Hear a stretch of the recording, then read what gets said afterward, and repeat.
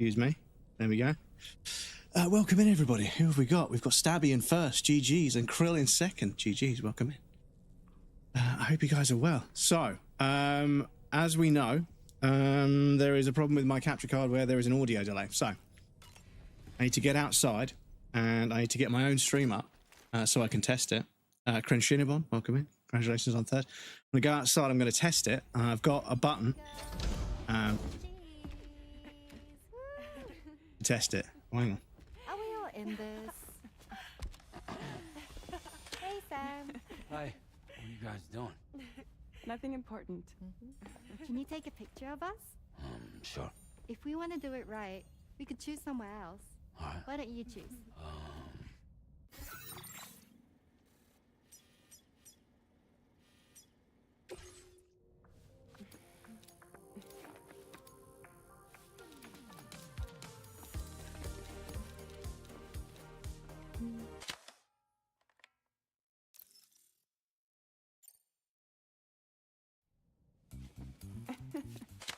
Oh, why do you keep moving at the last second? CP Vinny, welcome in. Why do you keep moving at the last second? Hang on, just hold still. You see, someone closed their eyes. Let's try For for fuck's sake. Deimos, welcome in. Voguing.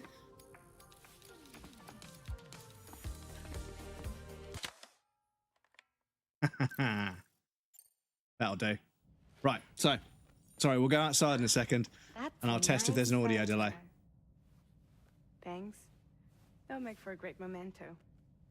I love it. You take care, Sam. All right, later.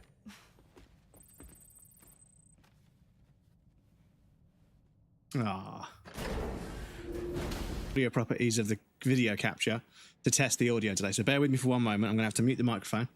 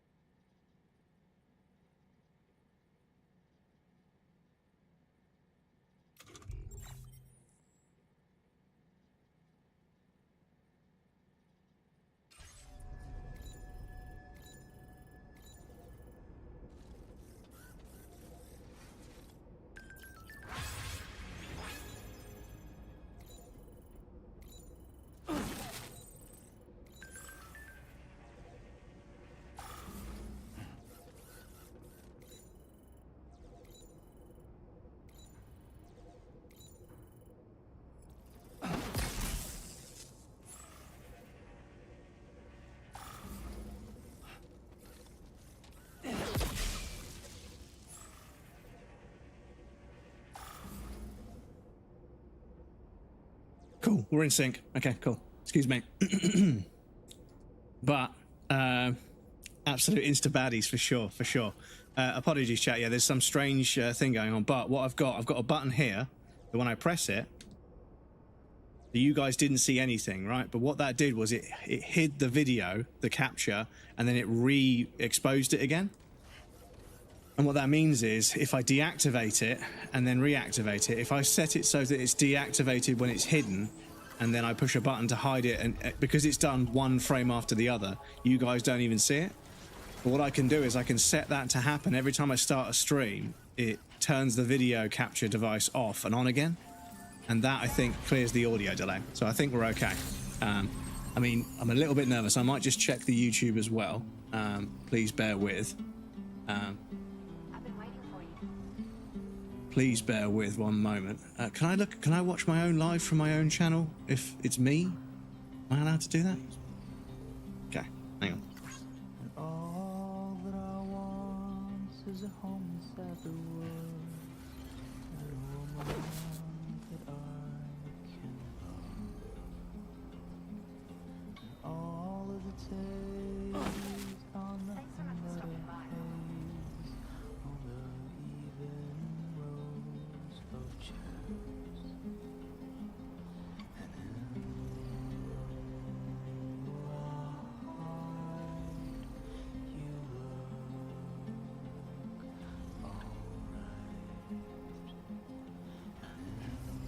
Right, I'm muted. I'm too loud. Excuse me. Right, there we go. Right, so now YouTube is going, audio is in sync. We can actually play the video game. Fucking hell, dudes. I don't think Twitch really understands that, like, they need to be as bulletproof as possible, because just the tech issues of just running a stream, even if you buy the expensive equipment, the tech issues of just running a stream, it's just, yeah. Anyway, but welcome in. It's good to see you, Damos. CP, it's good to see you. CP, do you prefer CP or Billy? Or CP Billy? Which one do you prefer? Because I think I've heard people call you CP, but I've never asked myself. I'd like to get it right. So if you prefer Billy or CP, please let me know. Do you know what's funny is it sure does rain a lot for somewhere with a desert. It sure does rain a lot for a desert.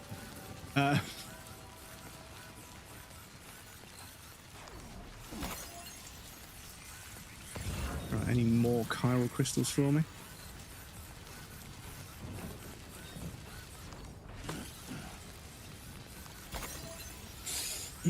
But yes, I could have spent a long time taking pictures of the ladies, you know, not in a creepy way, because I want to make sure you get a good one. Because we all know that when the ladies ask you to take a picture, you're not taking a picture. They're like, hey, can you take a picture?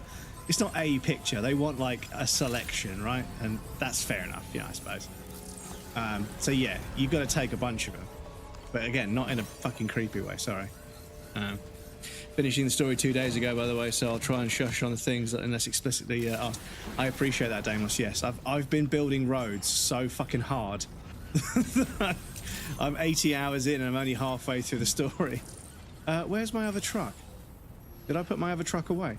I think... Oh, did I put it on the Magellan? Because, yeah, I rested on the Magellan, didn't I? So I think I put my truck on the Magellan. Excuse me. You take one and toss the camera back and move on. But you know what? You know what the ultimate troll is? Do you know what the ultimate troll is, right? They give you the phone and you do this. You, yeah, that's it. Just don't work. Yeah, there we go. No, hang on. You do... How does it... Okay, so you do that and then you just turn the flash on. You don't take pictures, you just turn the flash on and off a few times and you give it to him and then you walk away and there's no pictures. It's a pretty good one. It's a pretty good one. Anyway, sorry, video games, sorry. But yes, welcome in everybody. I've had a fucking manic afternoon and I've got my dinner sitting in front of me. I haven't had a chance to, I normally try and eat before stream, but unfortunately that couldn't be the case today. So I have got a giant plate of tikka masala in front of me that I'm going to nibble away at, if that's okay with you guys. Garage. Give me this bad boy.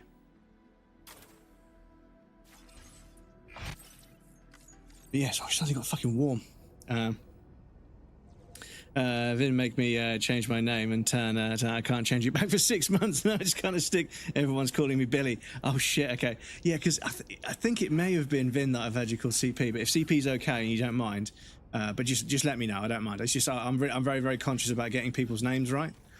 Because obviously if I see people and I chat to them for like a week or two and then they say, oh, by the way, my name is this, my brain is super bad at making that adjustment. Once a name goes in, it's really difficult to forget it. So yeah, to avoid that inconvenience, I'd rather just be polite and double check with you now. Right, private locker's full of shit. When I say shit, I mean deliveries for people. Oh my lord. Breadcrumbs. For fuck's sake, make some fucking deliveries, my dude. Seriously. What the fuck? Right, okay, we got some deliveries. Placing backpacks. There's way too many. So we'll leave those there. So cargo wise, the thing is, it's kind of annoying that you don't know who's. You don't know.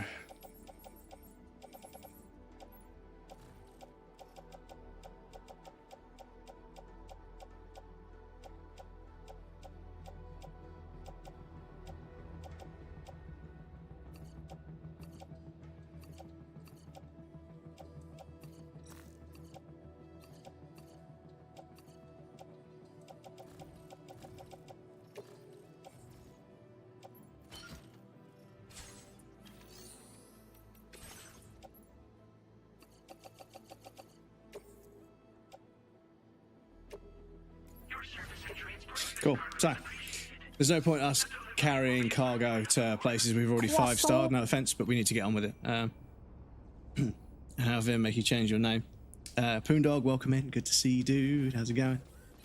But yes, this is the thing. Every now and again, somebody will make a joke and change their name, and then they realise they can't change it back for 6 months. Oh shit! I just fucking ate shit. Oh, that was a complete fucking waste of time on it.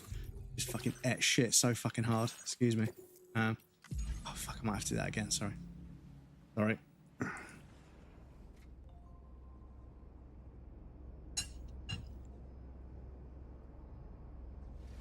Being sus. Either looking like a bot or CP just means him. So, was it you that had the name that was just a bunch of numbers? Because I remember in Vin's and a couple of other places, there was somebody who just had a shitload of numbers. And yeah, every time you see it, it's like, oh, the fucking bot alarm goes off in your head. CP means something else than you guys probably. Oh, I see. CP's an abbreviation, I see. Facility storage. So.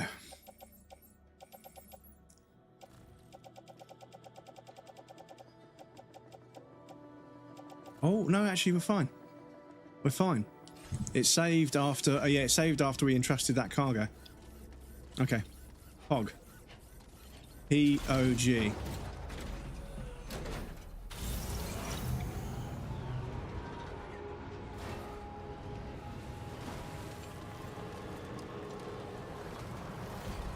Right, have you got any orders?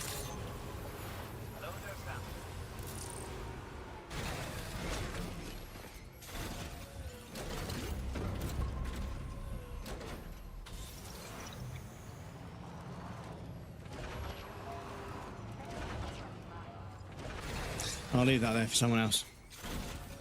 Oh, it's got really fucking warm and humid towards the afternoon, chat. Please excuse me. Got the fan on, but you know, it can only do so much. That's why I abbreviate cyberpunk to cyberpunk, short to cypunk.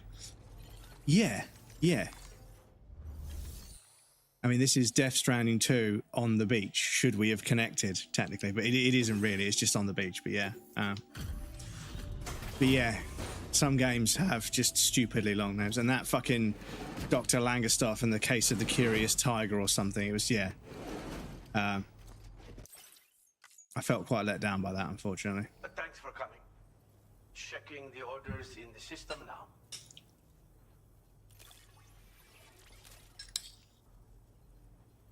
I know this. I've been looking all over for it. I have inventions to share with you that I couldn't have completed without your help.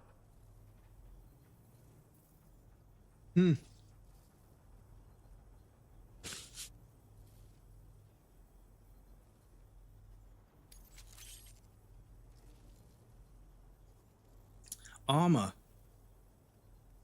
It surrounds the driver's seat. Oh, that's why there's no cab on the fucking truck, because it's an upgrade this time. Okay. Classic. Oh, you on Mars? Have you found Elon Musk yet? No, if I found Elon Musk, I'd... You know what? There's no invention that Elon Musk could come up with that would sell more than just allowing people to slap him in the face for like $100. Like any Tesla, any SpaceX, anything. It doesn't matter. The most profitable thing Elon Musk could do is just sit there and let people just fucking haymaker him in the face for $100. He'd make an absolute fortune.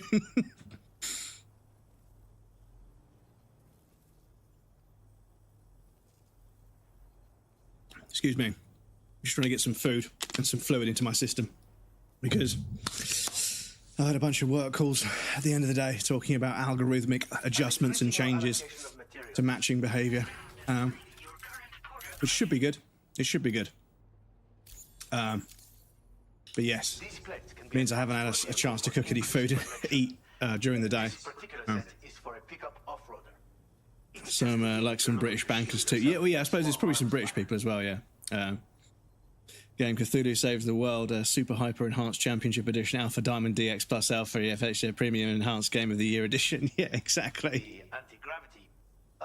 It's like Final Fantasy VII Remake, Retrograde, like Special Edition. Yeah, there's like numerous versions of. And the store page, the PlayStation Network store page for Final Fantasy VII Remake is such a fucking rat's nest. there's so many different versions of the damn game. But yeah, I don't even know. I mean, I got a version of it for free at some point, so whatever version that is the one we'll be playing at some point. But yeah, I don't know what the fuck it is.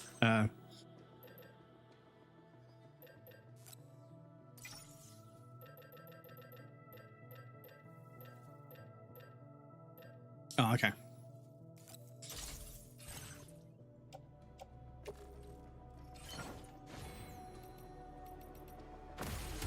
Cool. Sound the truck makes when you get in the seat reminds me so much of Epona's song from Ocarina of Time.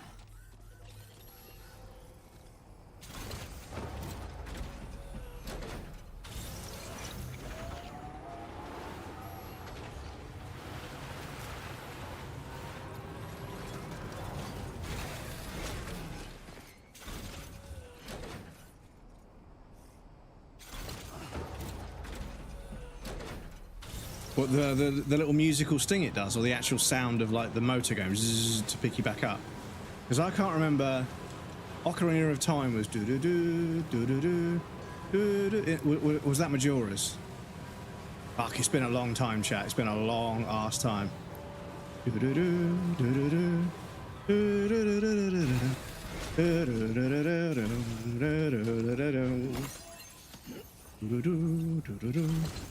It's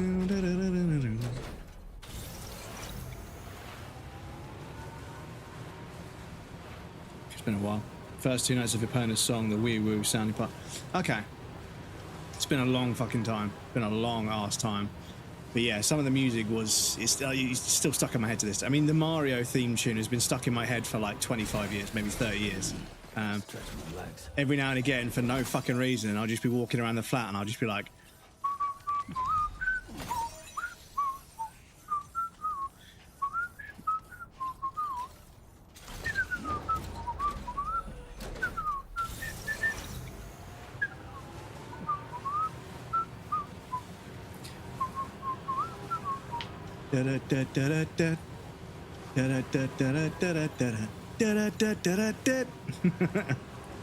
stuck in my fucking brain forever, dudes. Okay. If there's anything that you need, if there's anything you want, just call on me and I'll send it along from with love from me to you. That song by the Beatles. That's been stuck in my head for like a fucking 100 years as well.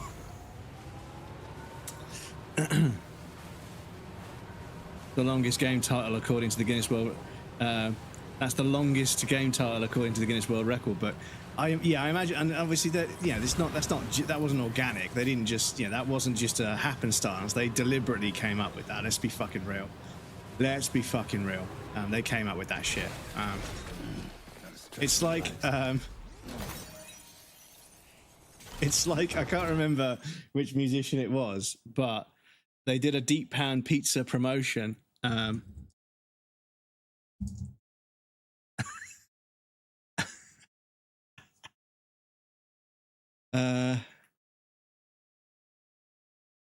They did a promotion where you get a fucking deep pan pizza or something. Oh, for fuck's sake, it's just not even worth looking at websites anymore, is it? The hashtag was Sheeran album party, but it looks like it says sheer anal bum party. Oh, you guys can't see it. For fuck's sake, hang on. Yeah, the fucking hashtag was Sheeran album party. But if you fucking read it, it says sheer anal bum party. Oh, fucking hell. It's so good. It can't have been a mistake. It can't have been a mistake. Because, yeah, this was the first one. This was the first one. Susan Boyle, that was it. They had an album party. And Susan album party changed into sus anal bum party. Oh my god, it's so fucking good. I love it. Oh, fucking hell. Oh, I love it. It's so fucking good. Sus anal bum party. Oh, fucking hell, I'm gonna die. I'm gonna fucking die. Oh, fucking hell. Oh. Ooh, right, let me just fucking catch my breath. Ooh. Bill Murray movie Lost in Translation. I've watched Lost in Translation, and do you know Spike Jonze? I think it was Spike Jonze and Francis Coppola, because there's a film called Her, and then there's Lost in Translation, and I think they're by directors that were in a relationship that broke up, and that was the film they made afterwards. So the films they made are kind of, you know, referencing their experience of a relationship breaking down. Okay. Just kind of crazy when you look at them as a, you know, they're not a couple anymore, but if you look at the films as like a two-piece set, it's kind of interesting. Valnek, welcome in. What have I stumbled into, dude? I'm sorry. It's not even 6 o'clock yet. I've only been live for about 45 minutes, and we're already cursed as fuck in here. Right. So, how much special alloys and resins do you need? So, not much at all. So we only need 120 special alloys. So if we were to go to, because have you got, so we want 120 special alloys. And so 120 of the diamond thing. The pentagon thing. Pentagon or septagon? Not 100, yeah, so you got it. Yeah, okay. So, sorry.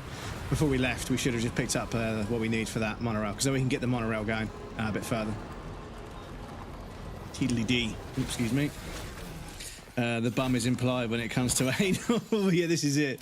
Grammatically, do you need to specify that it's anal bum? You know, surely everyone knows that anal is bum.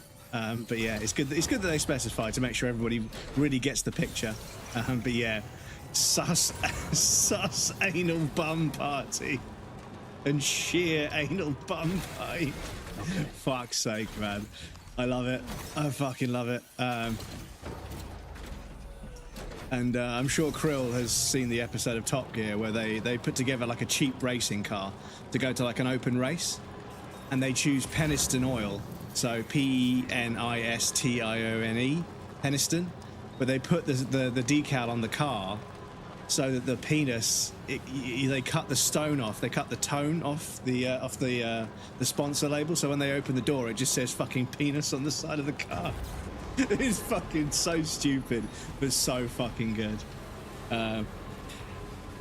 AMK, ooh, hang on, that's quite a lot of syllables for my dyslexic brain. 1 second. AMK, is it? So it's AMK, the first bit, and then it's Omninos, or is it AM Comninos? AM Comninos? Or is it AMK Omninos?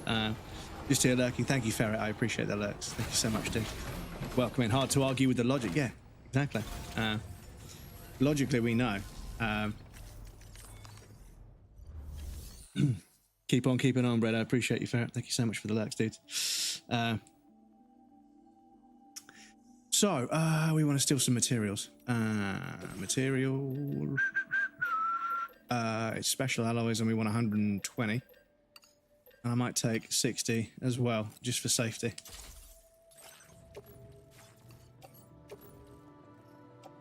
There we go. You got it right on the second one. Let's see if we remember which one was the second one. So AMK Omninos. I think I said second because I thought it was AM Comninos, but I thought, no, hang on, AMK are capitals. K doesn't have to be the first letter of that person's name. It could be Omninos. It could be. But yes, either way. Welcome in. It's lovely to see you. I hope you're well. Thank you for stopping by. Yes, Ferret, thank you so much for the lurks. Trying to avoid sport arenas. That's how it is with Death Stranding. It's really good. It's really good. Yeah. I mean, I'm mulling it over in my head, and I think that this game definitely struggles with the same sort of difficult second album that musicians struggle with, you know, where like the record label is like, okay, now do it again. And you're like, well, you know, okay. So you try and do it again, but it's difficult to balance. How much do you change? How much do you leave the same? You know, because like with many episodic deliveries of media, you've got this constant worry that if you don't include enough good in the first one, you won't get a chance to make the second. But if you include all of the good in the first one, you don't have any good for the second one. So the second one flops, and then you don't get to make the third one. So yeah, it's the difficult second album. So I think that it's not hitting quite as hard as the original, but I don't think it's fair to expect it to. It's still really, really fucking good. Like, I'm still really, like, on the days that I'm not streaming, I miss playing it. Like, I want to go live and play it even more, but I don't want you guys to get sick of me. But yeah, like, I genuinely, on my yesterday, after Monday's stream, on Tuesday yesterday, I was sat here and I was like, damn, I'm just going to watch a film or something because I really want to play Death Stranding 2.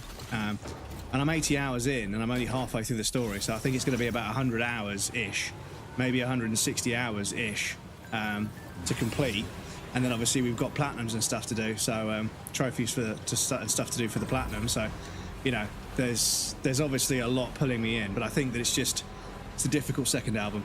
So yeah, it's not going to hit quite as hard as the first, but it's still fucking brilliant. Like, I'm still really enamored by it.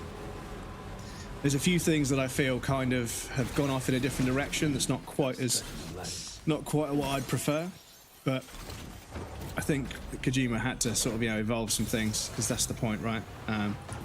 They're always trying to push the boundaries, right? Well, this surely this won't fucking.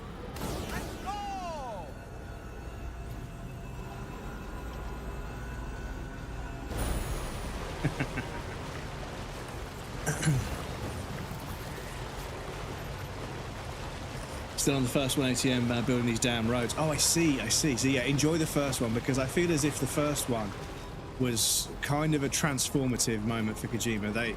They suddenly, all the shackles were off and they could just make the game they wanted to make, and they did, and it's glorious. So yeah, enjoy it, because I think when it comes to like AAA games of that sort of size and budget, so many people play it safe, but Kojima didn't. Kojima went full first game with the publisher, first game as a lone studio, and he went fucking balls to the wall with all of the Kojima trimmings that you expect. We got a full fat Kojima game, and yeah, I love him for it. Absolutely love him for it. Good as gold. Been doing a dash of lurking because I'm also playing this wonderful game and haven't gotten this far. Couldn't resist saying hello. I see. I would say Mr. AM to simplify it. Mr. AM.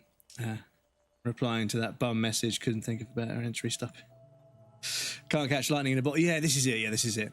Just love how the game just settles. Like, it gives you many reasons to relax, so you can just rest and chill. Yes, we discussed this a little bit in the last stream, how when you make the journey and the traversing difficult terrain the challenge, the journey becomes the gameplay. So, you know, people are, oh, is it just a walking simulator? Yes, but then you come across a fucking giant gash in the fucking ground, and you've got to figure out, should I go around it? Should I put a ladder down? Should I put a bridge down because I'm going to need to come back this way with a truck? Is this the best place to put a ladder? Is this the best place to put a truck?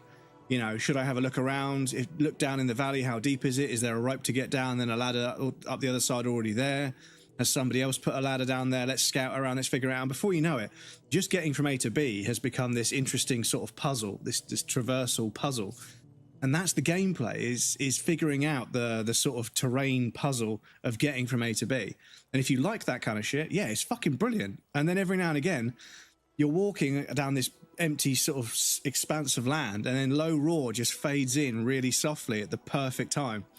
This one, there's lots of different kinds of music in it, so it's not quite as laser focused on the art direction with the music, and also in general it's a bit more open-ended art direction wise. And I think there's quite a lot of stuff that's being sort of given time and space, which is nice, but it all sort of muddles it a little bit. I feel like Death Stranding 1 was really focused on exactly what he wanted it to be, whereas this is, but then again, maybe Kojima wanted to make it a bit more sort of, you know, more contributions from different places, because we're in a more connected world now because of what we did in the first game. So, you know, maybe that's the point. I don't know. I don't want to get too sort of, you know, smelling my own farts and, you know, pretentious art guy with it. But yeah, I love to talk about that sort of stuff, but I know that it kind of cringes some people out. So yeah, I don't want to sound like I'm smelling Kojima's farts too bad. But yeah, spend 15 minutes to put down a dozen and keep on keeping. Yeah, well, this is it. It refills your stamina. So every time you go through one, you get more stamina. You can actually end up climbing a hill. It's such a nice little touch. I love that shit. So you raised $500 for challenge. Congratulations. Yes, very. And everybody in chat that's donated, honestly, that's fucking massive. I mean, I need to fucking update that again, because we've broke 500, which is absolutely amazing. But what that means is I've got to go into here and update. Oh, no, not 550 grand, you fucking nutcase. For fuck's sake. 550, there we go. That should update. And then updated. I didn't have to do anything and updated. There we go. Let's go. The technology chat, it works. It works when it wants to. There we go. Right, let me get back over here. Excuse me. OBS, excuse me. Right. Completely agree where you can't even say my name. Spend 15 minutes, put down, and doesn't keep on keeping on, son. It's 500 a grand. What the fuck? Yeah, so 500 a grand. Let's go, boys. 500k, 500 racks. Let's fucking go, boys. But no, I mean, it would be a dream come true. Don't get me wrong. I'm not saying I wouldn't want to raise that kind of money. I'm just realistic about it, you know. And you know, breaking $150 was amazing for me because, you know, things have been pretty rough on Twitch for a lot of people, and I've definitely ended up on the wrong side of things.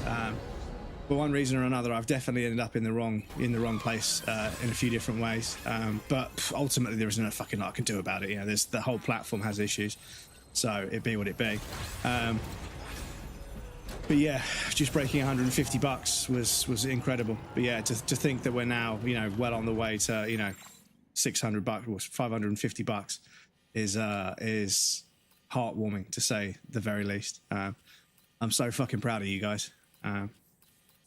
So we've got a bit of road to build there, but we've got some deliveries to do. So we're over here already, and I think we might have a delivery for the Motherhood anyway. So let's go see the Motherhood real quick. Let's go see them real quick. Yes, difficult second album. It's difficult to catch lightning in a bottle twice. And the thing is, I get the impression that Kojima kind of had Death Stranding on the back burner whilst at Konami for multiple years. And obviously, they may have just slowly but surely added to it and said one day, and then suddenly that one day was, you know, Death Stranding 1 and it got made. Then obviously from there, you've got to think about the sequel. And obviously, yeah, it's difficult. Like we all agree, it's difficult to catch lightning in a bottle twice. It's very difficult to sort of, you know, evolve everything in a satisfactory manner, whilst also remaining and keeping enough things the same that people don't feel alienated and kind of ostracized from their experiences of the first game. So it's super difficult. And obviously with a musical album, I think it might even be a bit easier. AMK Ominous, please make sure that's the correct way of saying it. If I say your name wrong, please correct me. It's perfectly fine. I want to make sure I get it right. But thank you for the follow. I appreciate that, dude. So yeah, obviously, you know, I kind of got a little bit excited and I was like, oh my God, it's going to be, you know, the best thing ever. And I feel like I kind of got the same situation. I kind of felt the same way about Tears of the Kingdom. Tears of the Kingdom was, you know, it felt way too much like the first, you know, and this is what Nintendo does is, you know, Ocarina and Majora's, and then obviously, you know, Tears of the Kingdom after Breath of the Wild. You know, they build an engine and then they get a couple of games out of it before they move on, which is, you know, perfectly fine, you know. But yeah, I still feel as if Tears of the Kingdom didn't quite do enough, in my opinion. Didn't quite do enough.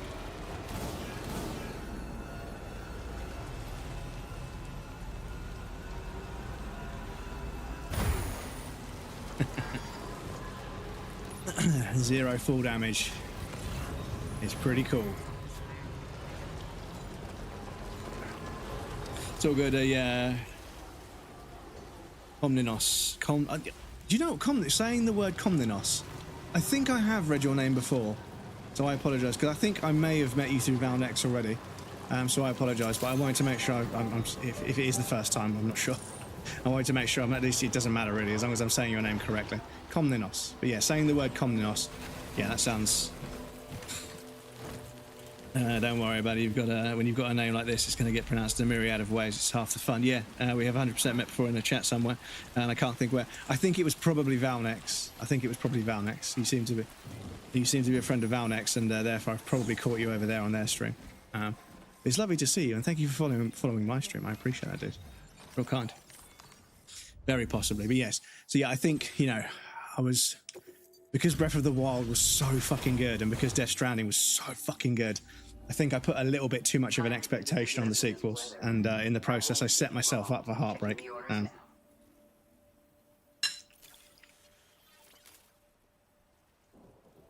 We assumed this delivery was lost for good, but here you are, proving us wrong. We're so grateful for your help. It's only right we share this with you.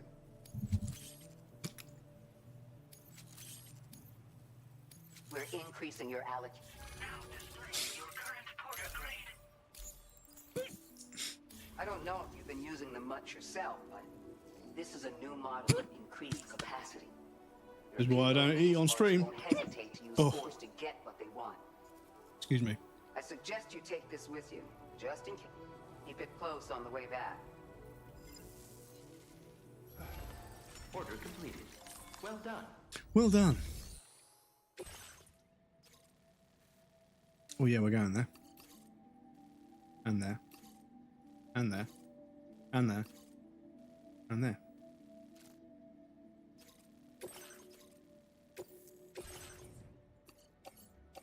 This cargo has been designated hazardous. The container encasing the cargo may release noxious gases if damaged significantly.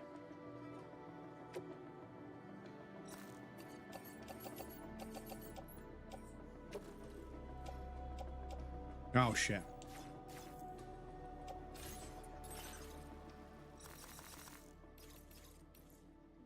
Okay, so we're going past Hartman's lab anyway.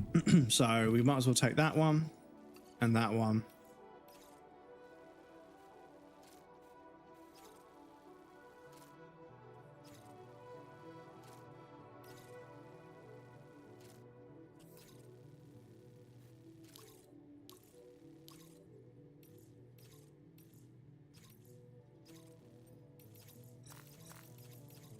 Right, let's do this one first. Let's go recover these packages. Order accepted. Thank you. Thank you. Right, the hiccups are gone.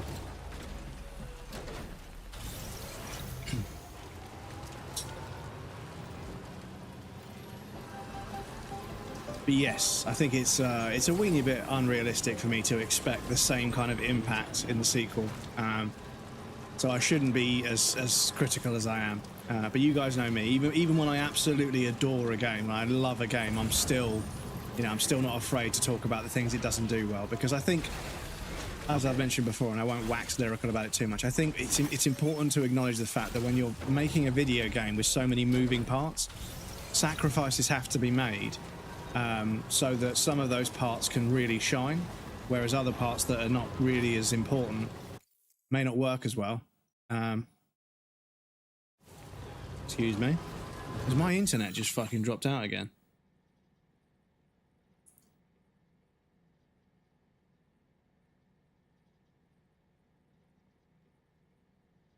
I shouldn't do this while I'm live, but you know. No, it's fine. Oh, got fucking...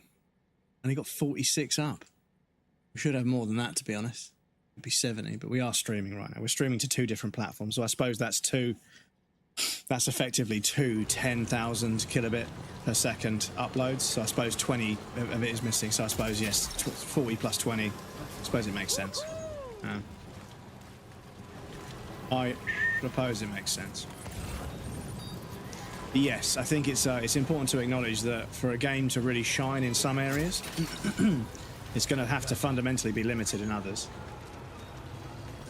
And deciding where you can be limited and where you need to really shine, that's, I think, one of the real talents that good game designers and good game directors have, is they realize what things are going to be the most important, and they realize that yes, they could spend a bunch of time and R&D trying to make everything as perfect as possible, but in doing so, if they sacrifice precious time working on the things that 100% are non-negotiables that have to be perfect,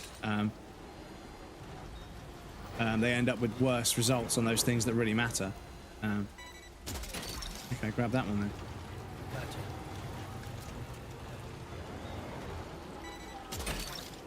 Right.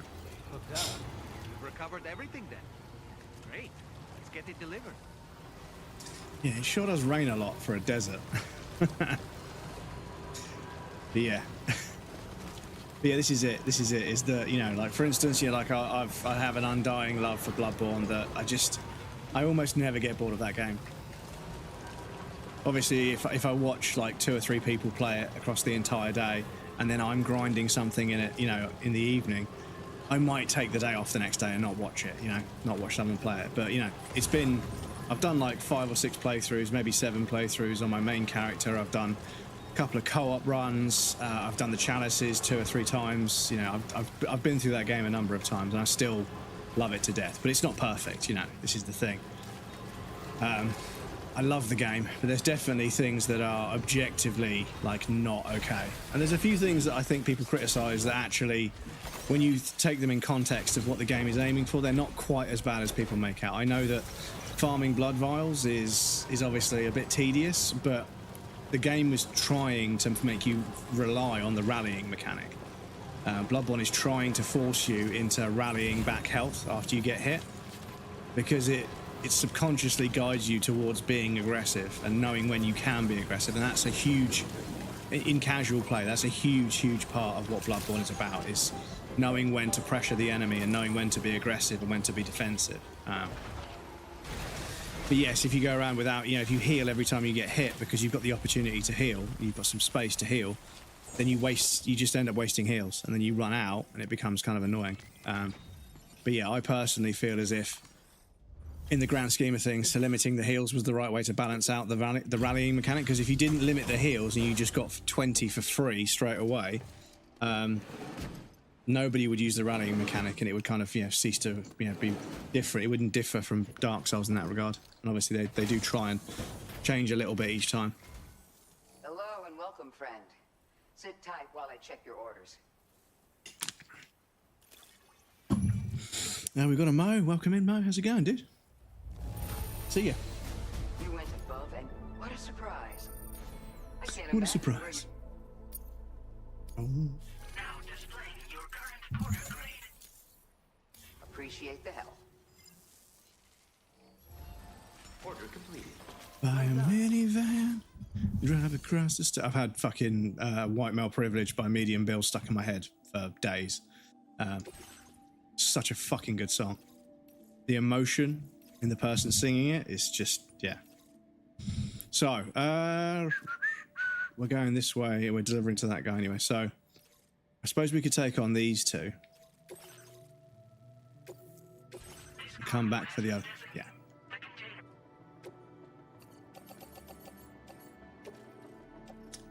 Why would it not? Is it because of this? Is it because this is just too much stuff? Okay, so that will go on there. Can I head out like that? Can I use the vehicle? Order accepted. Thank you. It won't be long. I have family at the moment. I wanted to drop in and say, yes, of course, please spend time with your family, dude. Have a great one. Enjoy. Thank you for stopping by, mate. But yes, please make sure to spend time with your family, of course. I'll go management. Okay, yeah, we've got to offload some bits. We got anything? We are loused.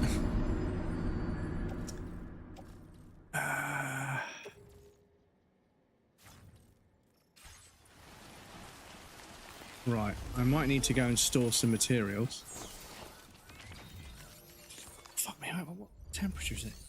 21 degrees, but it suddenly got so fucking humid. Clammy, excuse me. So, for storage, I would like to store some sneaking boots, gloves that we're wearing, so we're going to keep all this stuff.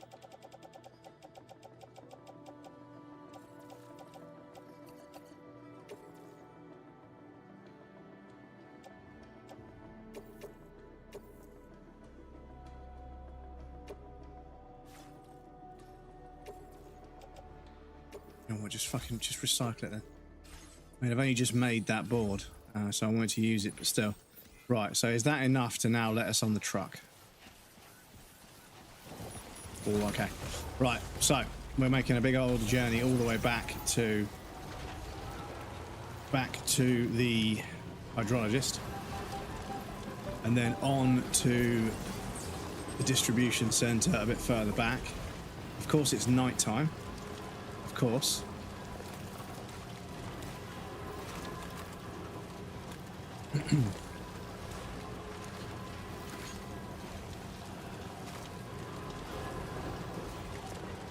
But yes, I think another thing to bear in mind is that I think that Kojima Productions and Decima have got pretty much, at this point in time, they've got the bleeding edge in visuals out of the console. I think that the way this game looks, considering it's on a games console, pretty fucking impressive.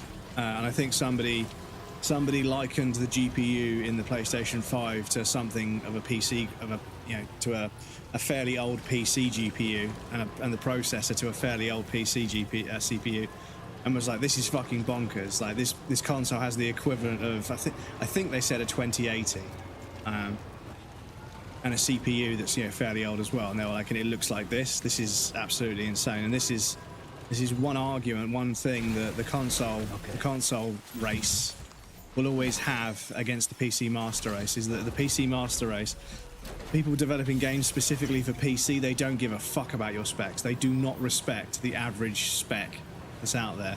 They make the game, and if you can't run it, tough tits, tough shit.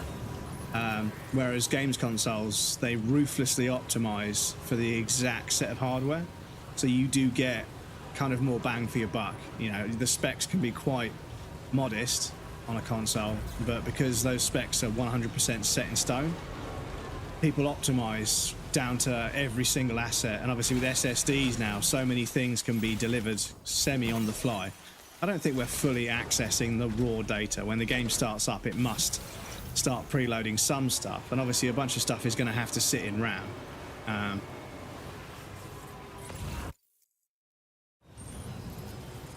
Okay, I think the servers for Death Stranding just went down. That was it. Are those all enemies? Oh, those are fucking traps, aren't they? Okay.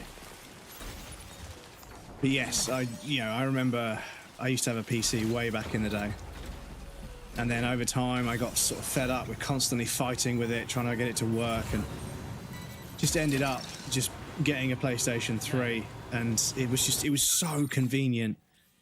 And what's crazy is that the PlayStation 3 is like not the most performant console at all, because the PlayStation 3 was so desperate to be part of the HD generation. Lots and lots of games were developed and shipped at 720p, but therefore 30 FPS, and yeah, that didn't help. Lots and lots of games just struggled a lot, because they desperately wanted to be part of the HD generation, right? And I don't think the console was quite ready for it. But saying that, Gran Turismo, there was a Gran Turismo game on the PlayStation 3 that could output at 1080i. So it was interlaced, but it was 1080. And it's bonkers when you plug a PlayStation 3 into a new TV and output at 1080, and you're like, damn, it's interlaced, but damn, it's 1080p. But obviously that's Gran Turismo. Gran Turismo is a bit different because it's kind of, it's made by Polyphony, but it is technically in-house. It's kind of they're so closely attached to Sony that obviously the game was going to look amazing. But yeah, 1080p out of a games console. Oh, what's that? Ghost Mech Cargo. Cover the Ghost Mech. Okay, so are there going to be enemies there? This is the thing. Are there enemies there?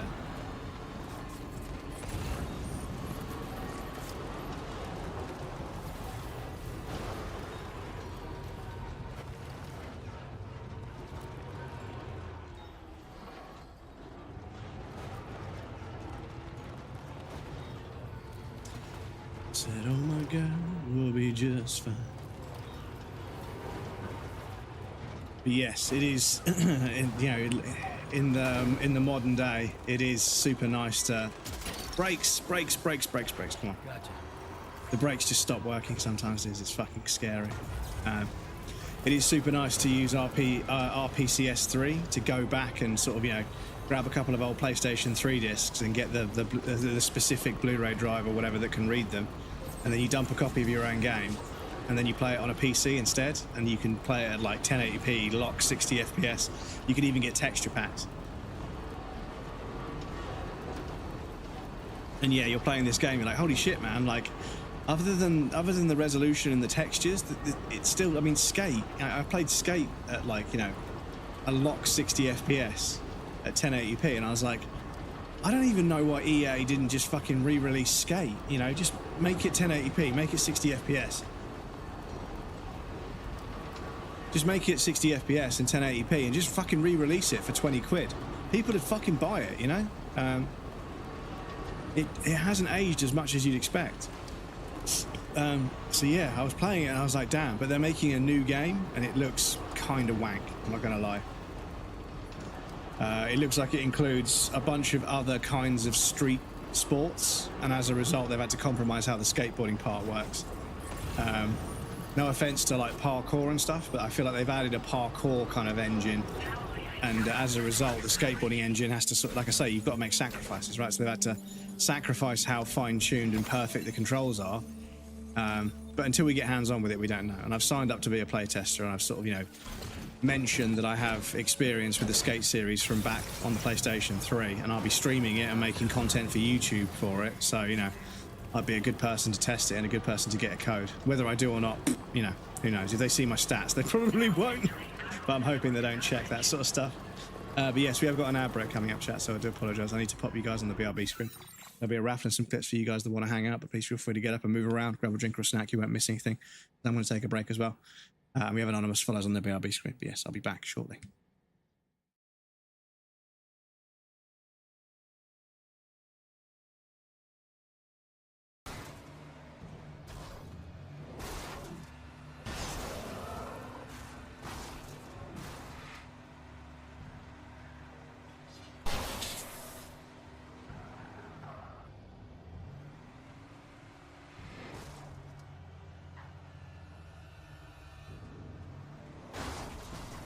Does anyone else want to get fucking escalated?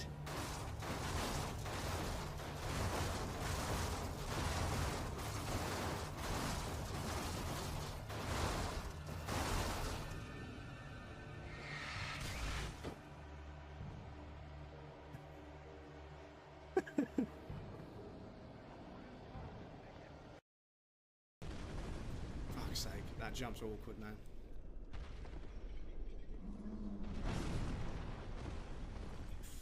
Woo-hoo-hoo-hoo. Getting 1 HP in a dream.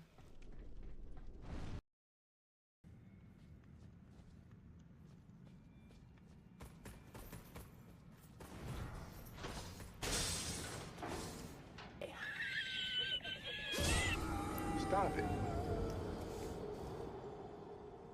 That's why he's a spear type enemy. We played Mortal Kombat or Killer Instinct or Mario or whatever, and we were on the sofa together. We were drinking orange juice and eating snack food on our day off from school, playing video games. We were hanging out, and that's what this feels like to me. This is taking me back to being a kid again, and I fucking love it. So if people want to slap a number on it and compare, then that's fine. They can do that, but it doesn't fucking matter. Like, think about all the times when you've been in a stream and something amazing has happened.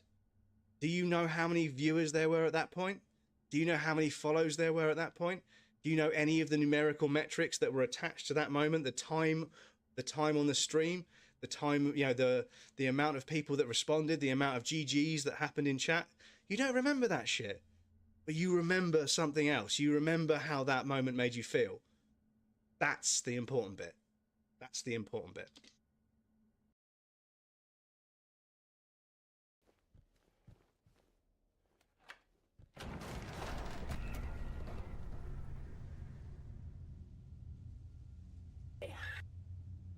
Nice try, game. Nice try.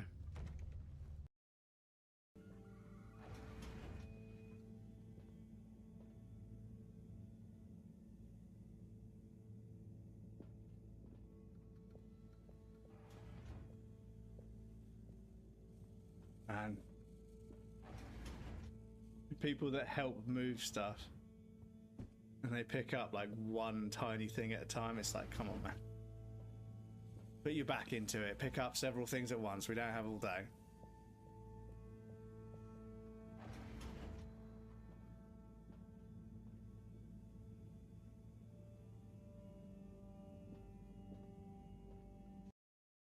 2, and there is 5-5 on that row is good. 1C, and there is 5-5. That's good. 5-5. 5-5, and then we need 5-5. We got all 3! Fucking let's go. Let's go. Fucking laced it, excuse me. Let me just catch up on chat real sec.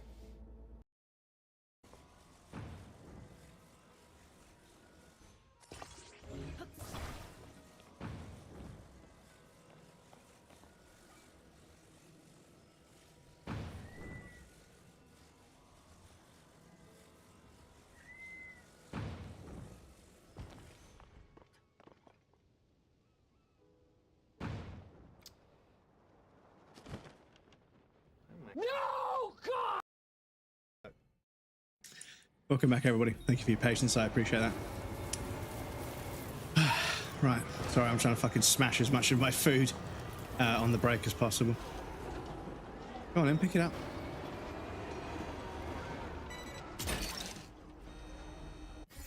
Right, so we need to go... Maybe we could go that way. You're mine. Whoa.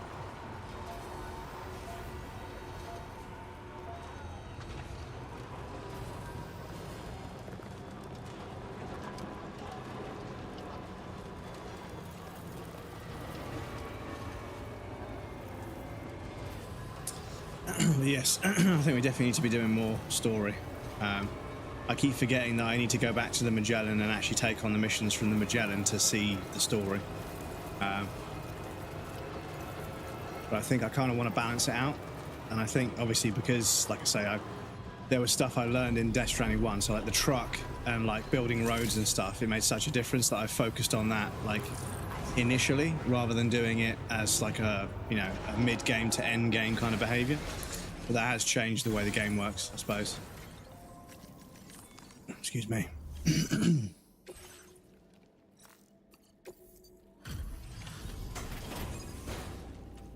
But this is an absolute ton of stuff, so I hope this is a decent amount of stars. I appreciate you coming at night. Taking a look at the orders now.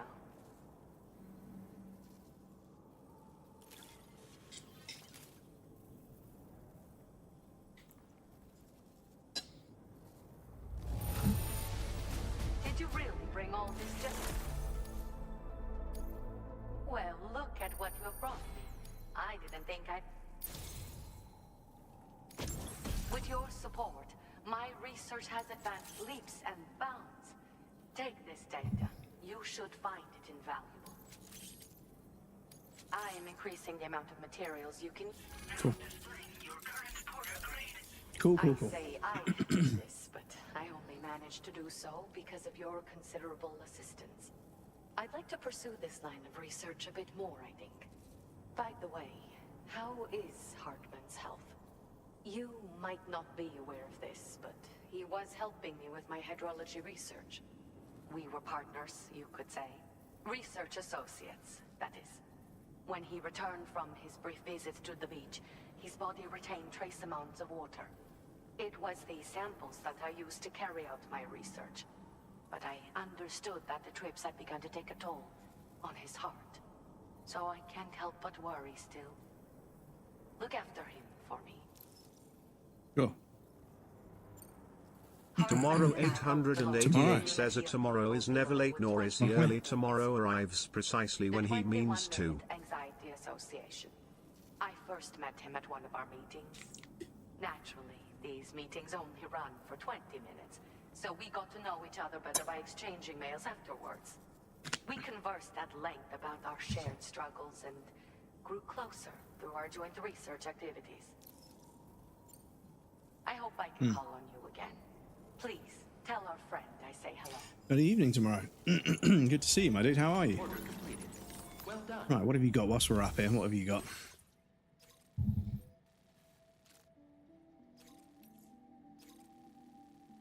Yeah, we could take that.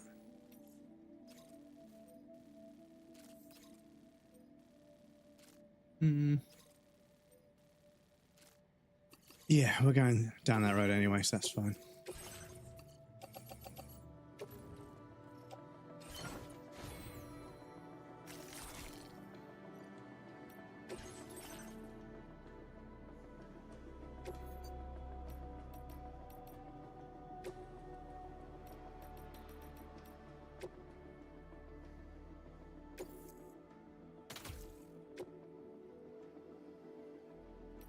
Oh.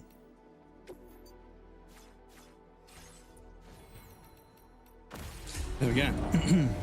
Here everything's going fine. I am getting Donkey Kong Bonanza for my birthday from my brother. I hope Nintendo surprises me. I hope you enjoy it, dude. Yeah, it's good to see Donkey Kong games still doing the rounds. I have got a GameCube and I have the Donkey Kong Congas, not Congas, what are the little bongos? The bongo drums. I've got those somewhere. But yeah, unfortunately, I think the rubber is starting to get a bit discoloured, so I might have to find whatever, you know, baking soda and bleach combination will revive them without completely bleaching and destroying them. That's the problem. All the brakes. All the brakes. See, what we need is we need an off-roader that's got brakes. My finger is completely on the brake. Sorry. Right, what weapons have I... I've got a bowler gun. So yeah, I could take a few motherfuckers out. I could take a few motherfuckers out if I need to.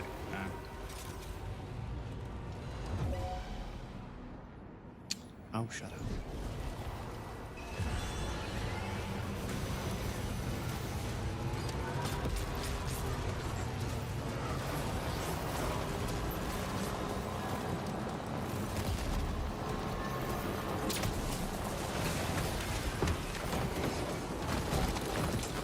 Oh, you're destroying my cargo because it's attached to me as well, aren't you?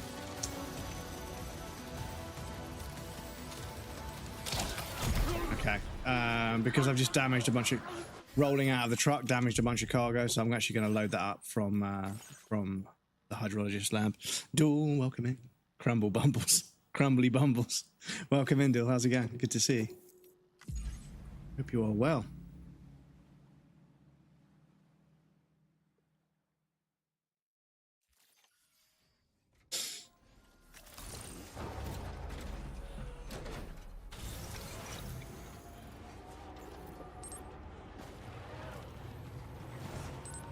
Right, so same thing, but this time trying to get spotted by the enemy immediately. By going this way a little bit.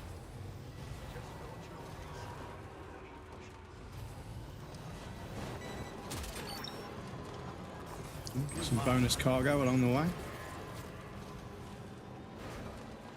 Because, yeah, we don't want to get seen by these guys and waste a bunch of our bowler gun taking them out to then go up the road to then fucking have to take out those guys as well. That is not what we need. But yeah, I feel as if I should do more with my GameCube. I've got it sat down there. And I was learning, actually, just ironically, I was learning about the copy protection and how it was eventually defeated. And I was also... learning about I think I watched a video by the same person on copy protection for a different console, but I learned about the copy protection on the Dreamcast as well, and how it was defeated. But yeah, the scrambling algorithm that scrambles the boot bin on the Dreamcast, if you just rip the memory after it's been scrambled and then burn that scrambled version of the bin to a disk, the scrambling will unscramble it. The algorithm will unscramble it and put it back to normal again. So that's what they did. They used to burn disks with a deliberately scrambled bin, and that bin would then be unscrambled by the fucking algorithm that was supposed to stop copy games, which is pretty fucking hilarious. Oh, I didn't, because I loaded up, I didn't fucking armor my truck.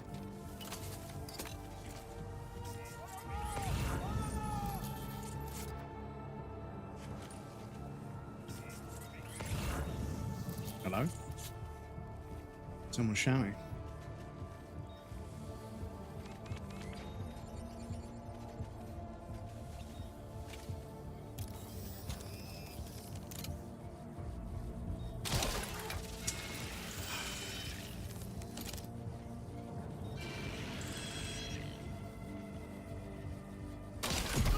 The way they stop and then start moving again because the AI doesn't know what it's doing, kind of annoying.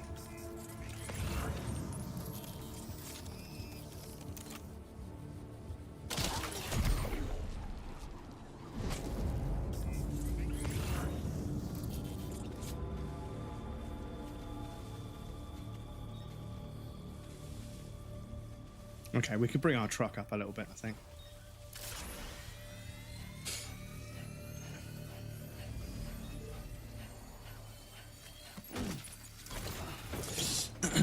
Also have Donkey Kong bongos lying around somewhere. I'm glad to hear it, dude. It was a lot of fun. It was a fun little. It felt like a mini game that you had to pay full price for, and the Congo drums, the bongos, had basically no use whatsoever outside of that particular game. But still, it was quite a lot of fun. Just made what I was planning on having for dinner for my lunch. So maple glazed pork chops, roasted acorn squash, and sauté asparagus. Oof! Holy shit, though. Fucking putting us all to shame, mate. I've just got a fucking plate full of curry, and it was a fucking pre-made curry. All I did was put it in the oven. But yeah, you're fucking putting me to shame right now, dude. GG's.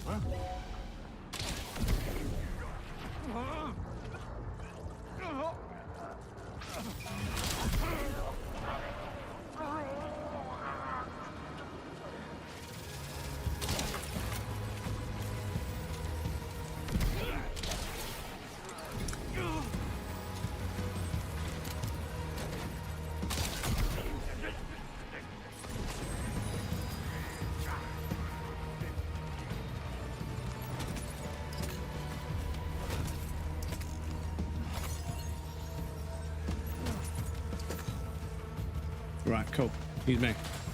Oh. Excuse me, sir.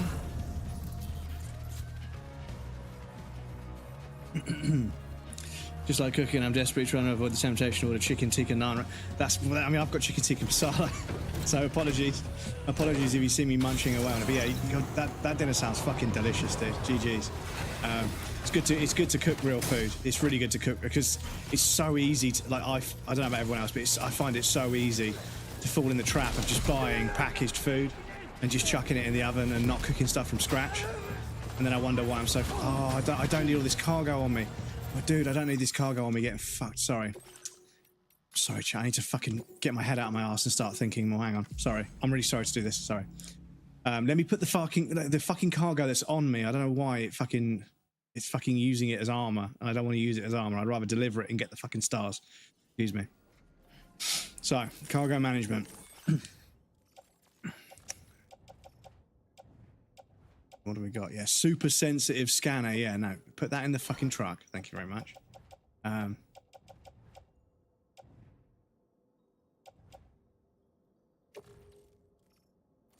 can go in there as well, to be honest. That pistol I'll keep just in case I need it. And then we're good. Right, excuse me. So, let's try that again, but less shit this time. Excuse me. Here, shoving potato chips down like a pig at 1 AM. Well, this is the thing. I'm not going to shame anyone's diet. The thing is, the bottom line is you need to just, all you got to think about is calories in versus calories out. Now, at the moment, because my health isn't very good, I'm not moving and doing as much. I still exercise, but I'm not as, energetic and just struggling to get as much done. And if I bully myself too much, I'll build up a mental block and I just won't go at all. So I kind of just have to try and lower my intake at the moment. But yeah, it's calories in versus calories out. Obviously, the other things that are, your food comprises of, you can't just, eat, you can't be in a calorie deficit but consuming way too much of a certain thing that's not very good for you. You still got to balance it out a little bit. But yeah, ultimately, it's not always, sometimes it is.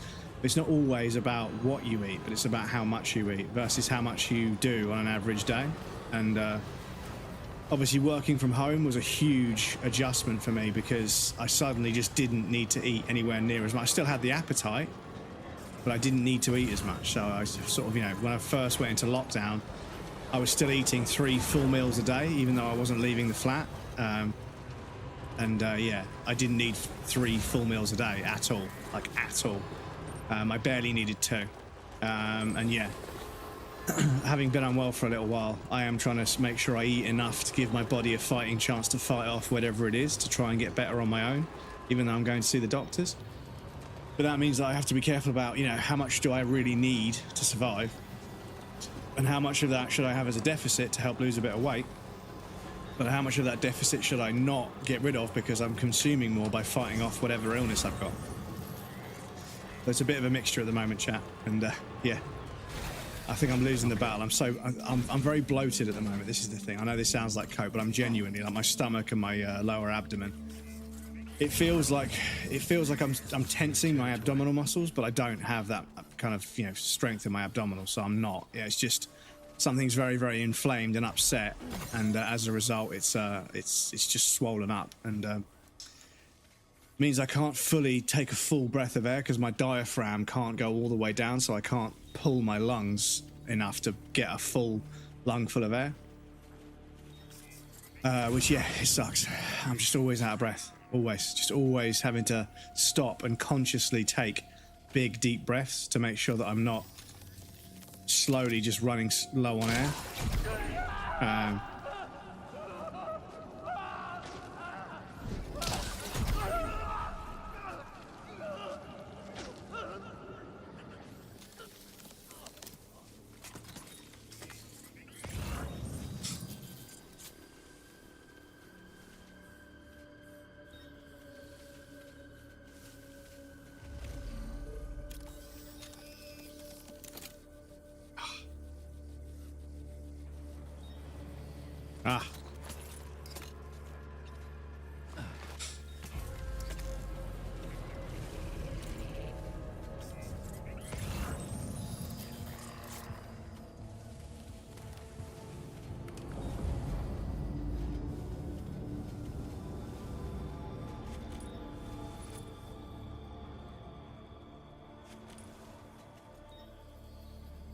What are these fuckers doing? Do you know what? I did think twice about picking up this order to fucking do all this stuff, because yeah, I knew it was going to involve going in here and taking all these guys out. But it be what it be. All these crystals are from other people dying, I think.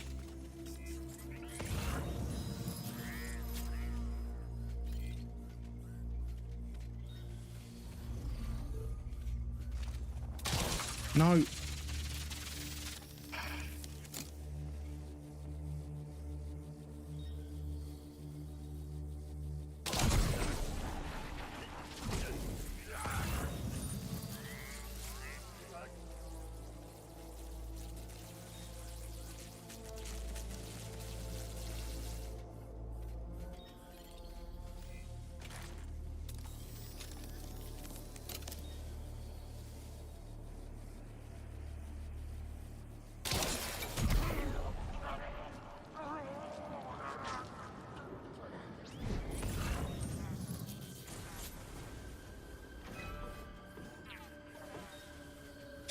Right, I'll be right with you, chat.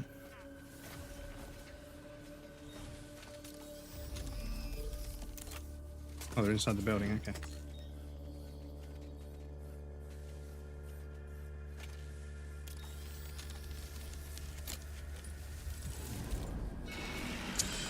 Oh, the fucking... Oh my god, the fucking beam this thing throws. It's really weird. It's at a really strange angle, and the perspective feels a little bit off. So it's kind of difficult to really know when you're aiming directly ahead of yourself. Just a weeny bit awkward. I feel like... Yeah, you can see how it struggles with the perspective. So yeah, I'm not too sure. Because I don't remember it being that, but I don't know if you got a beam to show you where it was going to go in the last game. But it was a bit more lenient in the last game. You just had to hit them with it, and it wasn't interrupted by every single object. Whereas this one, almost anything can stop it from attaching. You got to make sure you've got it on them and it's red. Make it connect. I think I'm the only person who lost weight during lockdown. No idea how I was living on bacon and whiskey. Well, this is the thing. I feel as if, because I was getting so much more sleep, and I was nowhere near as stressed. I lost a bunch of weight during lockdown. And when I went back into the office, everyone was like, "Holy wow, you've lost a shitload of weight." They know it was physically, you could notice it just by looking at me. Even people that didn't even know me that well were like, "You've lost quite a bit of weight." And I was like, "Yeah." But it's just obviously, I wasn't getting up at 6 in the morning to get a train at 7 o'clock to get to the office. I was waking up at 8 o'clock. And I think because of the stress, you know, I wasn't stressing about commuting as much. It meant that I just slept better as well. So, but at the moment, because my health isn't very good, I'm not sleeping very well, and I'm stressed out of my mind a lot of the time. And yeah, I keep going to see the doctor, and they keep kind of... Oh. Okay, got it. Okay, I think that should be everyone we actually need to take out. I think that should be everybody we actually need to take out. So we should be all right. I will do a save once we get back to our truck, because I don't want to have to do that again for the third time. And I don't want to waste any more time for you guys. Okay, we're good. Back had to put a stubborn lady to sleep. I remember you didn't like it in the first game either. Remember you didn't like it in the first game either. In the first one of these, because I didn't stream the first one of these. The bowler gun.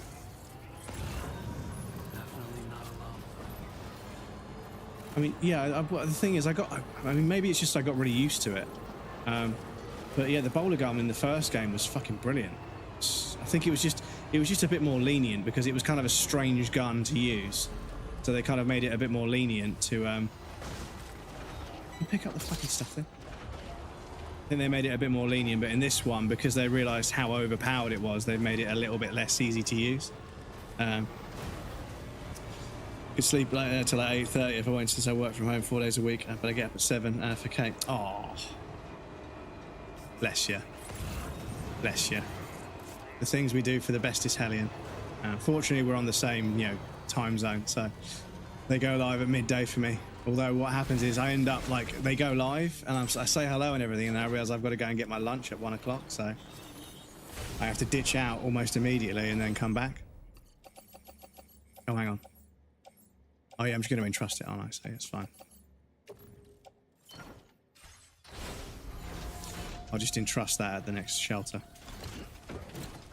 Thought you've said that before. Sounds nice to work from home. Yes, yeah, sorry, Krill. The shooting thing. I don't remember talking about, because the bowler gun, I really... Oh, nice, we fucking got that from up there. Nice, we don't have to fucking go up those stairs. The bowler gun was fucking OP as fuck. Excuse me. But yeah, I think obviously they saw people overusing it, because I was literally running, like full tilt running, aiming at their legs and shooting them, and then just fucking running around. And I just run around and like just bowler gunning them and then kicking them to knock them out. And then I'd go and fill up one of their trucks with all the stuff in the post boxes, and then yeah, just fucking leave, and then just put all the materials into the roads, and yeah, just go from there. And yeah, it fucking basically allowed me to build the roads almost for free. And I recycled a bunch of other materials, and in the process was able to fabricate all kinds of goodies. And it was a bit of a game changer for me. So yeah, but maybe you're not supposed to do that. You know, maybe you're supposed to struggle a bit more. Maybe you're supposed to actually try a little bit rather than just fucking abusing.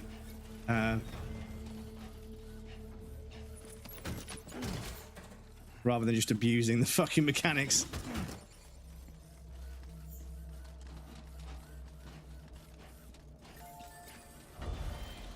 Usually you only want there for at least 2 hours, so I'm happy to help. That's very kind of you, Dill. Very kind of you, because yeah, I mean, Kate's community is fucking really solid, like really fucking solid.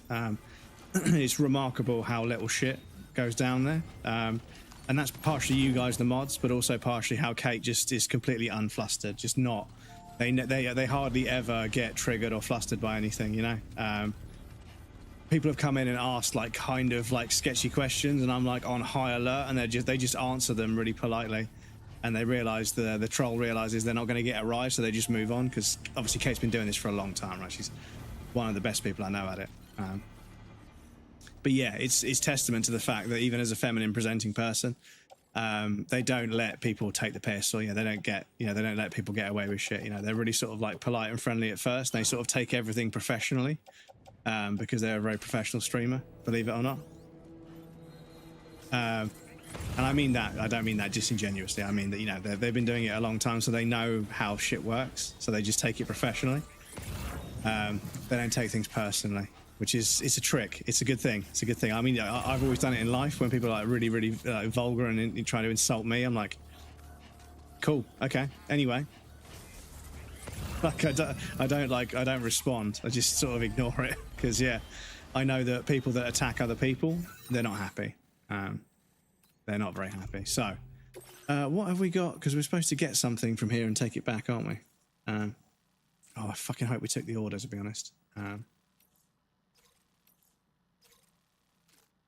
Deliver special tools to West.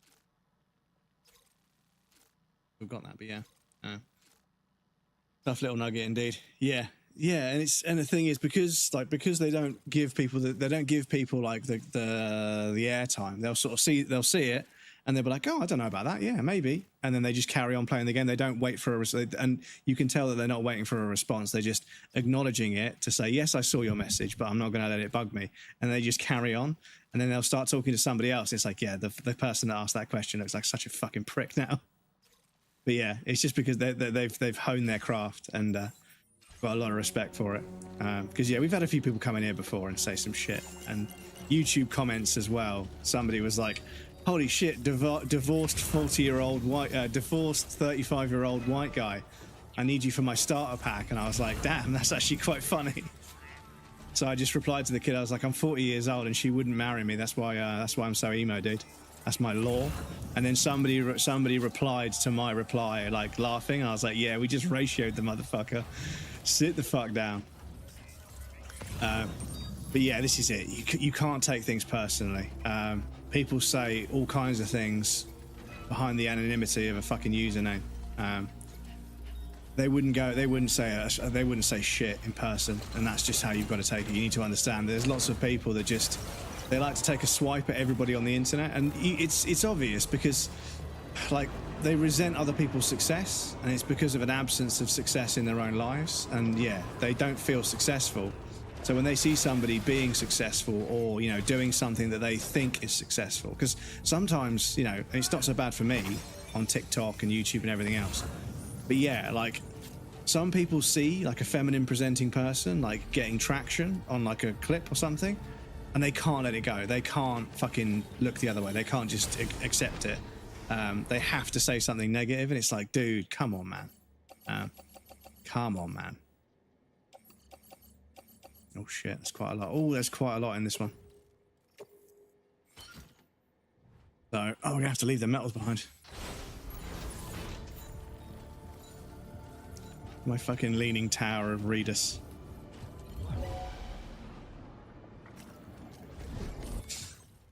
Right, before I fucking get shot and damage this cargo.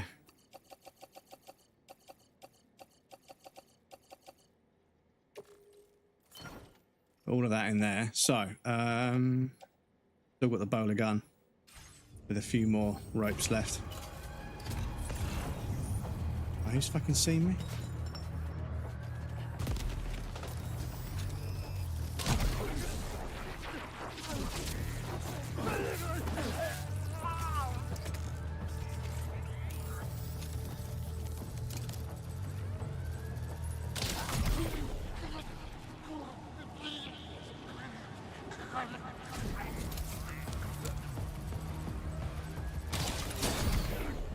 Gotcha. Great comment and response. I'm still going to roast Kate a bit in person. Yeah. Oh yeah. No. Yeah, in person. Like when you're friends and everything. Yeah. But no, it's a testament to Kate's skill as a streamer. Is that they've got the experience. So like they're kind of unflappable. Like, you know, they might get a little bit stressed at a game or something, but for the most part, like people saying things in the chat, like they're just impervious. I mean, you know, obviously there might be a few things somebody might say that are too far, and that's what the mods are for. But yeah, their resilience because of their experience is clear. And yeah, sorry, I don't know about you guys, but I've been the insects have descended and they are fucking nibbling me to pieces. My legs look like a fucking what do they look like? My legs look like they've been shot with buckshot. Just got loads and loads of fucking perforations all over them. but it's worrying because my health is not so good, and I feel as if I might be consuming a bit too much sugar. This is the war room. I think I might just turn the volume on those up a little bit because I can't fully hear them. Okay, no. The arm definitely means no. Excuse me.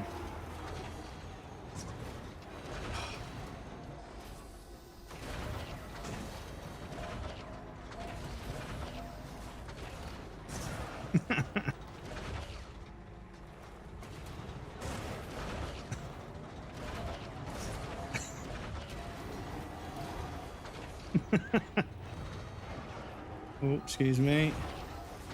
Excuse me, while we hear them fine. Good driving, thank you. Austin, yeah. I Austin powers the fuck out of that.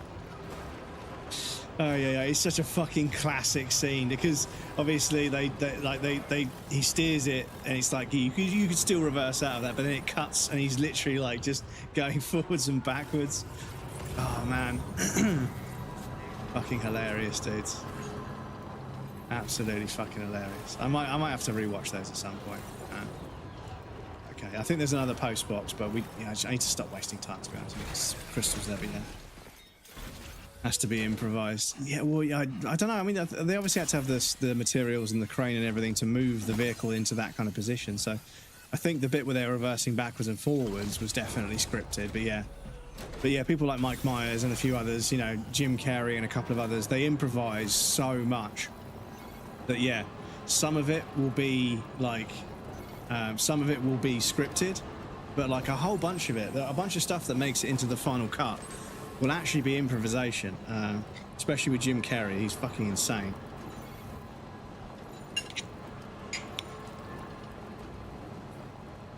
Look at this shot.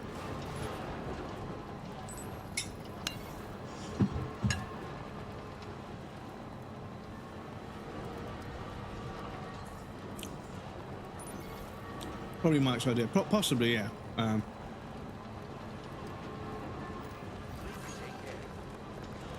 Liar, liar, and yes. Oh, yeah. Liar, liar. Evan Almighty. The Mask. Yeah. There's actually the classic is there was a special effects set designer guy firing off the candles to make the candles light, and obviously they would turn the gas off and then click them to light them. So Jim Carrey would do something and the person would click to make the candles light. And Jim Carrey was going in and out so quickly, doing so many jokes that the special effects guy couldn't keep up. Because he's like, "Let there be light," and they come on. And he comes in, he goes, the special effects guy couldn't keep up. He was just doing so many jokes so quickly, and that's the whole stand-up comedian kind of phase where they have to think on their feet. They have to be quick. They have to be sharp. They have to be like, in the fucking zone. And they get that from like heckling and stuff, but also writing jokes and then knowing the perfect joke to pull out at the perfect time and everything. So yeah, when they get into film, they still bring some of that kind of organic, off-the-cuff kind of spontaneous humour that they're so good at because of their years as a stand-up comedian and stuff.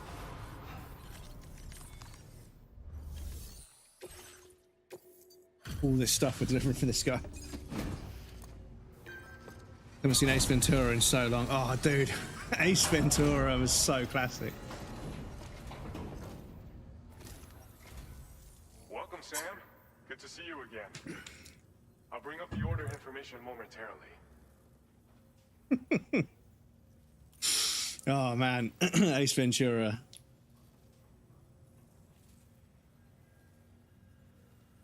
He keeps all of the fucking all of the banter between him and that female police chief.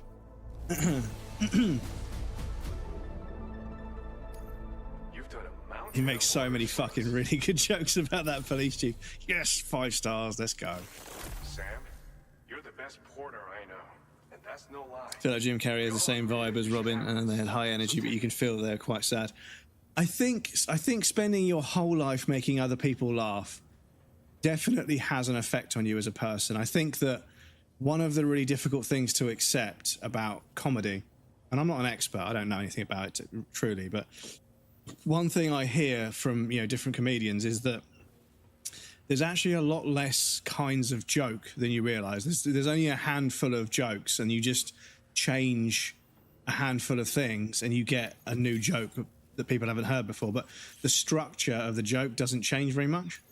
And I think once you've really studied the art of making people laugh and it becomes formulaic and predictable, that can be quite difficult to process, and it can kind of undermine something that, you know, makes you feel good about the world, is that you understand, you know. And I've been reading about this a fair bit at the moment, is this kind of, you know, the notion that ignorance is bliss, and the actual behavioral sciences behind that, of how, like, if you understood how to make somebody fall in love with you, or if you understood the chemical reaction that exists that makes you fall in love, and you understood like the science behind it, it wouldn't be as magical.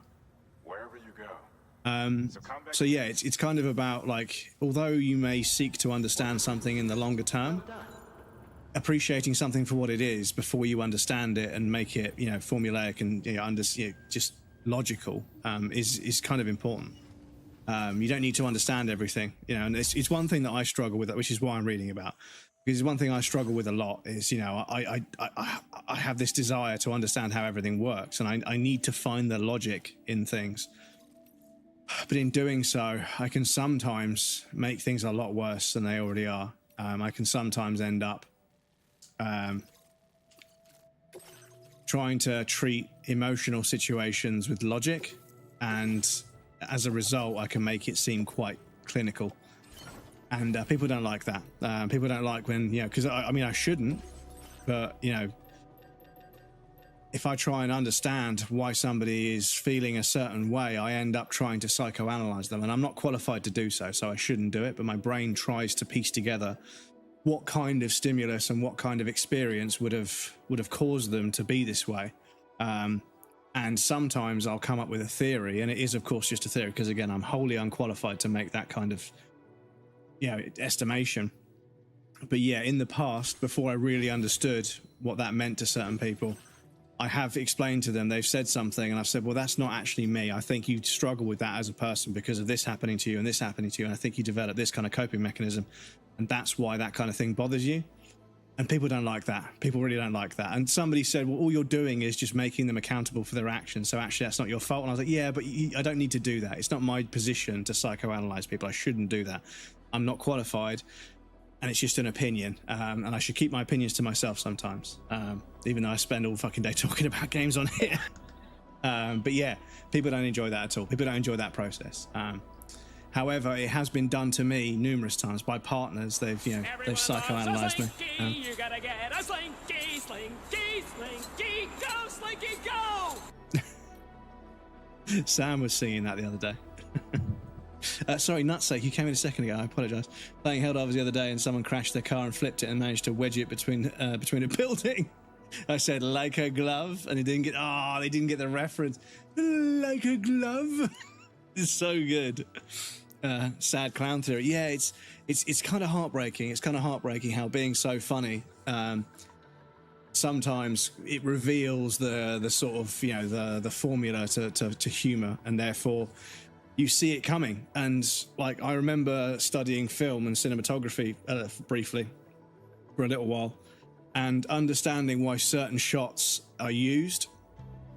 I then started to see more of like a formula with films where they used certain shots because they wanted to imply something, but because I knew they were doing that, it lessened the impact. And I was like, oh, I'm kind of fucking ruining it for myself. And like I say, my brain is always seeking the logic and understanding. I need to understand the logic and understand how things work, and my brain won't let go of things. Once I become confused by something, I tend to become kind of enamored with the process of how it works, and then I can't really let go of that. And unfortunately, that means that sometimes I learn things that diminish the sort of magic behind things. And I wish I didn't do it. I wish I didn't do it, but I do. But yeah. I have a need to learn about something like history, and it becomes so much like 200 tabs open trying to trial one by one, so it becomes mind overload.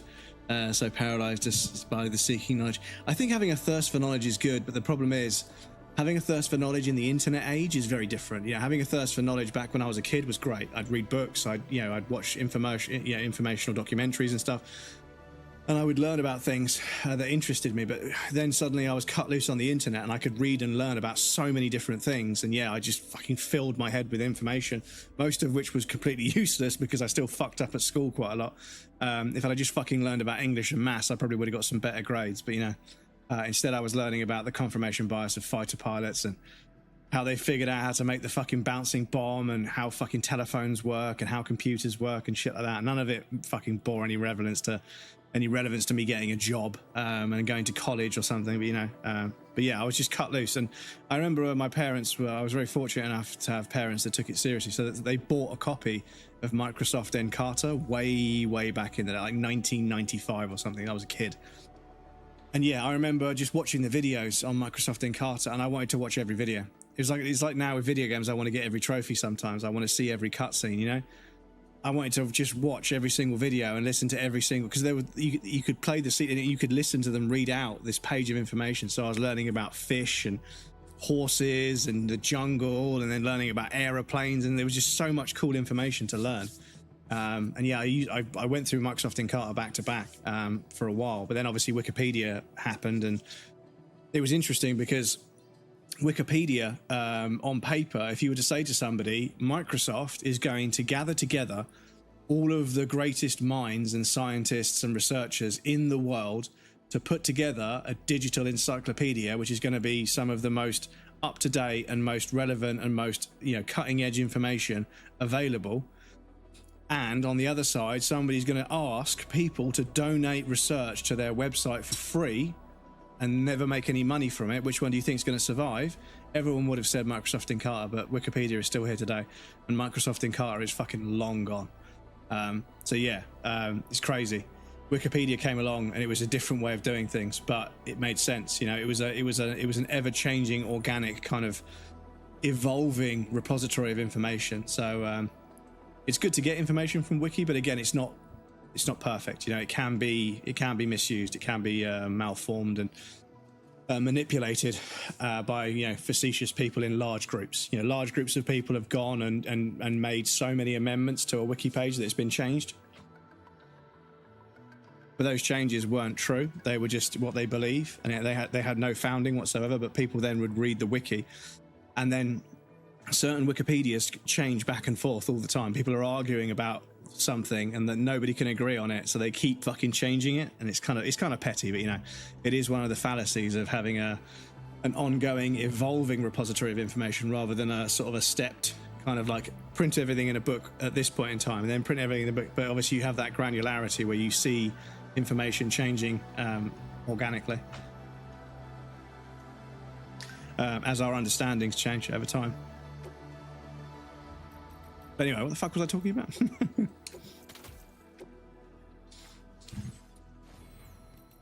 Cool, right, let's head out. We've seen the last song Bo Burnham performed live before disappearing for 5 years. There's a line that always gets me: "Come and watch the skinny kid with a steadily declining mental health, and laugh as he attempts to give you he cannot give himself." Well, yeah, and this is another thing about. Although I don't expect to see, you know, any of this trouble myself, I see because recently the whole pirate software thing, right? And I'm not jumping on the bandwagon or whatever, but it's a good example, right? Is that anybody who has this viral meteoric,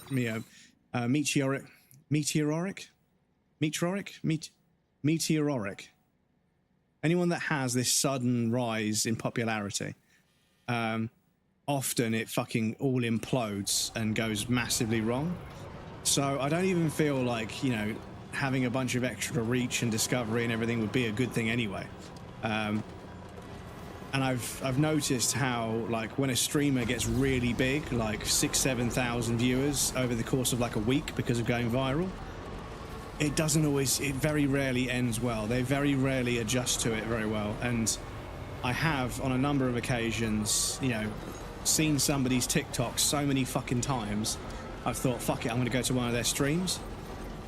And they're completely overwhelmed. Like, bless them, they've got like 2 mods, but they've got 6,000 viewers, you know? And they're fucking, they can't even keep up with the chat. The mods are just banning people left and right because, you know, and it's a complete shit show. So arguably, I feel as if the more sustainable, you know, the more sustainable way of doing things is just to slowly and organically just get to where you get to. Whether that means growth or not, it's just kind of like, yeah, I just, not to cope, but I don't even think I want to go viral at all. I mean, I post clips and stuff, and it's nice when people see them, but when I see what happens to like 90% of people that go viral, I almost don't want it. You know, I look at it, I'm like, you know what? Doesn't seem to be what it's cracked up to be. You know, it seems like everybody wants a fucking piece of you, and it's annoying. And then before you know it, you're fucking washed, and nobody gives a fuck. And you, even if you try to go back to normal, you can't, because that your history has irreparably been changed by that viral moment. So yeah, it's kind of like if you don't do anything, everything gets way too overwhelming, and you can't really manage it. But if you do something, if you do react to it, everyone thinks you're a fucking sellout, and it's like, oh, you can't fucking win. It isn't. There's no coming out of it on the right side. There's no coming out of it in a good way. You're just always going to end up with a certain amount of grief. And I was like, damn. So do I even want to go viral? Not really. If I can build a community of like-minded people to play video games with and discuss them with, amazing. But yeah, this kind of thing where everyone's like, yeah, you never know, your next clip, it might go viral. Like, dude, I don't want to go viral. I know that might sound fucking crazy, but yeah, like I say, I see the way the internet it chews people up and spits them out when they go viral. So I'm not even sure that I want it, you know? It'd be nice to raise more money for charity, it'd be nice to grow the community and everything, but I'm not sure I want the fucking headache of having suddenly having 16 times the amount of people in the chat.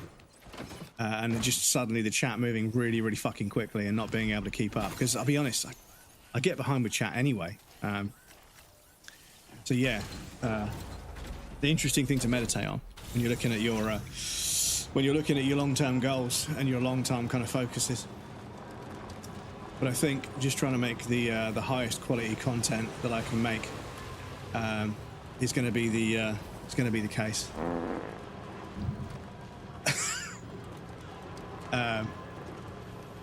Because yeah, I see people, they go massively viral, and then before you know it, they're having a fucking mental breakdown, you know. And Queso is one of the exceptions. Queso just fucking exploded, but doesn't seem to have changed them too much.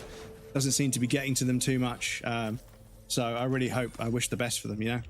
But yeah, lots of other people, they get a little bit of attention and they just instantly turn into the worst kind of person. It's just, it immediately goes to their head. There's no slow descent into sort of, you know, being a toxic piece of shit because you think you're better than everyone. It's just immediately they turn into this horrible person. Welcome. Confirming the status of the orders.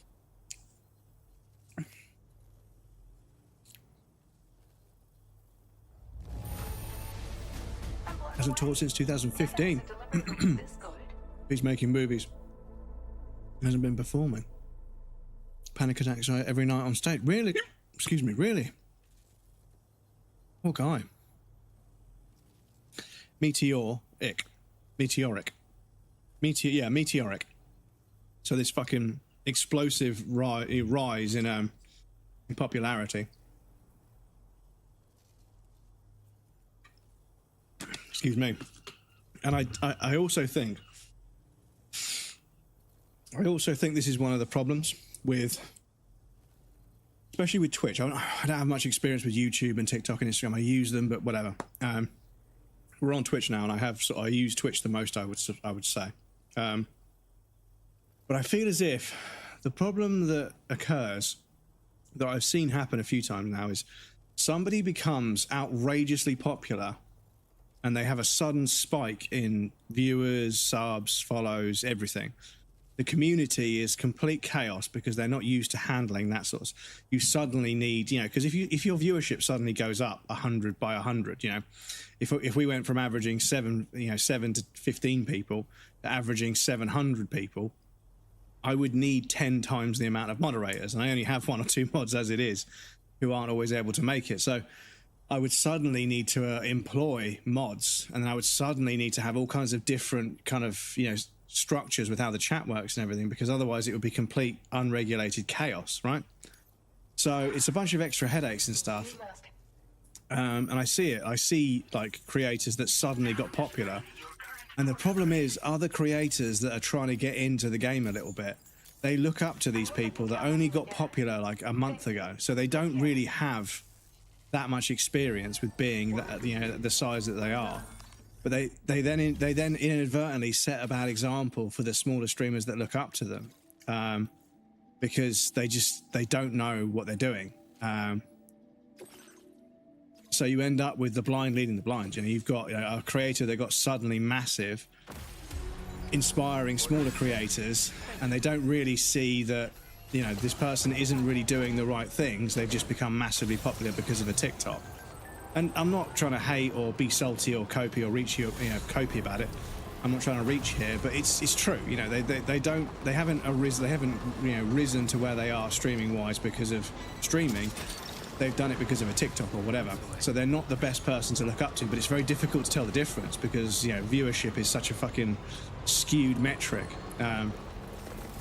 When you've got a streamer with like 7,000, people that will just tab them up because they're, famous on Instagram, but they've only been streaming for 6 weeks, they don't really have that experience, which is what I was talking about earlier. Someone like Kate, who has fucking years and years and years of experience and knows how to handle almost every situation, like almost flawlessly. They're the sort of person you want to learn from. And when you're a smaller creator like me, it's very important to try and learn from the right people, because you'll see people doing things and you think that's a good idea, but it actually turns out to be a horrible idea. And you think to yourself, well, how is it working for that person?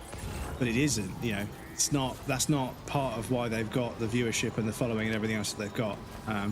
It's because of external influence. And yeah, Twitch is not so good at not partnering, the people that, if they've got a big following on another platform and they bring a bunch of viewers that then sub over, it's just instant partner. They just instantly get partner straight away. And it kind of takes away from the people that have worked towards it. And like I say, it's not for me. I'm not bitter about it because I know that I don't have what it takes. I'm not built for it, I can play video games and talk about them, but there's other characteristics that you need for Twitch that I don't have. And that's just how it is, You have to just fucking suck it up. And figure out what you actually want to do. And I actually want to stream and play video games, but I'm not gonna be able to turn it into anything or go any further than this. But I still have a bunch of fun doing this, so I'll continue. But yeah, I did see people talking about how they'll fucking partner anyone these days. Doesn't even matter. It doesn't even mean anything anymore. And I was like, it's a bit of a fucking facetious take.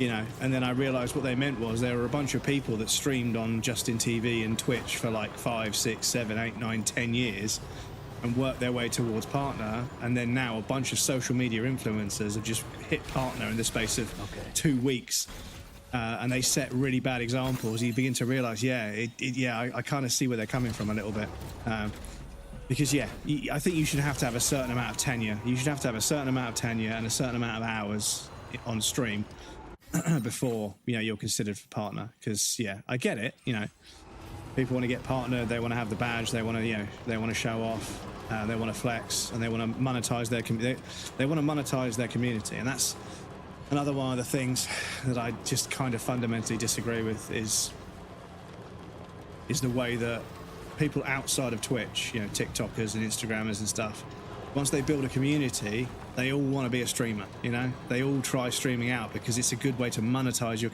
So that the motivations, I don't think, are very sort of, moral. And I get it, you got to get that bag, whatever. But yeah, it just seems like, when you bring your community from TikTok over to Twitch, just because you want to monetize them, and then you've got a whole bunch of viewers that don't really know how Twitch works. You've got a streamer that doesn't really know how Twitch works. And that's now the platform's problem. And when you see people, not really respecting the way the meta works, because don't get me wrong, I know the meta on Twitch is a bit complicated at first, but when you see people that are just refusing to fucking obey the unwritten rules of streaming and being a viewer and stuff, you begin to realize that shit, these people don't really care. They're not here for streams, they're here for that for that influencer that they follow. And yeah, I think it's not the best thing for the platform, because it continues to give a platform, it continues to put people that aren't the best representation, the best brand for streaming on a pedestal. And again, I don't want to come across, you know, salty or negative. I'm not saying any of this because I think I deserve more. I don't. I'm just not cut out for it. Genuinely, I'm not cut out for it. I love doing it, but I'm not cut out for it, and that's just the way it is.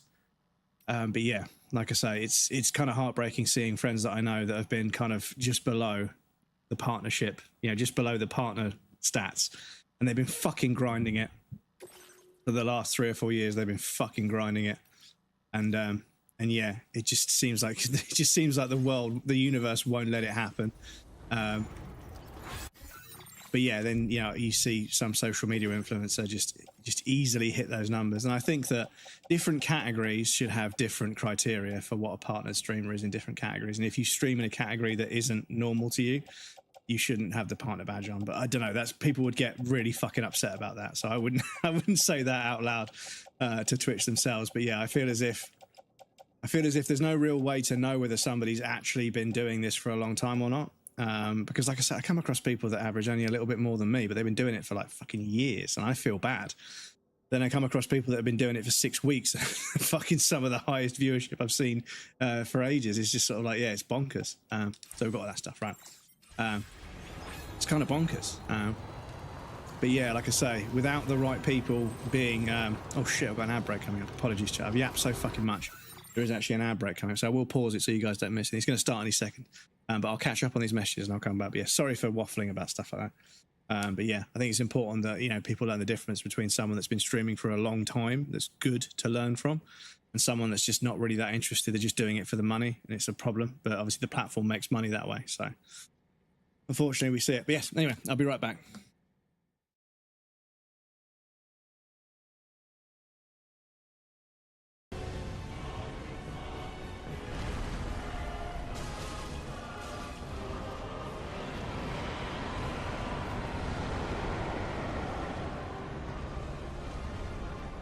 Fuck, okay.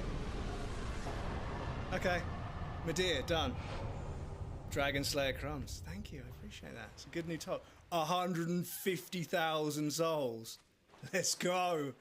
Let's go level. Thank you for the GGs. I appreciate that. Thank you.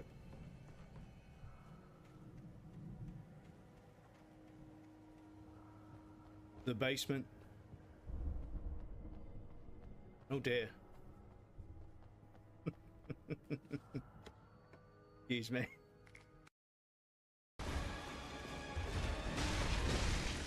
Come on, come on. There we go. Woof. First go on New Game Plus. Let's go.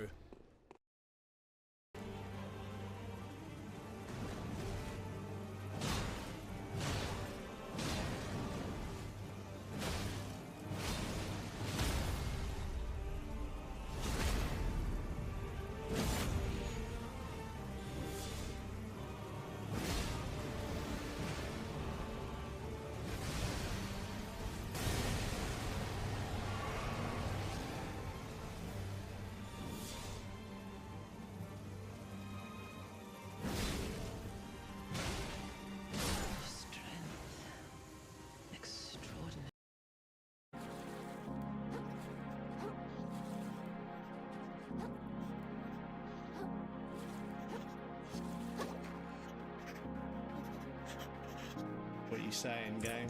What are you saying?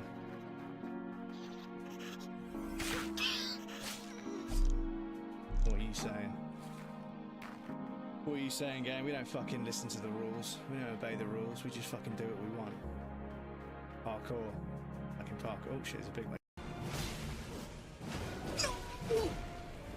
Oh my god, please. Please. Oh my god, he's gonna do that. He's gonna do that. Oh my god. Oh my god. Oh my god. Oh my god. Oh my god.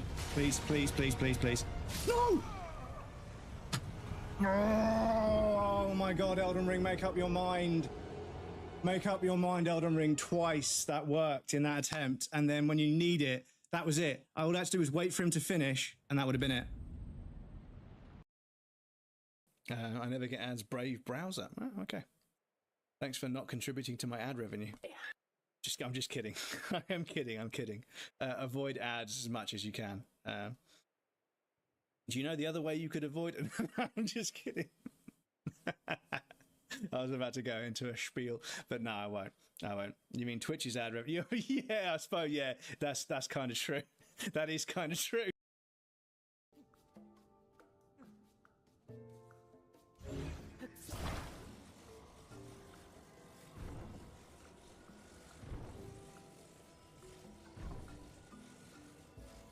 Get out of the way, please. Thank you. Fuck's sake. Right, you come down here. Be gentle, yeah?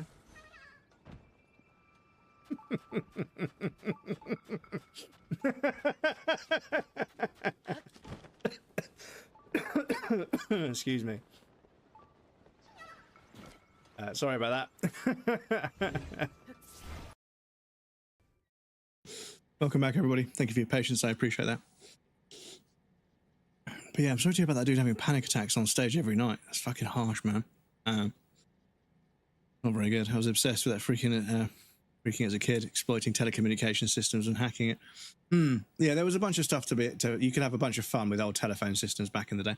Soulstraw, welcome in. Good to see you. Chats like in a PewDiePie stream back in the day were insane. Yeah, it's just like, I get it, but at the same time, it's kind of impossible. Like, it's not like you're not watching a stream anymore. You know, you can't really engage with them. There's so much going on that it's absolute fucking chaos. And I don't know if you like that or not, but like, you can't have a conversation, you know? And like, I think there's definitely a culture that there's a culture you can instill in a community. And I don't tend to hang out in big streams. I don't tend to sort of hang out in places with more than 600, 700 viewers. It gets a little bit kind of, you know, but there are a few places I've been to that are in the sort of, 1,000 average viewer mark, but they have slow mode. They have like they have a few things in place that they prevent people spamming, and they don't do things and then start asking chat to respond, which lots of these sort of React streamers, they're kind of just, dancing around like a clown. No offense, but they're kind of dancing around like a clown, and they're constantly trying to refer to, like, did you see that chat? Oh my god, chat! And they're just constantly trying to fucking engage. And I don't know whether there's some behavioral sciences stuff behind how that affects people's, responses and everything.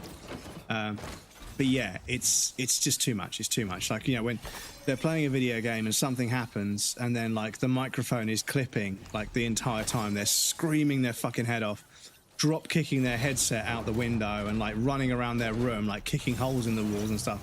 And it's like, I don't need, that's not what I need. I don't, and it's not for me, but obviously people love it. But yeah, it's like, I get that energy is good. I get that. And I'm quite low energy. I'm quite laid back, I mean, I get stressed out. I get stressed out at video games, don't get me wrong. But I'm fairly low energy, and I try and keep things nice and cozy and calm and chill. Because that's what I see. Like I say, this is what I mean. I've come across a few creators that are in the sort of 500 to 1,000 average viewer range, but because they're kind of calm and relaxed, the chat is calm and relaxed, and it's actually not difficult to sort of be there. So if anything, if there is a future for me, I don't know, but if there was, that's what I would want. That's what I'd want, is to be able to sort of, have a conversation going that I can dip in and out of, but you guys are all kind of self-sufficient in terms of chat, so you're not kind of, left on your own. Because I wouldn't be able to keep up, to be honest. I don't think many people can. But yeah, there's definitely a way you can foster a culture that means that, the stream can be quite busy, but it doesn't get like overwhelming and impossible to moderate. And I think that's the golden standard. When you go to a stream where there's like 1,200 people there, but it's still kind of chill, that's an achievement, I think. Got an ad for eSport World Cup, and they're streaming it on YouTube and pressing the link. So, is it a YouTube ad for? Oh shit! Fucking hell. Think about like being a member of Beatles in the 60s, couldn't even go outside. Yeah, well, yeah. I mean, the Beatles were fairly chill to start with. People could just find their address in the yellow pages and go and visit them. But obviously, that all changed. Soulstraw, welcome in. How's it going? It's going pretty well. It's going pretty well. How are you? I've seen a couple of clips of you playing Death Stranding once. So I hope you're enjoying it. Sadly, they took it away. In Sweden, nothing was locked good. So, shitty kid went and turned off traffic lights in the middle of town, like this hype streamer channel spamming email. Yeah, like it's kind of like I get it, but like this is the thing. Like when you scroll to pause the chat, it is just 612 people making the same joke. Like everybody puts LOL or makes the most obvious joke, and it's just the same. And it's not like there's any different conversation. There's just more of the same conversation being repeated, if that makes sense. So, not to shit on it. Obviously, I don't want to come across as salty or bitter or whatever.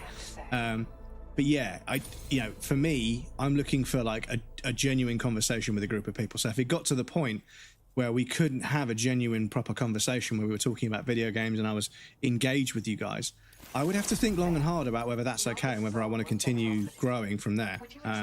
So even though I feel as if I've hit this glass ceiling and I've been black flagged and I can't really do anything with my stream anyway, I feel as if even if it was to get popular, there'd be a limit where I would struggle to enjoy it as much. And obviously I've never experienced it, so I don't know what it's like. Maybe I would enjoy it, but I don't think being able to talk to you guys less would sit well with me.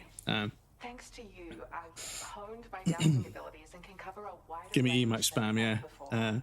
Any response, just spamming email. Oh, yeah, lots and lots of spamming emotes as well. I want you to know that you can rely on Had a new follower who said she can buy viewers. She didn't understand what is purchase viewers. Yeah, it's not worth it. Not worth it. Speaking of jokes, Dennis, welcome in. Let me support you. Now Not in come and service. visit whenever you're in the neighborhood. Order completed. Oh, no. Stop it. Getting those all the time. A friend of mine has a problem with while streaming. Some people just send lol in the whole stream for like 8 hours or shit like that. Yeah, and it's kind of like you could find anyone's address and phone number. And back in the day, Valdo, it was fucking wild. Like, it's crazy how like chill everyone must have been, because you could just look if you got somebody's phone number, you could just look up their address and just go to their house. Which is fucking insane, like absolutely fucking insane. But I suppose it was different times, and there were less fucking psychopaths back then. But yeah, it's fucking crazy. But I suppose you probably have to be very careful. Obviously, everyone was much more careful about giving out their phone number, I suppose. But yeah, like crazy. Because, bless them, young women and people that identify as female, of course, as well, when they're asked for ID, they have to give somebody an ID that has their full government name and also their address on it. So they have to kind of dox themselves. And if they're in a shop and somebody asks for their ID, they can't really refuse. But it means that the person behind the till, who they don't know, who could very well be male or masculine presenting, is able to see their full address. And if it's local, it's not too far. So yeah, it's kind of a concern, and it's something that I've obviously, as a bloke, I've never had to worry. It's another thing that I've never had to worry about, that people that identify as female do. Is that going to go off? But yeah, it's fucking scary, dude, because if you've got your driver's license, that'll prove how old you are, but it has your fucking address on it. And if somebody's got a good memory, and they're sat, if they're sat there at a till somewhere, but they've got their phone in their pocket, they could just Google your postcode, and that's it. They could find out where you fucking live. And because the lady that was telling the story, she said that she was she went to the checkout, and the guy was like, "Hey, how's it going?" And she was like, "Yeah, I'm fine." I was like, "Hey, do you live? Are you from around here? Are you local?" She was like, "Yeah, I live just down the road." And the guy just said, "Do you live alone?" Excuse me? Dude, like, what the fuck, man? What kind of fucking question is that to ask a young lady? Do you live alone? And then he was like, "I need to see some ID for this." And she gave him the ID, and then afterwards she realised, shit, that man just asked me if I lived alone, which is creepy as fuck, and I agree, that is creepy as fuck. But I had to give him my fucking driver's licence, so he's got my address. And I was like, dude, that's fucking sketchy. That is actually fucking sketchy, dudes. Excuse me, I worry that I've missed a couple of messages, so I might just catch up on those real quick. It's the most common destination in London buses. I get those all the time. Like one told to get fucked when I was drinking and banned them. It still works in Sweden. Pretty sure there were 2 in that stream. Okay. Same amount of psychopaths, just fewer cameras to prevent vigilante justice. that's another peculiarity. My mouth is so fucking dry I can't get words out. Another peculiarity is that some things haven't got worse. It's just everybody's got a smartphone with a camera these days, so you're seeing it a lot more because you're seeing evidence. It's not just word of mouth now. So yeah, some things have always been that bad. But I genuinely think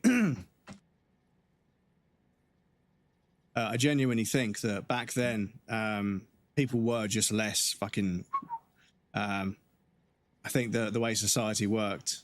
Well, the cold hard truth is that people that demonstrated kind of unstable tendencies, they were probably just locked up in an asylum straight away, as a child, because they used to send children to fucking asylums and stuff back in the 50s and 60s and stuff, the 40s and the 50s, because they didn't understand, they didn't get it. So, anybody that demonstrated any strange, so society was probably a bit more kind of, what's the word for it? I don't want to say, filtered, but yeah, they probably locked away a bunch of people before they even had a chance to do any harm, but it wasn't the right thing to do because locking them up is inhumane. They might have things that are wrong with them, but they're still people, so.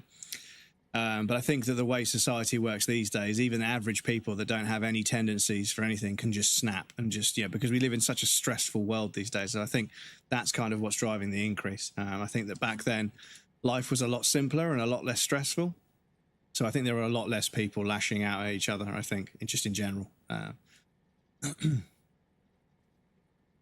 In Sweden, you can check up on anyone, what car they have and everything, even the address they lived in, a single website everyone uses. That's pretty fucking sketchy.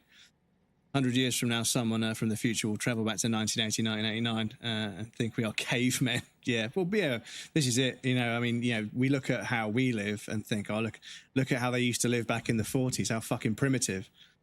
I don't know, dude. I don't think modern life is all it's cracked up to be. And I don't want to fall into the trap of romanticizing the past because I know that the past was actually pretty fucking terrible. I know that people of color and people that identified as female, in the 40s were fucking treated so poorly.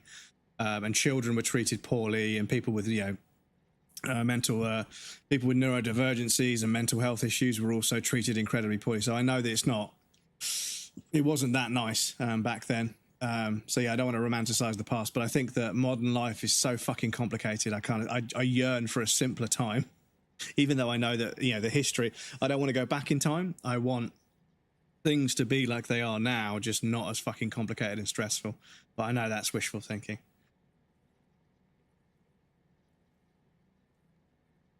Rather live in 2025 than the 40s. Yeah, exactly. During the 40s, there were world wars, famine, and all sorts of stuff. So yeah, I know. The people that romanticize the past, because I remember a young lady of color shared some really old vintage photos of a nice pretty house and a nice Cadillac, and she was like, I wish we could go back to living like this. And somebody was like, ma'am, you are a woman and a person of color. You don't want to go back to the fucking 1940s. You don't. I'm sorry. I know it looks nice, but that's not what it was like for people of color, and that was wrong. I'm not saying that you're wrong. I'm saying it was wrong. But yeah, people were like, yeah, you don't want to go back to the 40s. If you were feminine, if you were feminine presenting and or a person of color, you don't want to go back in history. You don't. It was fucking terrible. Never mention if you live alone, you live with your weightlifting boyfriend who's a license to carry. Yeah, exactly, Valdo. It's like, no, me and my boyfriend moved here. He's, he wanted to go to this specific bodybuilding gym. He's a UFC fighter and stuff. And yeah, the stories my female friends have told to get blokes to just back off. It's like, yeah, no, I'm just waiting for my boyfriend. He's got he's doing a training session in the jiu-jitsu gym down the road. Because he's got so many different black belts in so many different kinds of martial arts, he does training sessions to help other people train other martial artists and stuff. And obviously, when he's got time in between fights, he'll do training sessions one-on-one with people. So oh really? Okay, cool, okay, but yeah, I'll see you next time. Bye. It's hilarious. Don't get me wrong. If he was to go, do you live alone? So if so, I recommend getting XYZ. Yeah, but then again, if someone says, do you live alone? Okay, you want to get this kind of padlock. It's really secure. Is it secure, or do you know how to break it? Because sadly, that's the length some people will go to. Get a bear trap, exactly.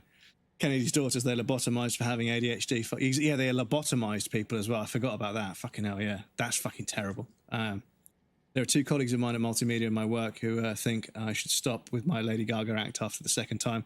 My two colleagues said to go do something else. We don't need to see Lady Gaga anymore. We are fed up.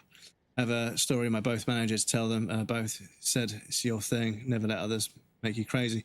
Yeah, I mean, if you want to do it, you want to do it. You know, if you're not interested in feedback, then you're not interested in feedback. You know, if you're doing it for you, not for them, then what does it matter?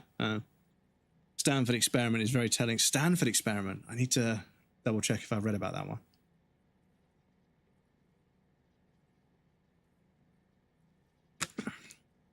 Is that why they've electrocuted people for answering? They asked people questions about, you know, what's the right thing for a person to do in this situation? If they got it wrong, they fucking electrocuted them and stuff. And there was another experiment where somebody thought they were electrocuting somebody in the next room, even though they weren't. It was just audio. It was a pre-recorded tape. But they would push the button and adjust the voltage to like lethal levels.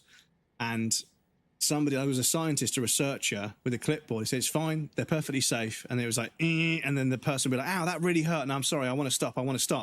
They were like, you have to continue. You have to continue. They signed on to this. They signed a disclaimer. We have to continue. And then like they would buzz them like, no, stop, please. Stop. This is not what this is. I feel faint. Please stop. And so many people would just keep doing it. They would just keep turning the voltage up and pushing the button for getting a question wrong. And they thought they were really hurting someone, but they just kept doing it because somebody with a clipboard told them to. And it was a study done to explain how some of the Nazis did what they did. And not to justify it, of course, but they sort of said, yeah, it's crazy how far a human being is it's crazy how far a human being will go when they're being instructed by somebody they consider an authority. So the researcher was supposed to be an authority figure, and yeah, they were just electrocuting this imaginary person, but they didn't know it was imaginary. They thought there was a real person in there, and yeah, they delivered like 280 volts. Yeah, and they pushed the button and the person was screaming in agony. And a handful of people did look at the scientist and say, look, dude, this is not normal, right? That person doesn't want to conduct the experiment anymore. They want to be, and they said, yeah, you have to continue. It's fine, you have to continue. And they were like, okay. And some of them continued, but a bunch of them, like one or two of them, bless them, out of like the 15 or 20 people they tested it, a few of them were like, I'm not doing this. And they just walked out. But it was alarming how few people would actually walk out. It was kind of terrifying how few people actually would walk out. Oh yeah, we're going all the way over there, aren't we? It's kind of scary how many people would, like, you know, begrudgingly, but then, you know, they will comply with violence against others when an authority figure tells them to. And they were diving into the psychology of how that, you know, how that works. And obviously the Nazis knew this. That's why they fucking used it. That's why they did the things they did. They knew they could get people to do absolutely awful things if they were ordered to do it, and therefore the accountability was not 100% theirs. But that's one of the terrible things about all of the behavioral sciences stuff the Nazis learned about what human beings are capable of under certain conditions. And yeah, it's fucking harrowing stuff. And I would say read about it, but don't. It's actually, you know, you think learning about things is interesting and nice, but there's some things that you don't want to learn about. And yeah, the way the Nazi Party manipulated people is terrifying. It's terrifying what they did, but it's also even more terrifying that it worked. Yeah. Let students cosplay as prison guards and prison. Yes, no, I remember that. And the prison guards started to fucking take advantage, even though they weren't instructed to or anything. They started to be a little bit bossy and a little bit kind of. They sort of, yeah. No, I forgot it was called the Stanford experiment, but yeah, they had that, like they converted like a hallway into like some cells, and yeah, people were like, you know, not quite following orders as much as somebody would like, and they just immediately became this, a handful of them just immediately became this tyrannical, fucking awful person towards the prisoners, and it's like, fuck, man, that's terrible how quickly some people just immediately become like awful towards people that are incarcerated. It just goes to show you how bad prison can actually be. I suppose it depends on the prison. Some of the stuff I've seen, you know, prison wardens doing. There was a female prison warden that was, you know, sacked for sleeping with one of the fucking inmates. You think, for fuck's sake, dudes, come on, man. But a video got released of them smoking a spliff and also engaging in sexual acts with a fucking prisoner. And it was recorded on a fucking phone, which the prisoner shouldn't even have anyway. And it's like, for fuck's sake, dudes, what is going on in the prison system right now? Thanks for dropping by. Let's get those orders Guards became sociopathic sadists, and the prisoners suffered severe mental consequences. Yeah, it was fucking terrifying. I remember reading about it. It's fucking terrifying. Questioned as well, because it was a dictatorship, and so the researchers would have been under threat of death to their families. Yeah, exactly. Yeah, some of the stuff was done, the science was done, but those scientists were under the threat of, under the threat of not just their death, but their family's death, right? But also, like, a bunch of people have pointed out, after World War II, where do you think all those German scientists went? They all went into sciences in other parts of the world, and America took a bunch of them apparently, which is kind of scary. Quite crazy psychological experiment on students too, for sure. You'll do a lot to protect your family. Exactly, you'll do almost anything. Find Japanese experiments worse than the German psychology stuff. Yeah, and this is kind of the thing. It's when people sort of why are you not proud to be English? It's like, well, it's not it's not that I'm not proud to be English. It's just that I'm also aware of our history, and I'm aware of the fact that every major empire has blood on its hands. That's just how empires are built. So some of the things that Britain has done are unforgivable, and I don't think that burying them under all sorts of stories of how we performed against the odds, and I don't think that that's.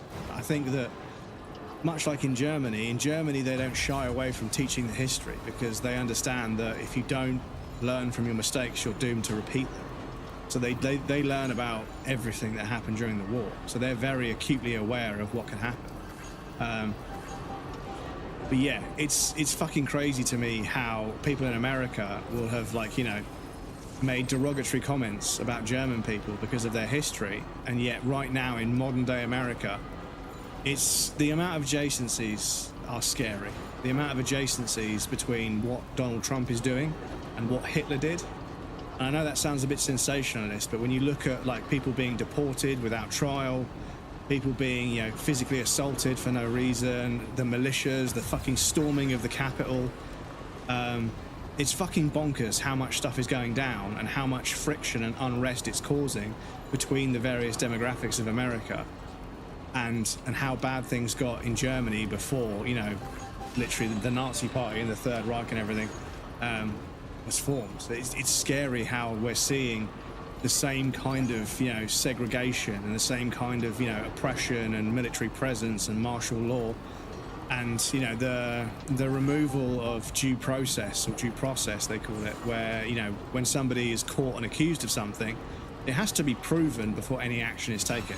You can be caught and detained under suspicion, and then you have a chance to prove your innocence, and you're innocent until proven guilty. But apparently people have just been fucking black bagged and zip tied in the fucking street and just fucking deported before they've even had a chance to explain that no, they have a citizenship, they have a wife and child. It's fucking crazy. They just got fucking black bagged and just moved. They just got fucking removed from the country by this militia that's formed of just they're not even I don't even think they're trained operatives.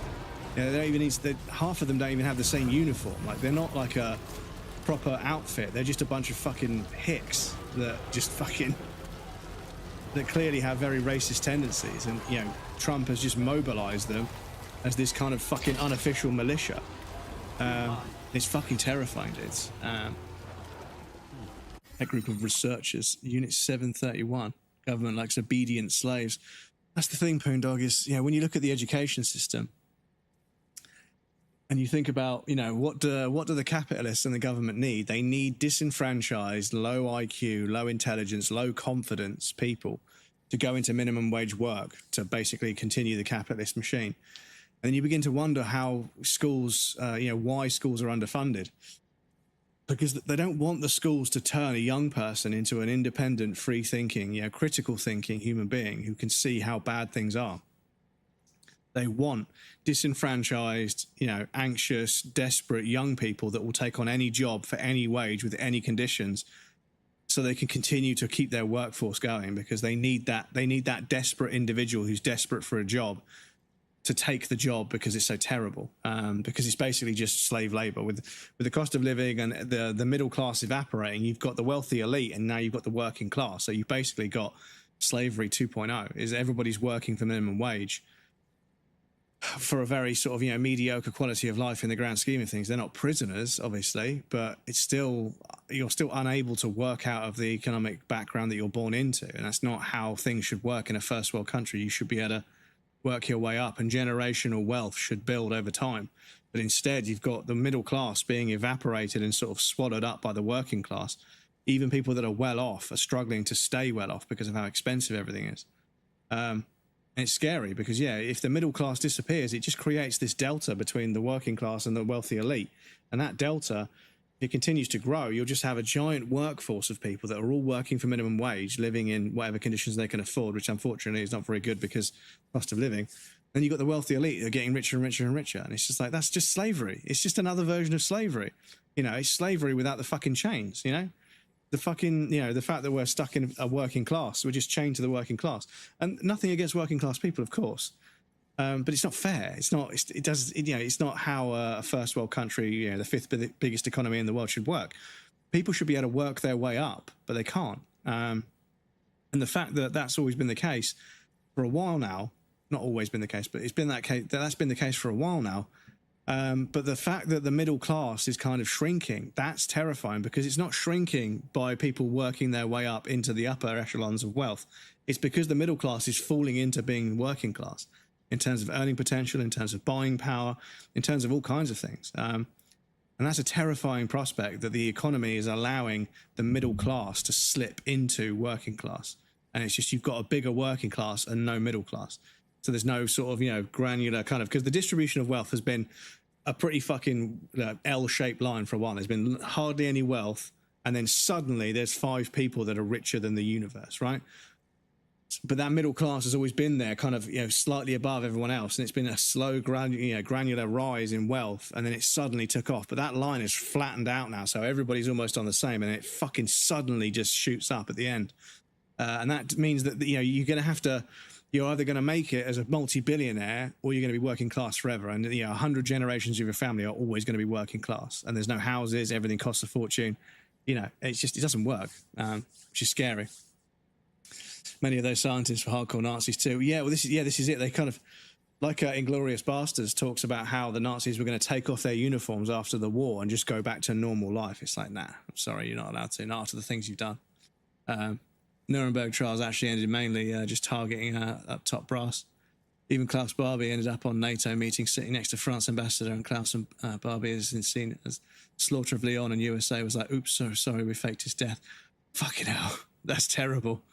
Sitting him next to the fucking ambassador of France. Proud to be British and Irish, despite me knowing we've done unforgivable things. Why? Because being British, I have the ability and right to right those wrongs and teach. Yes, like I say, I'm proud to be British because I'm proud of the country I come from, but I'm not deluded. And I'm not saying you are, but what I'm saying is I'm not deluded like some other people, and that doesn't include you. I'm not deluded like some of the people that are like, oh, England's the greatest country in the world. You know, we took over the entire world. You know, we're the best country. We're not. Violence against women and girls has been on the rise for year on year for a long time now. Male suicide rates are through the fucking roof. The cost of living, the housing crisis, recession after recession. We are not a first world country. I'm sorry. We are not the greatest country in the world. No country at the top is that great. There's, you know, the countries at the top have lots of money in them, but that's about it. And if you don't have that money, it's not so great, obviously. Power tends to corrupt. Absolute power corrupts absolutely. This is true. It was one of the worst history ever education sense. They whitewash everything. Yes, some countries cover up a lot more than others, and that's also a bit of a red flag for me with countries when their history is obscured so aggressively. It's like, yeah, that's not what happened at all. You've got accounts from like 7 other countries saying that you either didn't run in and save the day, because genuinely there were Americans that believed that they rushed in to save the day. When actually they remained completely neutral because there was no interest, there was no money in it for them. They remained neutral until Pearl Harbor was bombed, and then they became part of the... And don't get me wrong, they assisted. They definitely added to it, but the war had been going for a long time before they got involved. They remained, you know, neutral for quite some time. They didn't get involved until quite late in the conflict, so therefore this idea that they came along and saved the day, it's kind of a bit, you know, it's a bit insincere to all the other countries that collectively work together to stop the war machine, you know. But yeah, But yes, apologies. I'm going to make sure I catch up on these messages, so I may have missed a few, so I do apologize. Let me just park this up here, and we'll do a delivery, and that cutscene could play in the background while I catch up on everyone's messages. But yes, here I am. You know, this is what I mean, chat. Like once the chat starts, you know, once the chat gets going, which is what I want the chat to be going as much as possible. I can't keep up, you know. I can't balance it for some reason.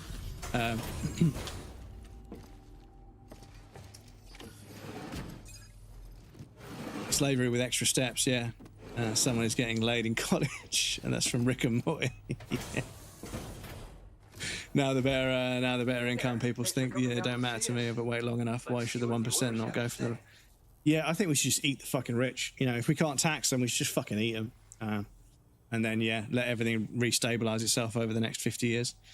Enjoy the life, maybe destroy it. Yeah, I don't know. I feel like the only way we could fix it is just to burn it all to the fucking ground.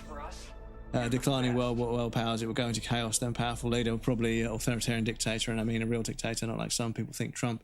30% of the population will pass away, and after 50 years, it'll be a democracy again, and build up its cyclical.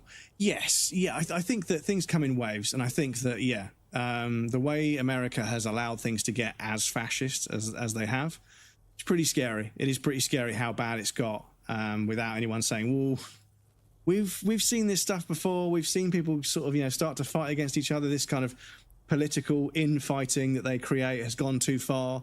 One group of people then feel they have more of a right to take over everything than the other, and it goes from there. So maybe we shouldn't do this, but yeah, like I say, it's crazy how bad it's got, and it's like things have been bad for like a couple of years now, and things just continue to worsen. And I'm like, I get really worried, because the problem is America is a big place with a big military. They spend a lot on their military, so they're not to be ignored when it comes to being, you know, a military power. And yeah, it's kind of scary that somebody with the apparent lack of cognitive ability and understanding and impairment, the cognitive impairment of being a bit of a fucking buffoon.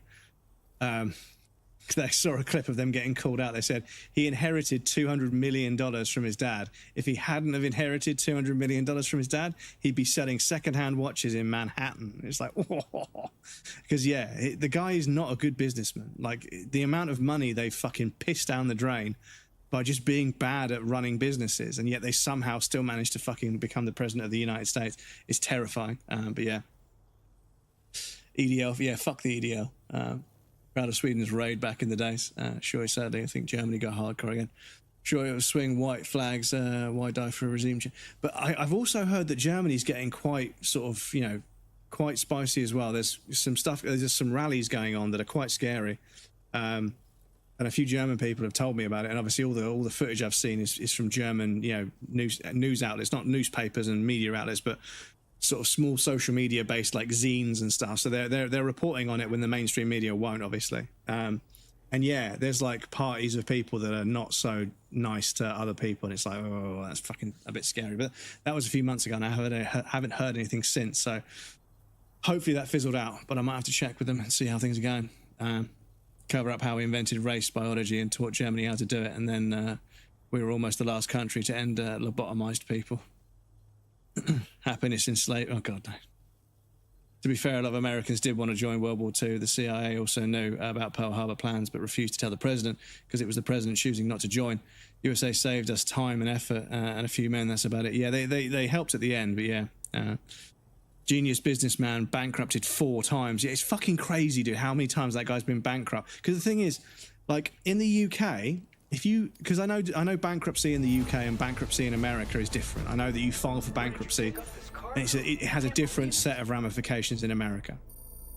In the UK, if you declare for bankruptcy, you are no longer ever allowed to be in charge of a company. Like, you're never allowed to be a CEO or run a company again. You lose that privilege. So you can't just burn a company, file for bankruptcy, and then just start another one. Because that's what I see in America is somebody burns $600 million on a company and doesn't do a very good job, and then just declares bankruptcy and then just starts another company. I'm like, what the fuck? How are you allowed to just start another fucking company? Like, you just literally fucking ruined the lives of like fucking 600 people. You buried a company with mismanagement, and you're allowed to just do it again. You're allowed to just borrow more money against some, you know, asset or trust you were given as a child by your dad. You're allowed to borrow another $600 million to buy another company, which you then run into the fucking ground. Everyone loses their fucking job. And then you just keep, and they burn multiple companies that have hundreds of employees. And I'm like, how are you getting these positions? It's because they buy a majority of the stock. They just buy a majority of the stock, and then they control the company, and they elect themselves as CEO, and then they fuck it up.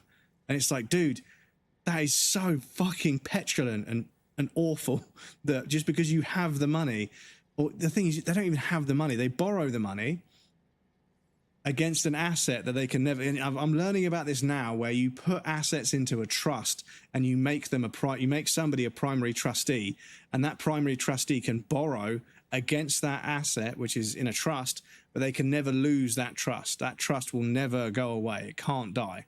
It has to be passed on to somebody else. And you can dodge a bunch of tax doing it, and you can borrow money against the trust. So you borrow the money to do something, and when it doesn't work out, you just file for bankruptcy and just pretend it doesn't exist anymore. But everybody's lost their fucking jobs, and the institution or the industry that lent you the money is also out 40% of what they lent you, and that's not even the interest that they're missing as well. And it's like, how the fuck does this continue? How the fuck does this continue? It's fucking crazy to me. Soviet Union, eat the rich, damn cannibals. They also did horrible things to German citizenry. They assaulted women and girls on a horrifying large level. More than any other country, they even killed kids. Yeah. War is horrible, dude. This is why we need to avoid it, because I think if you were to take the average person and you were to educate them on what happens in war, like what people have actually done during wars, they would be a lot more, you'd be able to mobilize them against into the anti-war movement way easier. But lots of people are like, oh, a war is a war, we've had them before, but they don't realize that how bad things get, how, like, it's just lawless. Like, the things that are happening to people in Gaza right now, the Palestinian people, and like the things you can see if you go looking, that the mainstream media won't go fucking near it because it's way too fucking, risky. But yeah, the fucking footage we're seeing is just absolutely abhorrent. It's absolutely terrible, the kind of shit that they're doing. And yeah, we can't seem to mobilize, all of these people that have been put in power that are supposed to act on our behalf democratically. The entire country. I've not met an Israel sympathizer in my, since it's been going, and it's been going my whole life. Everybody is in agreement that we agree that Israel is massively overstepping its ground, massively, and it's doing awful things in fucking the plain light of day, and we all want it to stop. But our government just won't mobilize against them. And it's like, what the fuck, dude? Like, you're fucking civil servants. You answer to us. But yeah, I guess money talks. Because something's stopping them from and MPs aside. Yeah, there was a fucking a call to a vote to create a ceasefire. There was a vote for a ceasefire, and somebody didn't sign. There were MPs that refused to sign a ceasefire, and I was like, what the fuck do you mean you won't sign for a ceasefire? Like, what is wrong with you? You should be fucking stricken from the record. You should be stricken. You should be fucking kicked out of Parliament. A ceasefire is literally a no-brainer. I don't even know why you have to have a vote to sign for it. It should just be fucking page one. There is a conflict somewhere in the world. All of the bigger countries should be establishing a ceasefire. Every big country should be saying, dude, you can't do that. You're killing people. That's not okay. If you can't solve it diplomatically, we will come and solve it for you. That's what we should be doing. Because otherwise, what's the fucking, in peacetime, what's the point in military spending? What's the point in military spending in peacetime if when a war is about to start, we do nothing? What's the fucking point in my tax and my national insurance going towards building guns and bombs and tanks and training young kids who don't think they're any better than being in the army, bless them? It's not their fault. All the money that I pay every fucking month in my wages, in my taxes, going towards that, and we have a war about to start and we do nothing. How does that fucking work? What am I fucking paying for? It fucking pisses me off, dude. Sorry, Kitty Angel Rise, welcome in. Sorry, I saw your follow a second ago, but I was mid-rant. Thank you very much for the follow. I appreciate it. It's very kind of you. But yeah, it fucking boils my piss that my whole working life, from 14 to now 40, I'm fucking like working my fucking bollocks off. Excuse me, let me just scroll on so I can see. Echo 5 Victor, welcome in. How's it hanging? It's good, but I'm having a rant about fucking governments not doing their job. Please, please bear with me. Beneficiary can borrow against... Yeah, your beneficiary can borrow against the trust as well. Excuse me, my voice is going fucking so bad today. Excuse me. If the trust deed allows it, yeah, exactly. You can set it up so the trust never gets touched. You can never lose it. It's like a nest egg of money. You can always borrow against it, but you can never lose it. It's kind of fucked. Become a CEO, bankrupt a company, get a golden parachute, be a CEO. Exactly. That's it. In the UK, you can't be a CEO if you've gone bankrupt. Excuse me. The trust deed allows it wasn't long enough time ago for Europe was bombed to gravel. Yeah, and the thing is, flying over and dropping bombs on people, it's kind of like, for fuck's sake, man, like, you know, we're past that, you know, like, you mobilize your army, go and have a fight somewhere and then see who wins. But no, they start dropping bombs on fucking civilians. It's like, what the fuck are you doing? What are you trying to prove? Like, all this military might, all of this fucking process and hierarchy, all these rules and regulations, all this training, all of this regimented kind of way of life and mindset training to make all these soldiers and majors and corporals and lance corporals and commanders and everything, all of this fucking structure, and then you just go and bomb civilians. Like, what the fuck is that? Like, how are you any better than the terrorists that you're fucking pretending to attack? You are terrorists. They are. They're fucking terrorists. I'm sorry. There's no fucking military intelligence behind what they're doing. They just bomb fucking civilian neighborhoods in the Gaza Strip. They're just dropping bombs almost indiscriminately where human beings are just trying to fucking live. And it's like, how is that a military action? That's a terrorist action. There's no fucking thought behind that. You're just fucking bombing people. And you shouldn't have the fucking bombs in the first place. But anyway. I bet you the elite are very aware of what the war is like, the way they seem to be investing in having everyone but them fight. Well, this is the other thing, is that the people that are actually doing the fighting, like I said in the other stream, the amount of journals people found from soldiers that had died, the amount of young men in World War I, World War II and everything, they all came, so many of them came to the same conclusion. They were like, I don't even know why I'm out here. Like, I'm shooting my gun at people across this fucking field, and they could be just like me, you know? We took over a village the other day, and I found somebody who was also a saxophone player. I found their saxophone, you know? So somebody else that plays a saxophone, you know? And I realised that kid was just like me. They had all the same little lariats and medals and stuff from school. They had photographs of them performing in front of their class. They were just like me, but they happened to be from a different country, and I shot them before they shot me. And why am I doing this? Well, I don't have a problem with this guy. I didn't even fucking know him. I feel like I've got more in common with him than the fucking people in government that are telling me to go over here and shoot him. And it's just, they came to that conclusion that, well, what are we fighting for? You know, these ideals that these rich, wealthy, powerful, elite people come up with, and they send all these young, promising people into battle to die. And it's like, that's the next generation, dude. Those are the fucking people that are going to carry the country. And then when a bunch of people die and don't come back, and the country struggles for the next 10 years, because guess what? They borrowed a bunch of money to buy all the military equipment, and now they can't afford to fund the normal public amenities like trains and buses and roads and everything. The government can't pay for anything, but there aren't enough people to work. There's not enough people to work in the factories, you know, because they all died in some fucking pointless war. So the economy gets set back fucking 100 years because there aren't enough people to work to fucking pay into a system to get an economy going. It's so stupid. It's so stupid. Anyway. Your pension money is probably Lockheed and Martin. Well, yeah, I'm paying into my own pension these days.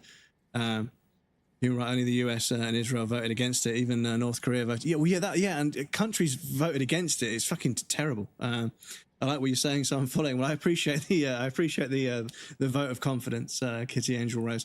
I do sometimes go. I was about to say I don't rant like this all the time, but I fucking do.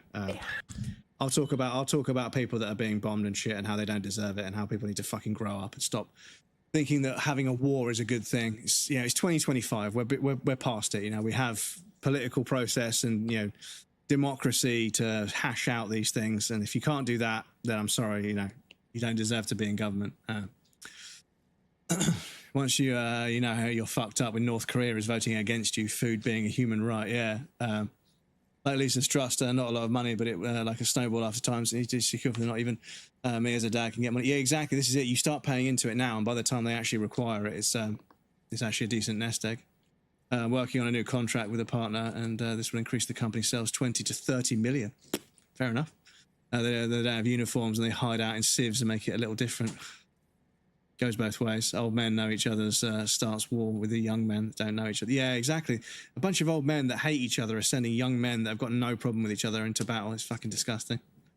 First country to fall to the Nazi regime was Germany. Yeah, this is it. Yeah, the German people were the first ones to fall for it.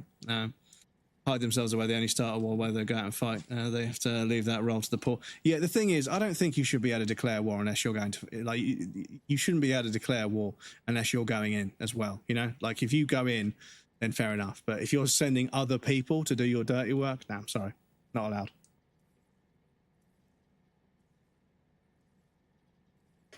Anyway, I'm fucking yapping away. Let my dinner go cold.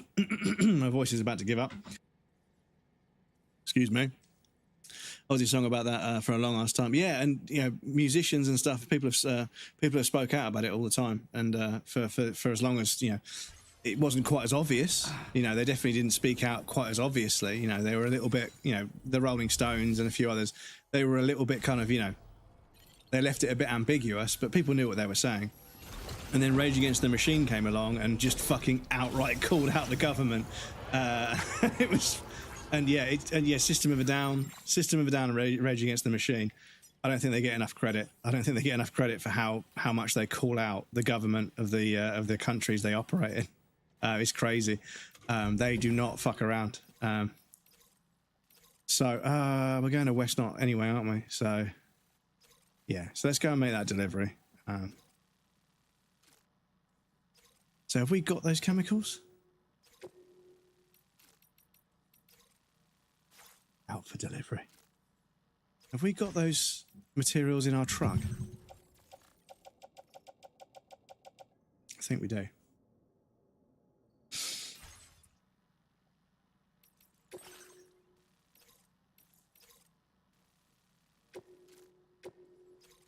But they want... Is that it? Okay, fuck it. Well, let's just go there. Let's just head to there. And then see what we can deliver. Do you do liver? Yes, we deliver. No, do you do liver? What? Liver? No, we don't deliver. But you just said you do deliver. Oh, fuck. Terrible prank call. Terrible prank call.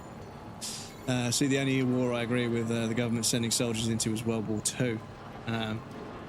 Might be heading to Austria next month. I hope you enjoyed it. Austria is beautiful. I've met a few people from Austria, and they're also beautiful people. But Austria as a country is beautiful. It's such a beautiful place. There's some full-on, like, you know, like almost you can't believe it's real places where you look at it and you're like, God damn it, that place is fucking beautiful. And then you see the people there, you're like, oh my God, they're all so beautiful. I'm just this short goblin English person that doesn't look anywhere near as attractive as anyone else. I feel really fucking insecure here. But it's a very beautiful country. We're at a technical age where 90% of politicians are obsolete. We can move to a direct people's democracy through digital voting. Yes, the thing is, yeah, digital voting obviously scares me because, you know, physical voting is. But then again, you know, I suppose there's plot holes with physical voting as well. So I think we could render a lot of politicians obsolete, but they'd never allow it. They have enough power to resist it and stuff. So it won't ever happen, unfortunately. But I agree. We could probably replace like 80 to 90% of politicians. So yeah, we've got to go left, haven't we?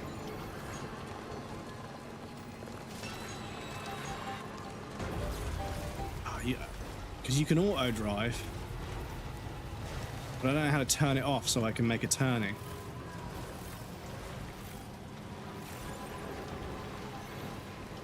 There we go. Stand while we send soldiers in. Drink something. Yeah, I need to go to the fridge in a second and get another drink. I think. Absolutely no ambiguity in War Pigs, the lyrics I just posted. Oh yeah. There's Sabbath were a lot more sort of on the nose about it, and then Rage Against the Machine and System of a Down sort of picked it up from there.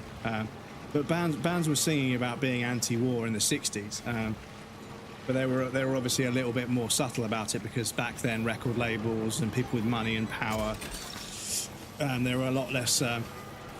They were a lot more choosy about who they give record deals to. Oh, excuse me.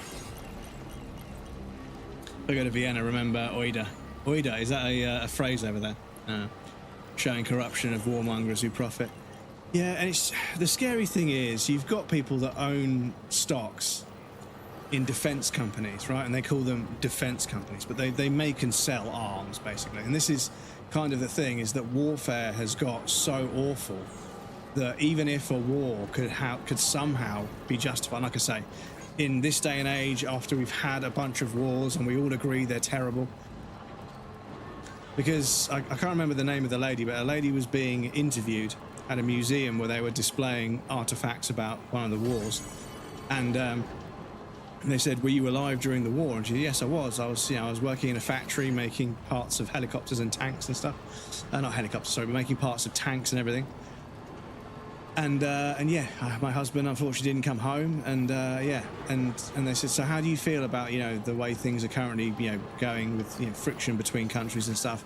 And this old lady, bless her, she said one of the most meaningful things I've heard someone say. They said, "You don't understand that nobody wins a war. Like, you don't win a war.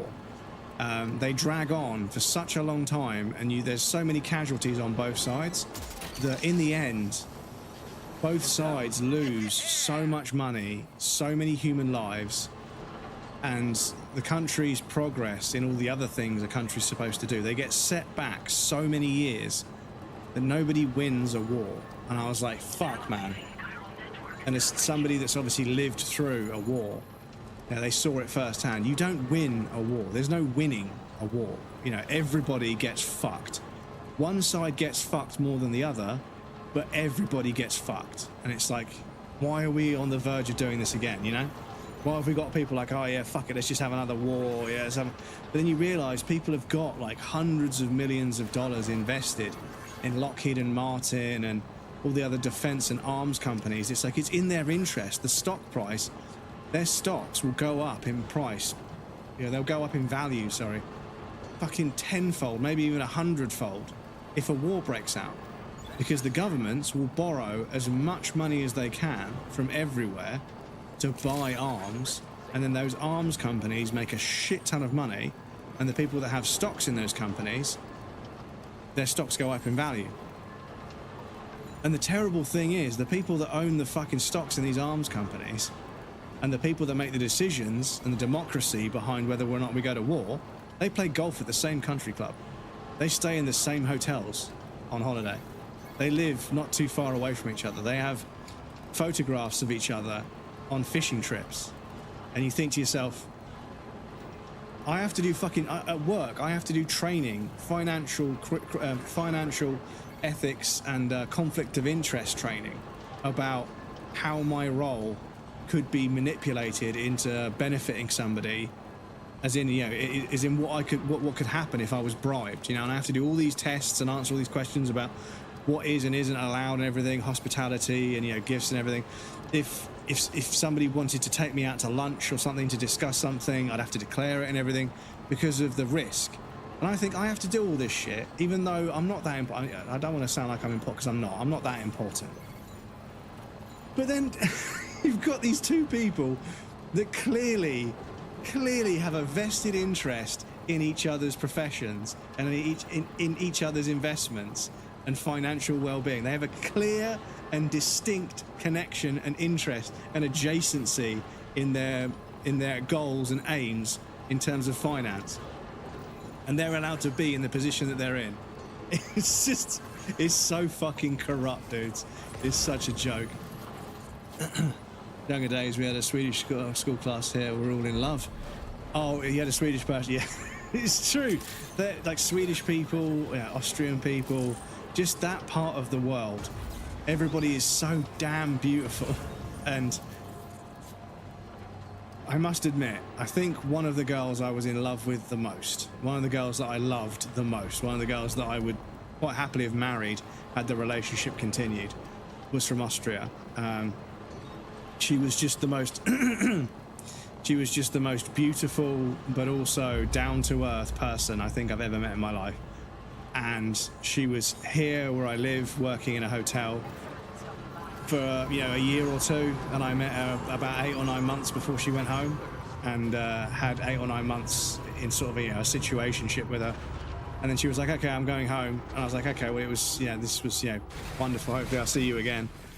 And it was raining really fucking hard on the walk home. And it was a good thing it was raining really hard on the walk home, because I was crying my fucking eyes out. But then, about 9 months later, she said, I'm going to be back in your hometown. Can I come and stay with you? I was like, yeah, sure. And she was like, have you got space for me and my boyfriend? And I was like, are you fucking kidding me? So I had to let this guy into it. I shook his hand, I said hello. They slept on, not this sofa, the sofa over there, but it used to be here. They slept here and then they left in the morning.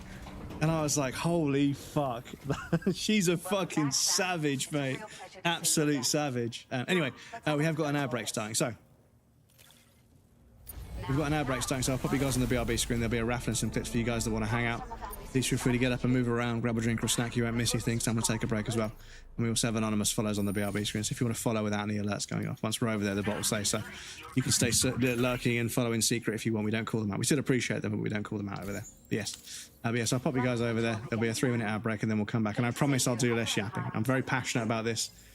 And I know part of my job as a streamer is to talk, but I'm not actually able to play the fucking video game at the same time. We will play the video game when I come back, I promise. But yes, I'll also catch up on these messages. But yes, I'll be back shortly.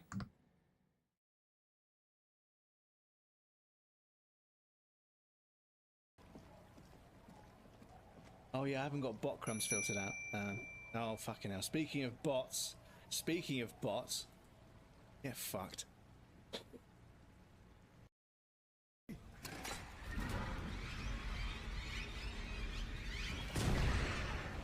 That's what I should have done. That's what I should have done. Look at the head just rolling down the fucking ramp.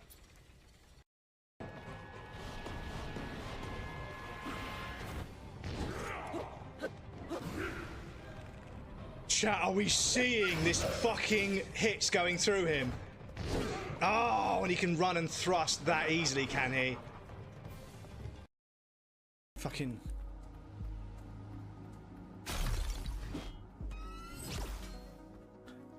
Oh, I see.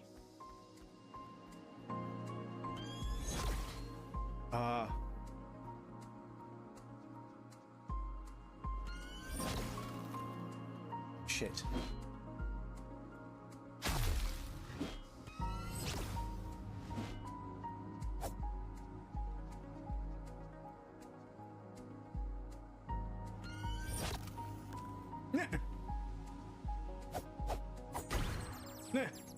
What?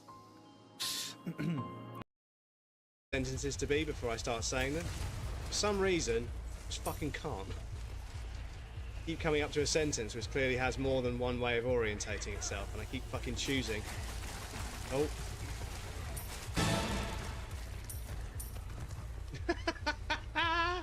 He was fucking shooting them out of the fucking sky. As they were falling, they were getting pinned against the wall by the sheer force of the gun.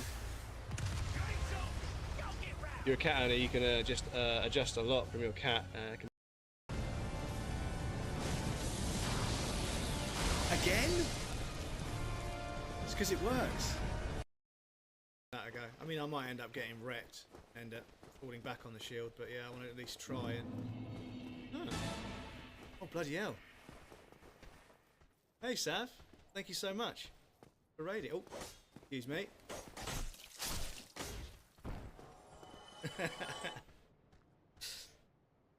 Mr. Alesia, thank you.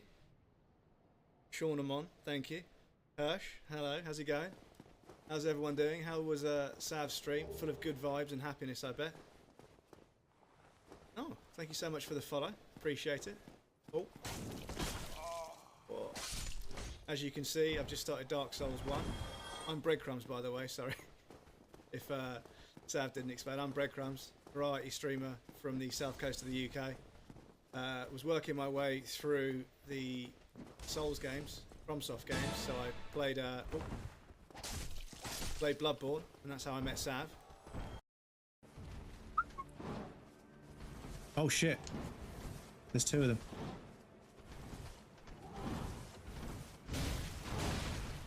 Can they hit each other? Ah.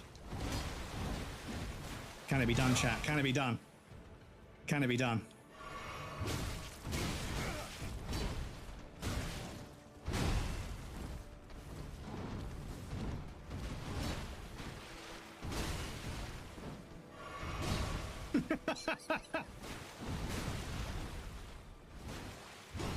Can it be done, chat?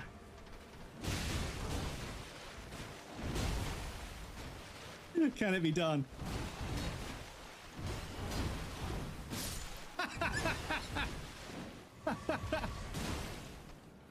Sit down. Sit down. Well, there you go.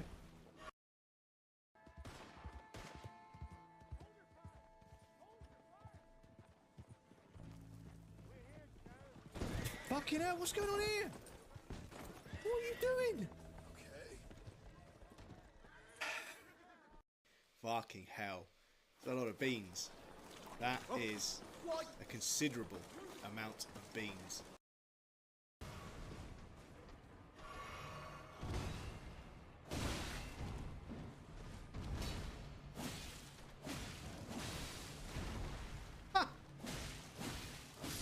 Fucking bled him in the air. Fucking bled him out of the air. That was kind of cool. I like the fact that that still triggers. That's quite cool. It's not even responding when I push buttons. Just gonna unplug it, plug it back in. Because as we all know, almost everything in this world can be fixed just by unplugging it and plugging it back in again. So, the Stream Deck app is closed, so now I'm going to open it. Tech issues, you say? Welcome back, everybody. Thank you for your patience. I appreciate that. Many Europeans are attractive. Yes, something about, you know, being, like, healthy and low stress. And the trouble is, like, one thing I've noticed about Italy, everyone is so young and so beautiful. They're too busy fucking and drinking espresso and smoking cigarettes to get anything done. Like, nothing gets done in Italy. It's so disorganized. But it is a beautiful place for the beautiful people. But yeah, it's difficult for me. Difficult for me because, you know, I wander around and everyone's so fucking beautiful. I'm like, damn, I need to fucking lose some weight and fucking look after my skin a bit better. There's absolutely no ambiguity in War Pigs, the lyrics I just posted. Yeah. Sorry, I read that one earlier, but yeah. But yeah, Ozzy sung about it a lot. But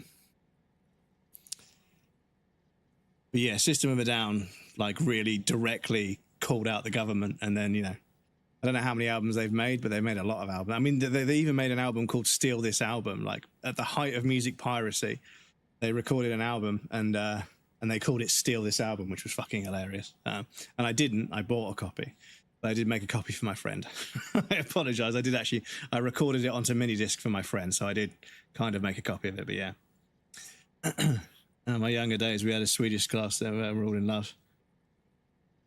Nilo, welcome in. Good to see you, dude. Thank you for lurking in the YouTube. I appreciate that, dude. Oh, we got a raid. Shit, sorry. Fucking hell. We got a fucking BRB raid. Raiders, welcome in. Sorry. I was just catching up on chat. Raiders, welcome in. I'm so sorry. Scotch, how was stream? Thank you so much. What were you playing today? Very chaotic, Peter, but hard to manage over. Yeah, welcome, Raiders. Yes, welcome in, everybody. I may be ugly as hell, but at least I got some hands. Yes, I'm very handsome. Been lurking and coding my brains out for hours now. Got you. Thank you, dude. I appreciate it. I hope the coding is going well. I think. Shit, did I tag you? Because somebody recreated they recreated this pulse scan effect in Unity, and it was quite interesting how they broke it down. Obviously, Unity isn't very popular, obviously, for obvious reasons, but it was still interesting to see how they broke it down, and then they optimized it. It was quite interesting. Doing some Marvel Rivals. Well, I hope you had some good rounds, dude. I hope you didn't have to hear somebody shouting again too much. Is it okay if we do a shout out for you with a clip, or would you prefer a non-clip shout out? I don't mind either way. Whichever one you prefer. But welcome in, Raiders. Apologies, I was on the BRB screen when you guys raided over. Thank you for staying in with the raid. I appreciate that. For those of you that haven't met me, my name is Breadcrumbs. I'm a variety game streamer from the south coast of the UK. Currently on my first playthrough of Death Stranding 2. I love the absolute heck out of Death Stranding 1. I think it was fucking brilliant. And I'm really enjoying the second one. I was saying earlier, however, how I think this game it's in that kind of it struggles with that difficult second album syndrome where like the record label's like, okay, cool, do it again, and you've got to try and evolve things and change things, but not change too much. You've got to do something new, but you've got to keep it the same. And that difficult second album. So yeah, I think I'm holding it.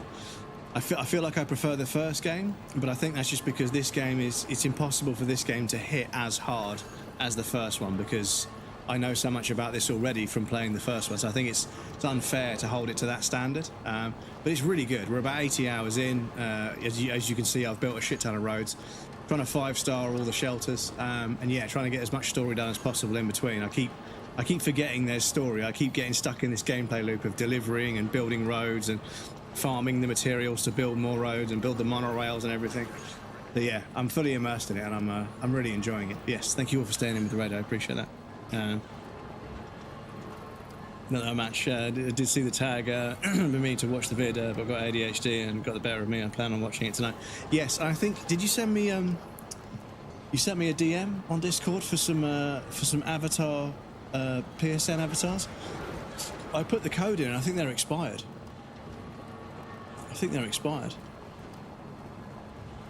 Yeah, the DS2 avatar for PSN. I put the code in, and it said you can't redeem it. So I mean, I'll try it again another day. But yeah, it wouldn't let me redeem it, unfortunately. Are we on the right road? Oops. Are we on the right road? Yes. Canyonero. Oh, have we got a delivery for the? Oh, we've got some lost car. So. Yeah, we're too far now. Oh, so we 5-star though. Yeah, we 5-star, so we could just entrust that cargo. That's fine. For this person as well.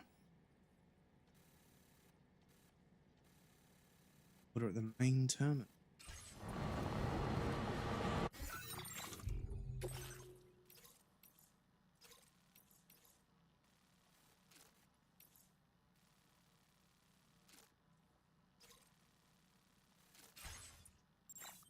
How far from the architect are we? Oh, I think we've just gone past them. No, we haven't. Okay, so we can dive off, go to the mechanic, the architect. Actually, we could probably do that. If we go here, we could go up, yeah. So as long as we aim for... So if we turn right at the junction, we're okay. Cool.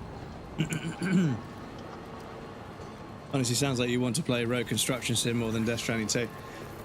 It's one of the many gameplay loops that I find very satisfying, and I completely understand why some other people would find it very kind of like dull and boring, but there's a delayed gratification to it of farming and dragging the materials around in the truck and building the road and everything, and then building the next section. And yeah, it was a gameplay loop that I fell into in the first game, and I ended up building all of the roads, and then I ended up 5-starring everyone's deliveries, 5-starring every shelter as part of getting the platinum, and then I logged back in a few months later just to see how everything was going.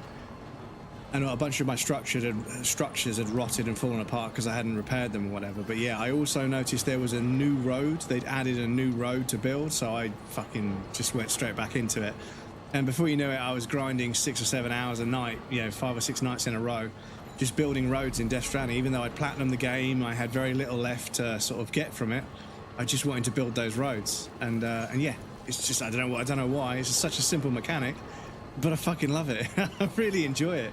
And now there's monorails as well, and then obviously where the roads can't go, you've got zip lines. So yeah, I might start mucking around with zip lines in the future, because I built an entire zip line network in the first game, so I could get all the 5-star deliveries for the mountain. The mountain section was so crazy. I was like, fuck it, I'm just going to zip line my way up there. And it made a huge difference, huge difference. I was able to 5-star most of those people pretty quickly. And then yeah, I got the trike, the level 3 trike, and was just blasting around on the roads and going a bit off road with it sometimes. And yeah, managed to 5-star everybody. But yeah, I logged back in and I was just building roads just for the sake of building a road. It wasn't going to get me any more points. It wasn't going to get me any more trophies. I'd already platinumed the game and then re-platinumed it for the director's cut. So yeah, I just ended up just fucking just building the roads for fun. I don't know why, but I just really enjoy it. They worked that day. I sent it at least. No, yeah, I did leave it a couple of days. Yeah, I saw it and I was like, okay, I'll try and redeem them on the PlayStation app because I was at work, and then it was fucking around and it logged me out of the. So I logged in, I went to my store, I tried to redeem the code, and because it wouldn't sign, it signed me out when I tried to redeem the code. I was logged into the app, but then when I went to redeem the code, it said you need to sign in, and it wouldn't work. It said we're going to send you a verification code to your text or something. And it took, it just didn't show up. So I was like, okay, whatever. So I closed the redeem thing down, and it would log me out of the fucking app. Then I couldn't even log into the app, and I was like, for fuck's sake. And I tried it again today, and it didn't work. So I just thought, fuck it, I'll just turn my PlayStation on. But they must have been claimed.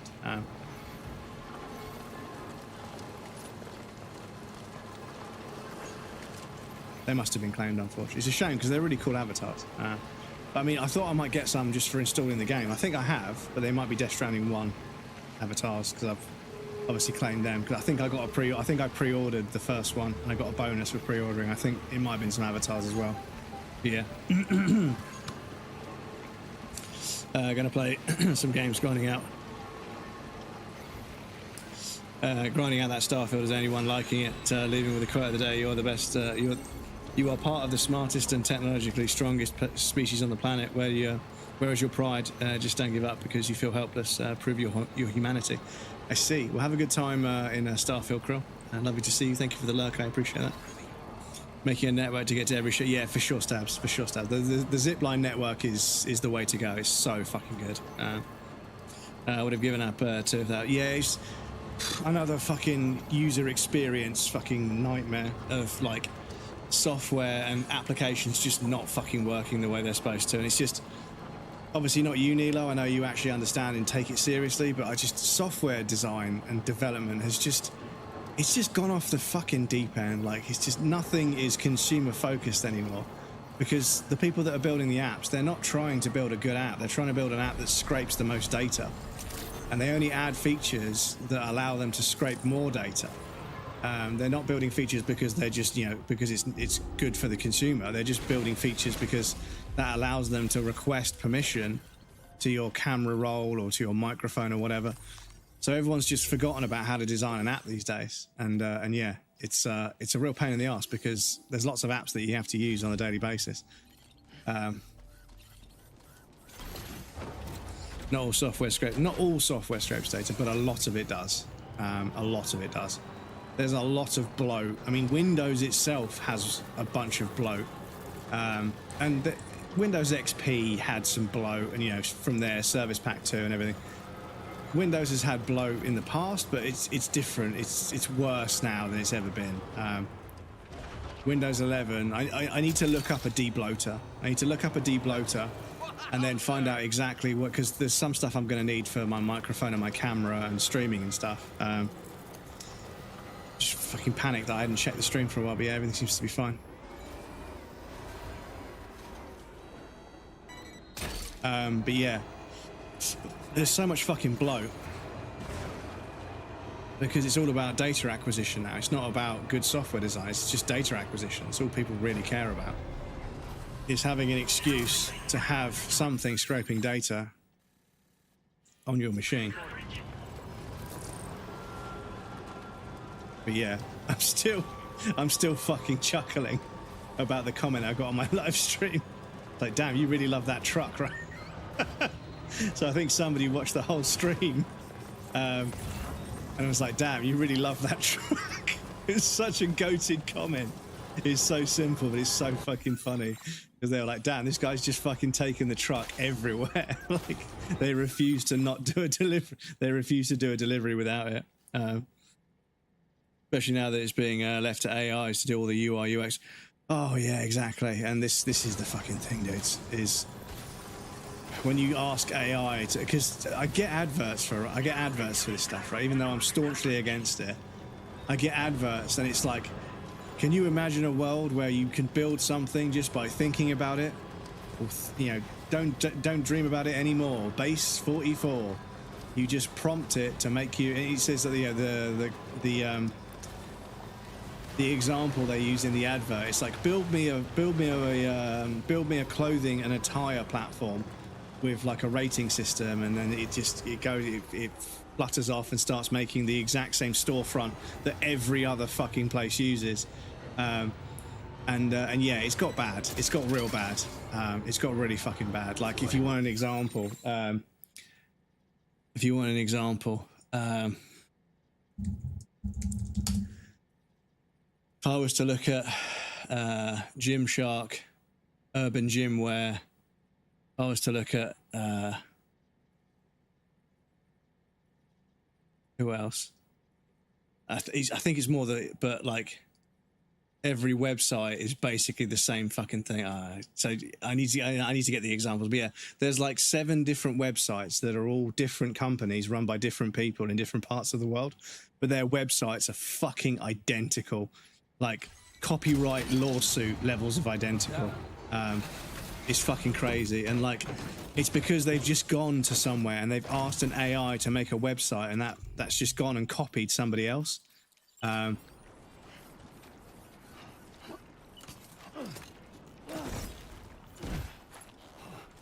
Excuse me, Sam. I literally just selected assault rifle. Excuse me.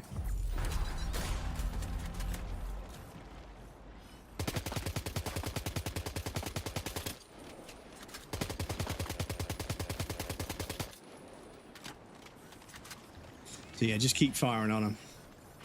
That's the trick.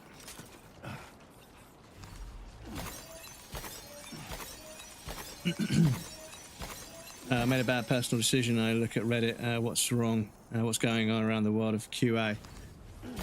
Quality assurance. But yeah, it's just everybody is iterating, and the thing is, people are like, oh, AI, all it can do is copy other people, but arguably, I think that AI might be kind of copying what human beings have been doing, which is kind of just iterating on things rather than really redesigning things for the better.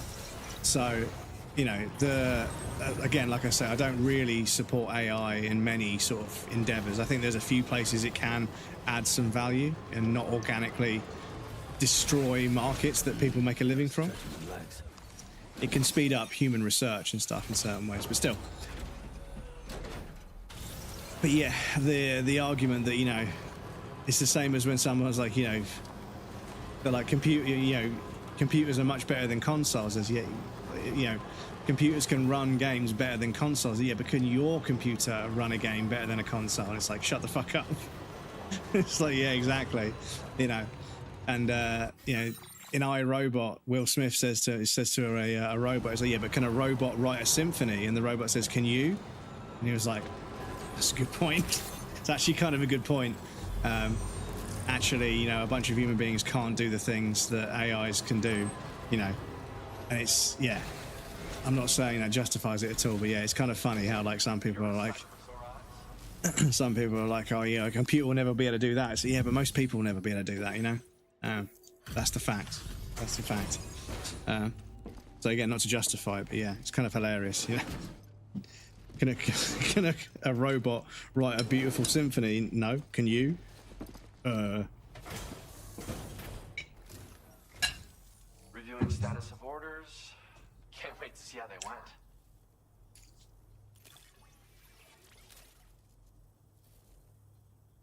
Only websites DIA-based database too. This is absolutely And the thing is, great stuff. when it comes to things like database architecture, server architecture, and a few other things, and supply and demand of server resources and stuff, there's some very there's some very complicated and computationally heavy work that needs to be done. And I think if an AI can crunch through that in 2 hours, whereas it would take a team of network architects a week, of testing to have an idea, and then they would need to test what they implement. Where an AI is like literally part of the system, it can test everything. I think where you can save a shitload of time, you can't cut people out of their jobs. You can't replace human beings' income. You can replace human beings that are doing dangerous jobs that, you know, if you can get a robot with AI to do something that a human being would normally have to do because of the complexity, but it saves a human being going inside a machine and getting chewed up in some mining equipment, cool, because that's a very dangerous job. But yeah, artists and, you know, all sorts of other things, it's fucked.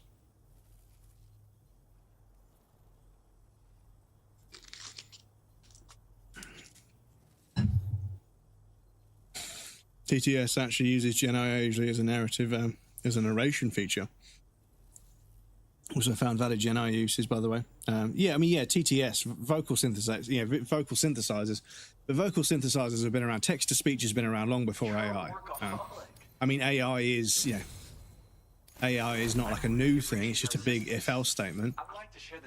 But yeah, being a computer being able to read out and synthesize the vocal cords of a human voice, that's been in the works for decades and decades. That's not a new thing, but obviously it will use AI to guess pronunciation and stuff, yeah. I've refined all the important processes. I wanted to see Even Shopify themes are being standardized and fed to AIs, but even though we're the theme devs and designer to comply with their direction and expectations if we want to stay in the store.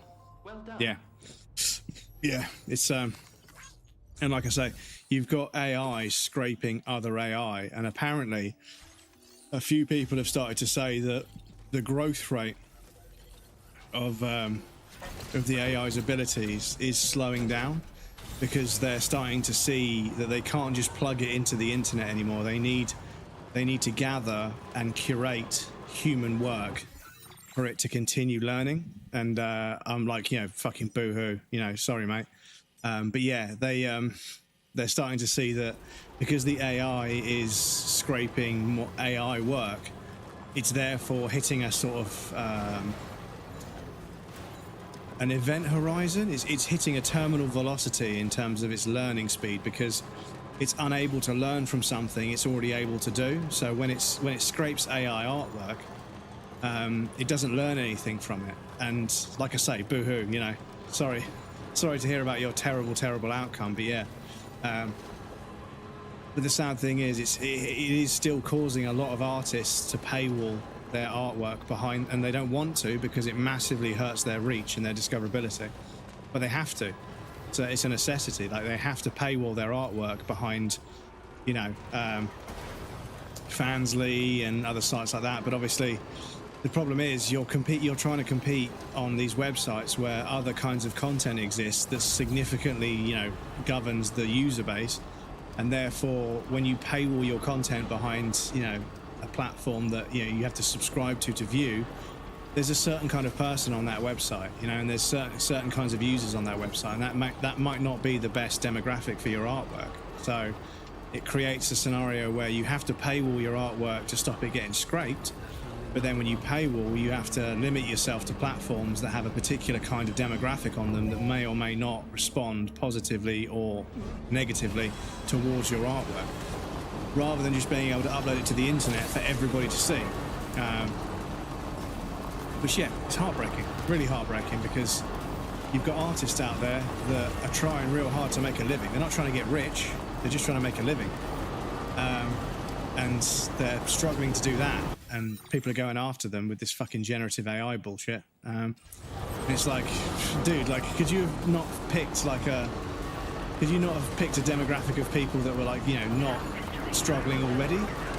But no, they immediately, everybody just went absolutely fucking bonkers using generative AI to make artwork.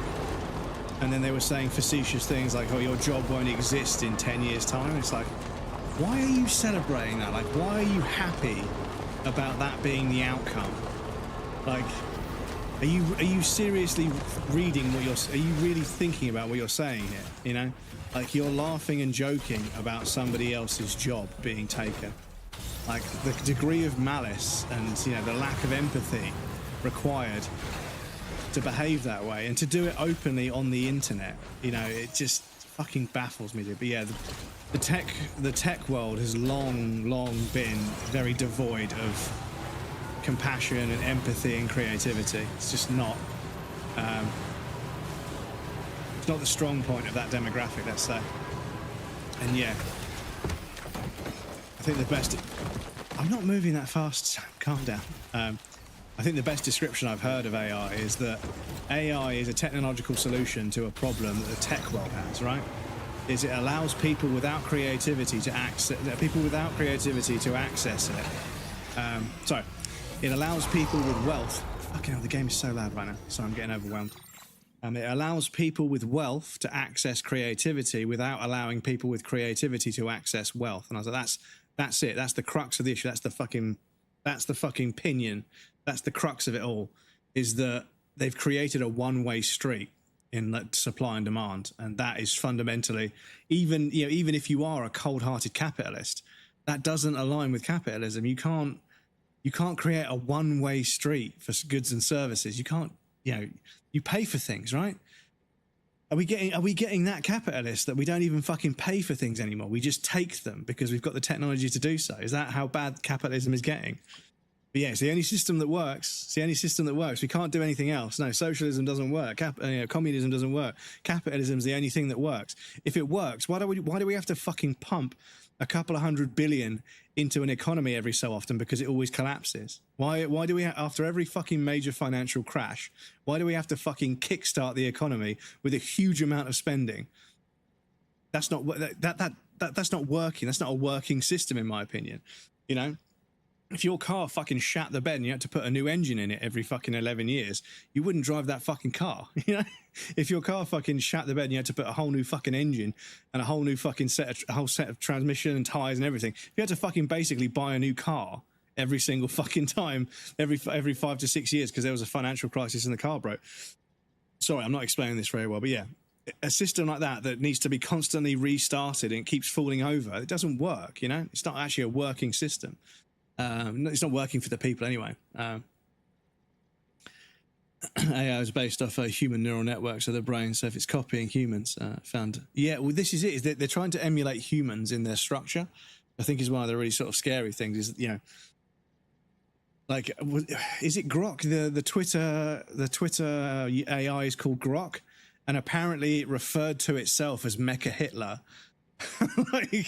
It just called itself Mecha Hitler, out of the blue. And it's like, holy fuck, dudes, that's kind of fucking terrifying that an AI knows how much of a fascist it's being because of how much fucking fascist information it's been fed by the people that run the platform. That's fucking terrifying. Yeah, exactly. I'm not surprised because it doesn't surprise me that the information being fed to these AIs and being cultured and being organized and fostered is going to support certain ideologies, and it's going to inherit ideologies from human beings. Like you say, it's emulating human behavior. It's learning from humans. But I have no doubt that they'll be down-regulating, certain ideologies because they don't like them, and that's where the indifference comes, the inference comes in. And as a result, the AI will always skew towards one particular thing. But if that's something that people go to for information, and it has a skewed ideology because of manipulation, what good is it? It's just another fucking politician, right? It's just another fucking politician that's going to fucking only report on the things that align with the agenda they want. AI slop in, AI slop out. Fanboys poisoning their own well is fucking hilarious. Yeah, it is hilarious, yeah. You said you were going to play devil's advocate. Yeah, playing devil's advocate isn't that technically the same as people who pirate games do. Sorry, I think we've moved on from that part of the conversation. I'm not too sure which bit you were referring to. But yeah, pirating games is wrong. Stealing games is wrong. Selling somebody a game that you have to download 70% of the game and then fucking charging them money for absolutely everything of any interest, that's also not okay. But stealing games is not okay. Buying a game and then ripping a copy of it to play on a different platform and in your own home, I think that's perfectly fine. Lending your friend a game so they can try it out without having to spend the money on it, I think that's also perfectly fine. But stealing a game is wrong, because the thing is, the publishers can get fucked. Publishers, they fuck everything up, but the developers, the studio that made the game, they get paid based on sales. So stealing games is wrong. And Game Pass is kind of, a bit of a mystery to me. I don't know how long they're going to be able to keep that up, but yeah. Anyway, I said I was going to play the game, so I will, I promise. Excuse me. Some game devs deserve it, some don't. Yeah, I think some studios have milked it a bit much, and I suppose if they're milking it, people milking them back in the only way they have the capacity to do that, I suppose you could try and argue it and justify it. But other parts of the world, like I know Brazil, the tax on video games is astronomically high because they don't want young people becoming addicted to video games and not getting a job, and so they make video games eye-wateringly expensive. So lots and lots of people in Brazil pirate games because they can't get them because the tax on selling them is high, but also the tax on the purchase is high. The distribution is limited, but also they're prohibitively expensive. So people in Brazil can't play video games. So they tend to pirate games because they just can't get hold of them any other way. It's prohibitively expensive to try and do it the legal way. So they're kind of forced. Their hands are kind of forced. So I can kind of agree with that because outside forces are making it prohibitively expensive and kind of unfair. They're paying a disgusting markup on games. So the fact that they pirate games and then they distribute them on this kind of like ghetto homemade network. They run Ethernet cables over the buildings, building to building, and they've built their own like gaming network that's off the internet. They're connected to the internet, but they can network and play games together. They have like a wide area network, just of Ethernet cables draped over roofs and stuff. And you've got servers people that run servers and everything. So people pay them for the electricity and everything. So they've got their own separate network for playing games. And obviously they distribute media, of course. But that's adorable. The fucking dedication to just playing a video game is so strong that they set it all up. It's really, really fucking cool. Also, ChatGPT is great at summarizing large papers into key points, which I use a lot because I struggle to process information. Yes, the one problem I have with this kind of summarization model is that it works both ways, and I fear that we have a situation where somebody will ask an AI to artificially fluff up something, and they send it to someone else after using all the resources, the electricity and the water, to artificially inflate this sentiment into a bigger piece of text. They then send it electronically, which is by the by in terms of resource use. But when it lands, somebody then uses an AI to compress it back down to the component parts. So you don't, and Nilo will agree with here, you don't do unnecessary work. In coding, you don't do unnecessary work. If you can take what you've already got and use it, then so yeah, I just think that for the sake of looking good, you're using an AI to make you look more verbose or loquacious or whatever it is, because that's to do with speaking, but to make yourself look more kind of literally impressive. I don't know what the word is, but yeah, to make yourself seem more verbose and more loquacious in writing, for someone to just summarize it back down again, it's unnecessary work. It's unnecessary load on the server. It just shouldn't exist, So I don't really agree with that, to be honest. But yeah, not you. I agree with you, but I don't agree with ChatGPT that this whole inflating and summarizing and inflating and summarizing, and it's just fucking send each other the. No, yeah, this is not aimed at you, sorry, but just in general. I know for a fact there are offices up and down the country and up and down the world that are like, ask Tim about the report on Friday, and it creates this like paragraph, right? And then you fire that paragraph off to Tim, and Tim says, summarize this down. And it says they want to know about that report. I said, okay, tell them that it's due next Wednesday, so I'll let them know end of play on Wednesday, and it fluffs it back up, and it's so much extra work and it's unnecessary. Just fucking send the question and send the answer. So yeah, this whole summarization thing, I appreciate if you've already got a big block of text, then yeah, it's nice to have it summarized. But again, I don't know about the accuracy of the summarization.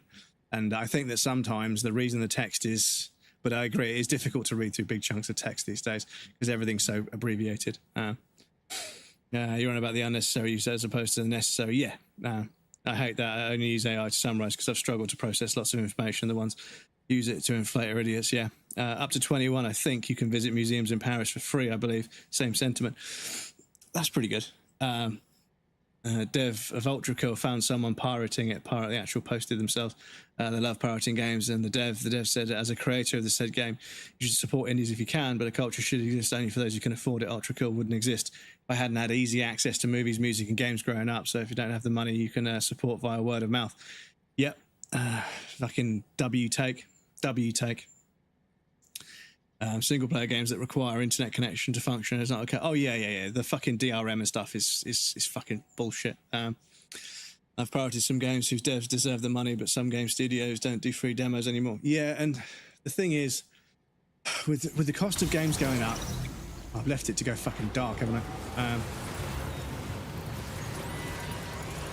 With the cost of video games continuing to rise, everyone working all the damn time, you know, it's becoming way more difficult for people to find the time, but also afford, you know, to play games. And that's a terrible outcome because, yeah, video games primarily aimed at young people. There's a shutter there. I don't know what I'm doing here, chat. I'm trying to think of a...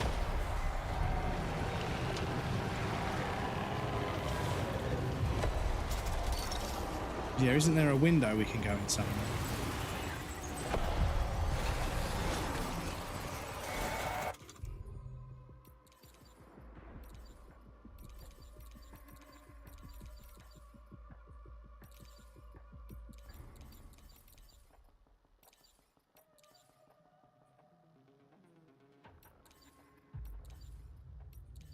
I've got nothing anti-BT, have I? Ah, shit.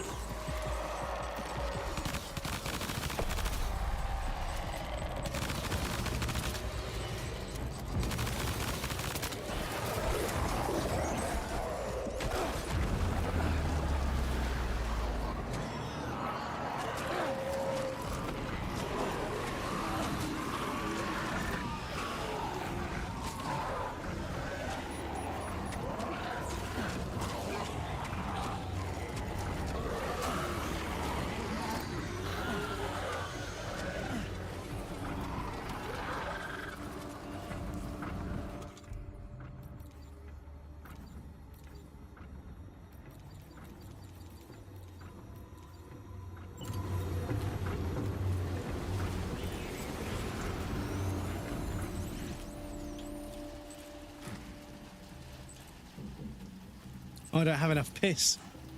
I don't have enough piss, chat. I haven't got enough piss because I haven't drunk anything, excuse me. Thought I could piss on them, but I guess not. Looks like you have what was requested. All that remains now is to drop it off.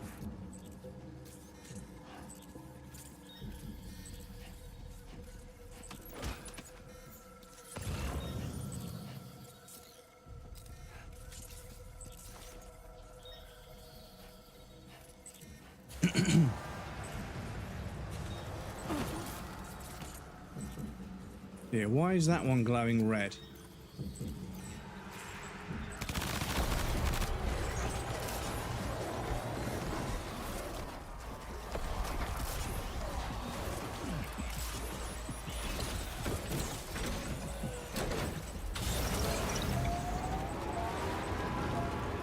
Okay, well, I'm gonna get the fuck out of here, but yeah. I could fuck around with that a bit more, but I have a feeling that, yeah, it can just spawn a boss fight, and I haven't got any weapons, so I should not fuck around, to be honest. Shouldn't fuck around too much. Let's just get back to the road, which is, yeah, it's just there. Okay, cool. All game. Excuse me. I'm off again. Have a very good afternoon tomorrow. Thank you for stopping by. It was lovely to see you again. Have a lovely rest of your afternoon. But yes, there's an awful lot of predatory practices in the games world that I think piracy is there to sort of put people back in their place and remind them that, you know, if you try and fuck us, we'll fuck you. You know, it does kind of, as I say, I don't want studios to lose money and start sacking people, and then somebody can't afford their rent, and, you know, it's bad. So, you know, pirating games and limiting the funds that studios have to pay their artists and designers and stuff. Yeah, it's a bit of a grey area. But I agree. You know, when you've got a game studio or a developer, oh fuck, there's one right there.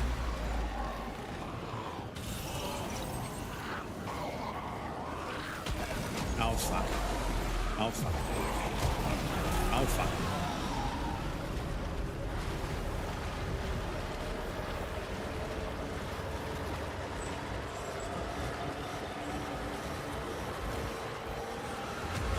Come on, man.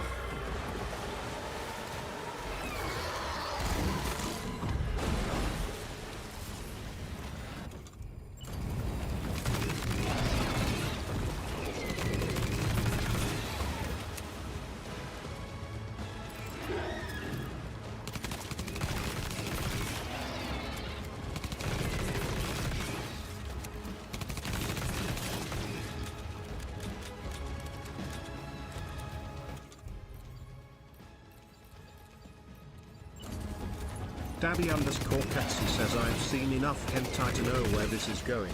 I had to LMFA.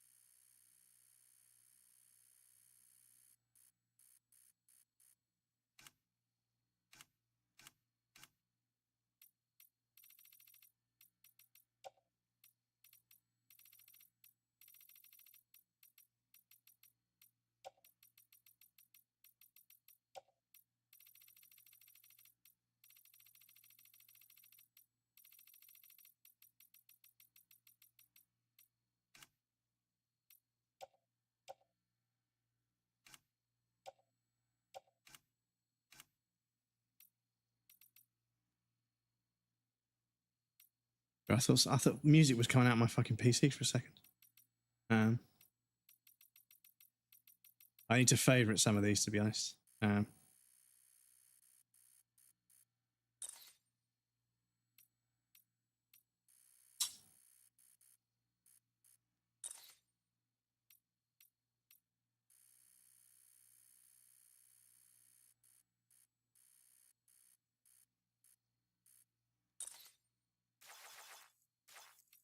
Excuse me.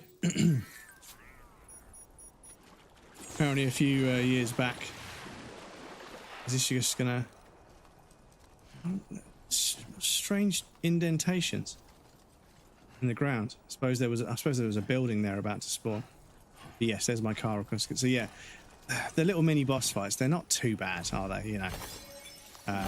Luckily I had a gun that actually did damage against them, because yeah, I'm pretty sure you could farm them. You could find out an area with a bunch of BTs in it and you could farm them, to be honest. But I won't. But you know, if we need some chiral crystals, it's yeah, I mean, I don't know, I feel like it's kind of spawned a bunch in, to be honest. But anyway, not as bad as I thought. Not as bad as I thought. Because before it would spawn in like the lion one, and that one was really mobile. And actually, you can walk around in the oil a lot more. I swear, the oil in the first one, you're like, ugh, and you're barely moving, and you're just a sitting duck, and you get fucking slapped around like a wet paper bag. Just randomly got gifted a sub to it. Oh, fair enough. I get. This is the thing. This is the thing, dude. Like if you lurk out on a friend and you get raided into a bunch of different streams, you end up with, not only do you end up with watch time, but you also end up in streams when people are gifting subs. So the watch time kind of governs where the gift subs go sometimes anyway. But obviously, if I lurk out on the same person, if I raid somebody similar, you know, the same person after my Wednesday stream like 5 or 6 times in a row, and then they raid the same person as well, I end up clocking up a serious amount of watch time in a stream that I have no idea about, right? So I get gifted a sub, and they're like, somebody gifted me a sub here. I'm like, thank you very much. They're like, it's cool. And then they're like, they're talking, and then they mention somebody that I know. I'm like, oh, that's where I know you from, because I must have been raided in here by so-and-so. They're like, oh yeah, they raid us all the time. I'm like, ah. Because at first, when I first got on Twitch, I was like, Why am I getting a bunch of gifted subs to people I don't know? I feel bad. I want those subs to go to people that know this streamer. Like, I don't know them, you know, no offense, but I just don't know them. But it's a good excuse to go and check out their stream, right? Because there's no ads. But yeah, I've always got a random distribution of emotes and subs from people gifting me subs randomly because I lurk out and then I end up getting gifted a sub to somebody I've never met before. Oh shit. Oh no, I damaged the equipment. That was silly. Have I got a save just after that fight? Does it auto save after the fight? It does. Perfect. Okay. Because yeah, I don't want that damage, to be honest. Blood boomerang is anti-BT, ain't it? Because it uses blood. Yes, but obviously it uses blood. So I hit. And obviously I had some firearms anyway. But the thing is, when I looked at it,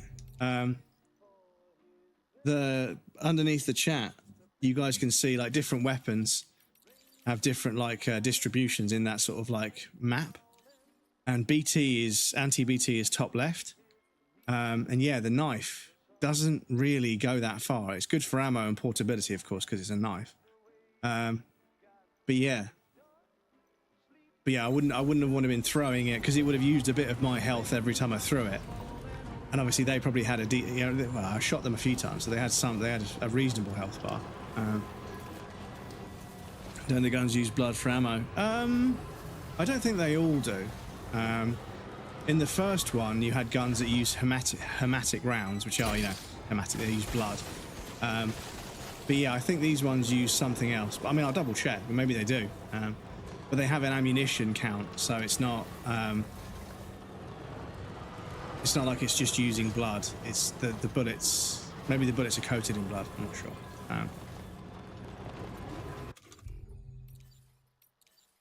So a fully automatic rifle effective at any range, loaded with MP bullets that are effective against any target. I suppose MP. Oh, you can aim. You can turn the aiming light off. Multi-purpose bullets. Okay. Yeah. I mean, maybe they do. Maybe they do. Oh shit.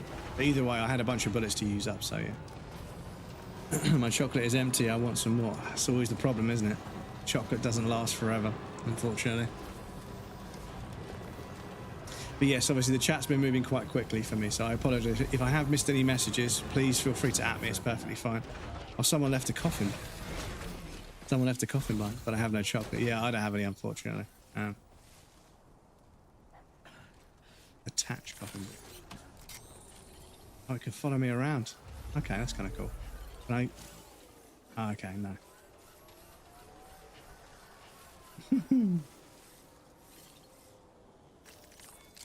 Right, you sit down there. Raindrops keep falling on my head. Today I learned that stands. Well, I'm guessing it stands for multi-purpose. MP. I'm guessing it stands for multi. We can check the corpus. We can check the corpus. C'est possible. Yeah, shady bash. Moshi moshi. Oh shit, we got a load of stuff for him.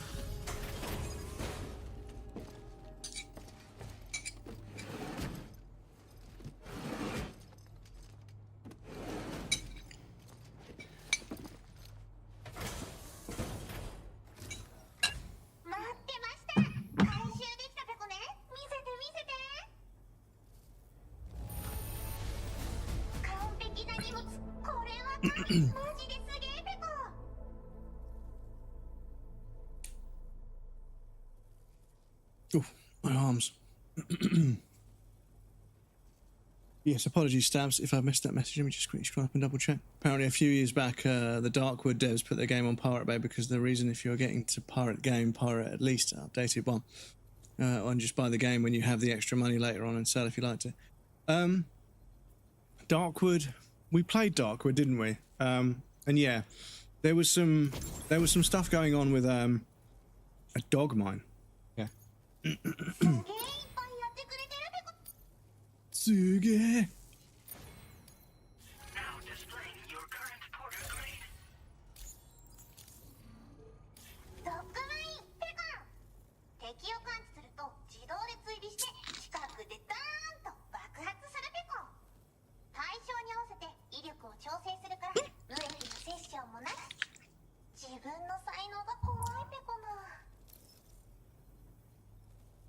you know what's really cute? I uploaded a clip of this character speaking, and the closed captions were in Japanese. But then at the end of the clip, I was like, "Ha, amazing!" And it translated that into Japanese as well, because the rest of the text was, which I thought was kind of funny. But it's really clever. It transcribed it into Japanese for us. Oh, excuse me. I might have been able to change it to English. I don't know, but yeah. 自分は隠れたままポイポイ投げておけば勝手に敵を倒しに行ってくれる。卑怯だけど便利でこ Might be cheating, but it works. 敵を銃で狙う必要もなし。グレネードみたいに壁にぶつかって帰ってくる心配もなし。アクション苦手なあなたも安心ペカ。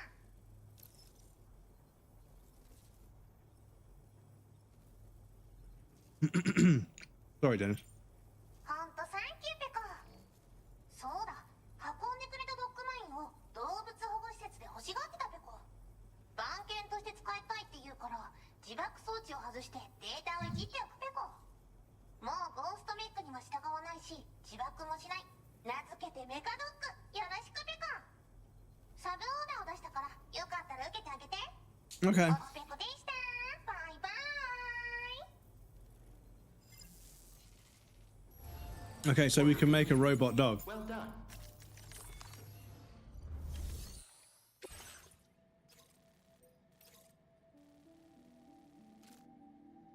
Okay. Oh, that's quite far. Okay, we can do that one at some point. So that's not very far.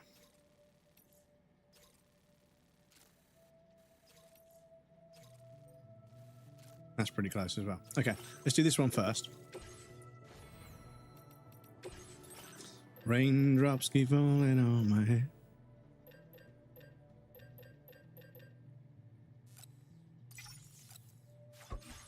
I've taken all the damn materials, so... so yeah, where's the auto...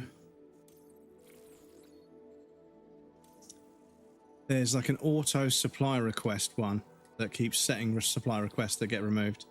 Yeah, I'm going to turn that off. Cool. Oh, we got a bunch of memory. Cargo grenades, battery discharger.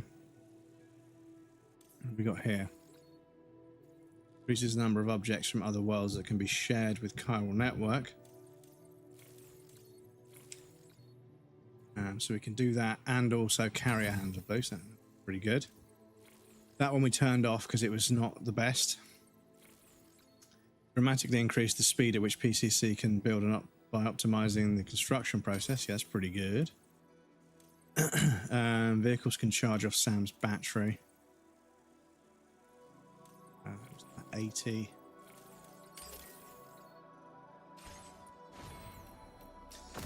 Raindrops keep falling. And I might do this on foot, you know?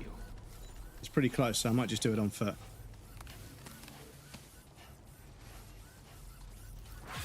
Do it the old-fashioned way, chat the honest way. Pistol level 2, Death Stranding 1 uses blood, which annoys me because like I might as well use a damned anti-BT gun. Yeah, so in the first game you definitely got blood rounds, but you also had urine rounds, and you had like you could switch between the bullets. Whereas this one, I think you just develop guns that use multi-purpose bullets, and then you just use multi-purpose bullets. But I mean, maybe there's something I'm missing, but yeah. Maybe.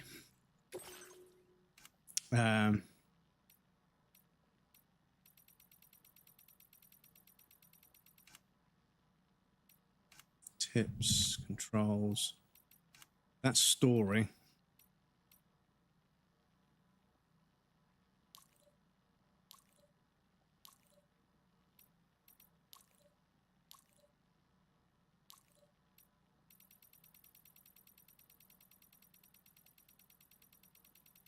Yeah, I've got to look for rifles.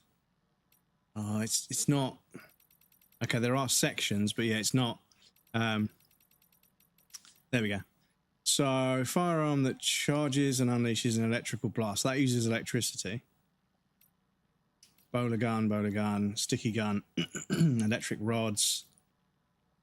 A compact rapid-fire handgun that's easy to handle. It can be carried in a holster or loaded with MP bullets, effective against all targets. So I kind of need to read about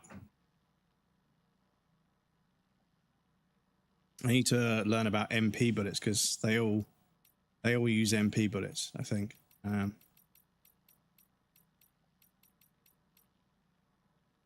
Okay, yeah. I'm not sure if you use blood in this one, although I think I may have heard them mention it. But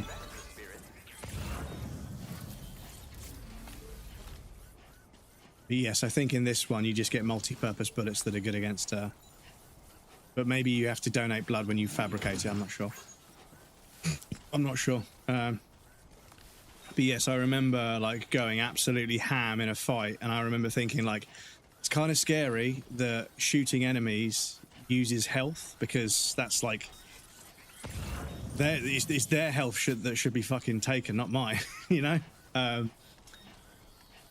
But yeah, obviously it was a way of sort of, you know, making, because your blood and your urine and your excrement is good against BTs because of who you are and everything. So yeah, it kind of made sense. But yeah, but I've noticed when we shower, we're not collecting. I mean, we collect chiral crystals, but we're not collecting blood or excrement or urine or anything to make grenades or so.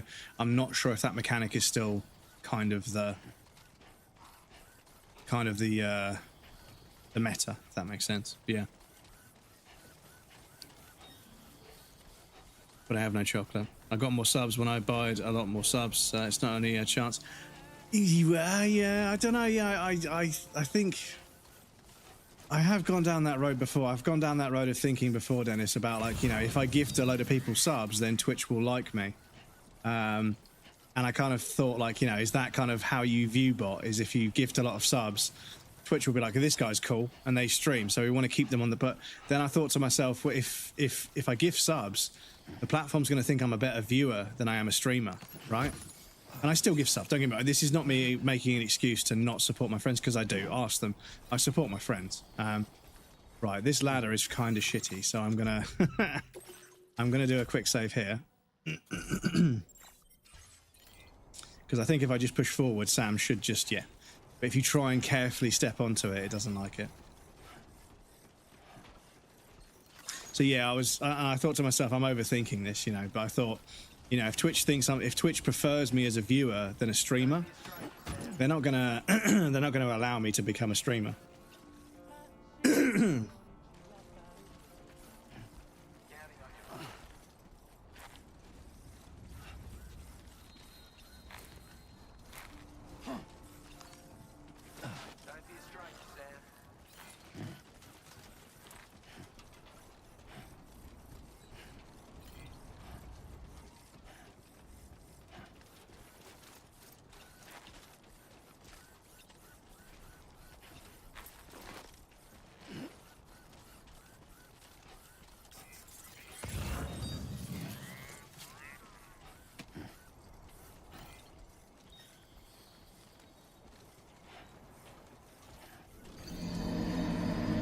Fuck's sake, sorry dudes. I watched probably 2 or 3 people. I probably watch 2 or 3 people stream every single day, you know, Monday to Friday, if not, you know, also Sundays. I watch the Formula 1 on Sundays, if it's on, that is. But yeah, so I watch a lot of people, and I do gift subs occasionally when I can. And the thing that I was, you know, trying to do was, if I got a bunch of gifted subs to my stream, I would then gift subs to other people's stream, because I knew that the money I was spending on my friends' channels I'd already earned from people gifting me subs. So I knew that I was going to get a payment in the middle of the month that would cover, you know, 10 to 15 gift subs elsewhere. Because you guys are really nice and support me, and a bunch of people have come in here and gifted subs before, because I'm very, very fortunate. But yeah, I started to think, like, how does that come across to the platform? Like, if I only gift subs when I get gifted subs myself, will they suggest my stream to people that are more likely to gift subs? And is there any algorithm behind that? And I'm not, and the thing is, I say all this, I should probably clarify, I don't really care about revenue. I'm lucky. Some people, it's their full-time job, so they care a lot about revenue because it's their job. It's different for them. For me, I have a full-time job, and I'm lucky enough as it is to have some people that come and support me anyway. So I don't, you know, I'm not saying all this like I'm trying to game the system, because there is no gaming the system. Either people want to support you or they don't, and you can't manipulate that. And even if you could, you shouldn't, because it's improper. It's not It's not a very morally correct thing to do, in my opinion. But yeah. And I started thinking, like, shit, if Twitch starts to think that I'm better to them as a viewer because I give subs, they won't want me to become a streamer, because then I'll spend less time viewing and more time streaming. So maybe they're going to try and kill me off because they want me to stay a viewer. So I decided, as an experiment, I just subscribed to everyone's Ko-fi and Patreon instead. And I just gifted them, I supported them through their Patreon or their Ko-fi for a couple of months to see what difference it would make. And I didn't really notice a discernible difference. So I can't, you know, I don't think there's anything to it. But then again, Amazon is not a fucking stupid platform. You know, they're very, very clever at, you know, they're very good at crunching data. So I wouldn't put it past them to have done experiments to figure out, you know, what's the best way to make people spend money on the platform, because that's how they earn a living, you know, and I don't agree with it. But it is how businesses work, unfortunately. But yeah, the almighty algorithm, eh?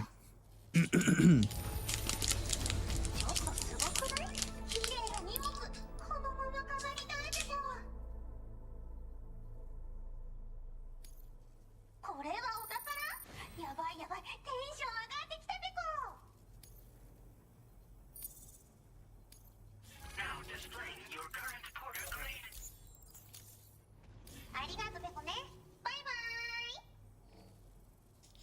Bye-bye. Order completed. Well done.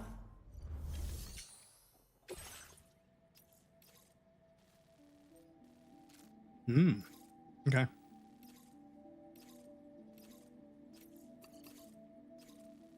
So we'll do those two next. But yes, apologies, chat. We do have another outbreak coming up. I apologize. So I'll pop you guys on the BRB screen. Please feel free to get up and move around, grab a drink or a snack. You won't miss anything. Someone take a break as well. And we also have anonymous follows on the BRB screen. So if you want to follow without any alerts going off, please feel free. But yes, I'll be back shortly. And then we'll do some more deliveries. And then I might spend the last bit of stream going to build that final section of road. Because if we can get to the mines, once I clear my truck of all the deliveries, I can fill the truck with materials and then, yeah. Anyway, I'll be back shortly.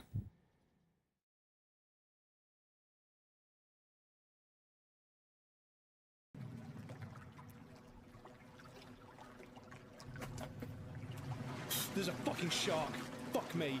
Just what I said. Fuck me. How do I get out of the water? Fuck me. The shark came out of fucking nowhere on me. Oh my god. The second I touched the water, it was like just there. Fuck's sake. Need more yeah, replay, but yeah, exactly. Okay. So yeah, it's not that bad. But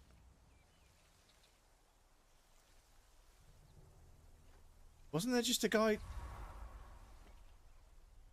I swear there was a guy there looking like suddenly his mate got shot. Am I going blind? Let me just... Yes, I do hope that... Are you done? Oh. Are you done? Are you done? Oh.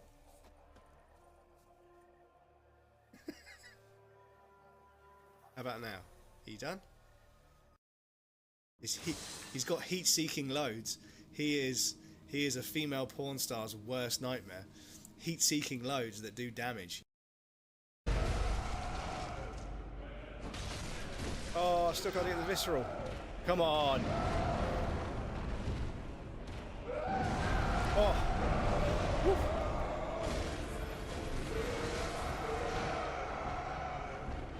What are you saying? First go on the stream. Let's go. Woo!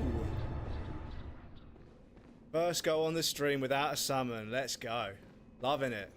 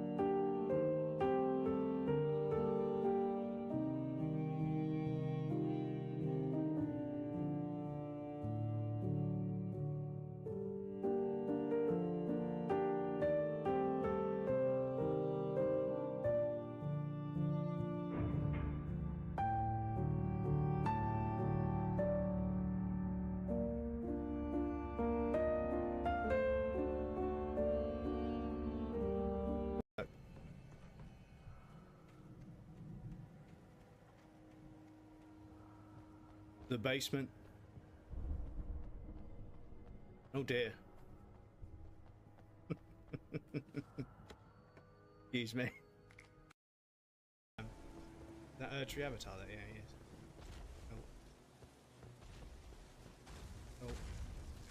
he is.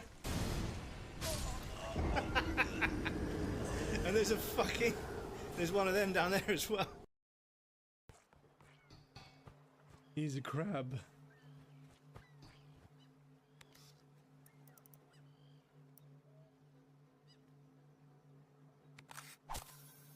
Crab.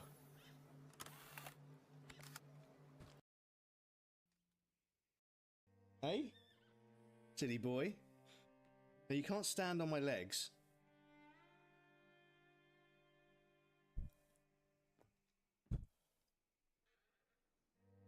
Hmm? What's this? Hey? What's this? Pure if it says yes, hello, it's me again. I am truly angry now. This is an angry phone call, you can tell by my calm robotic voice. I demand a recount. It is rigged. Where is the manager? I feel cheated. Humiliated. Have a bad day, your angry viewers. Excuse me.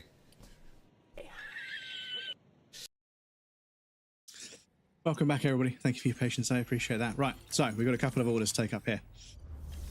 But yes, welcome back, everybody. So, yes, we need to deliver to this guy. Ah, we got to go take those guys out first. Okay.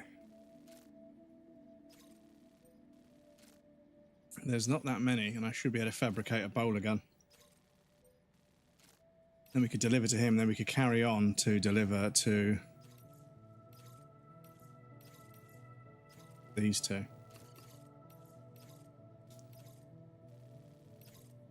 Kind of really want to do that though as well. It's so far though. So we'll do that one another time, but yeah, we'll do these ones for now. And then yeah, we'll do both of those at the same time. So. Fine. That. Bit in there. Equipment, I would like a bowler stun gun. That should be enough. Take everyone out. Cool.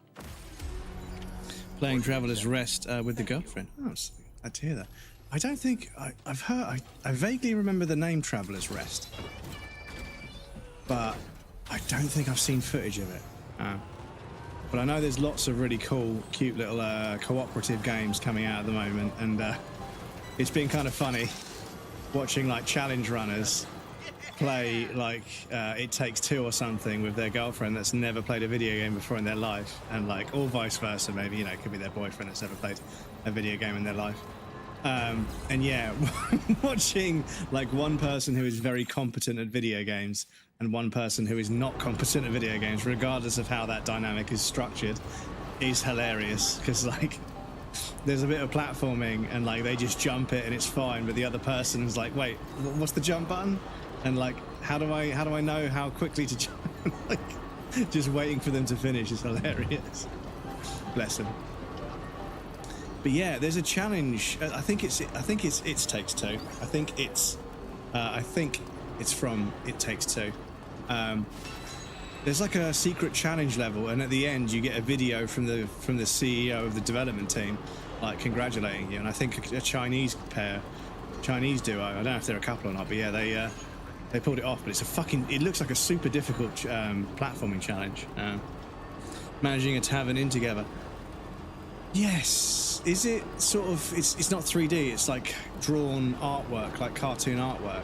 I think I might have seen it before.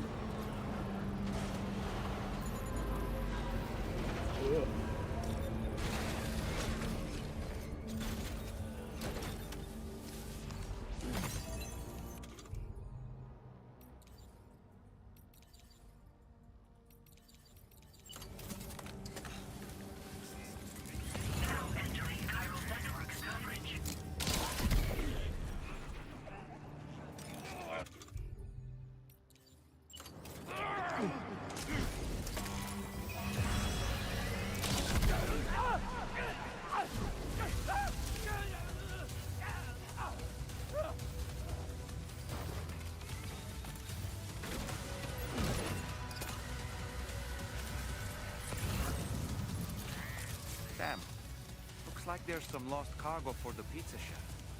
Shall we take it to him?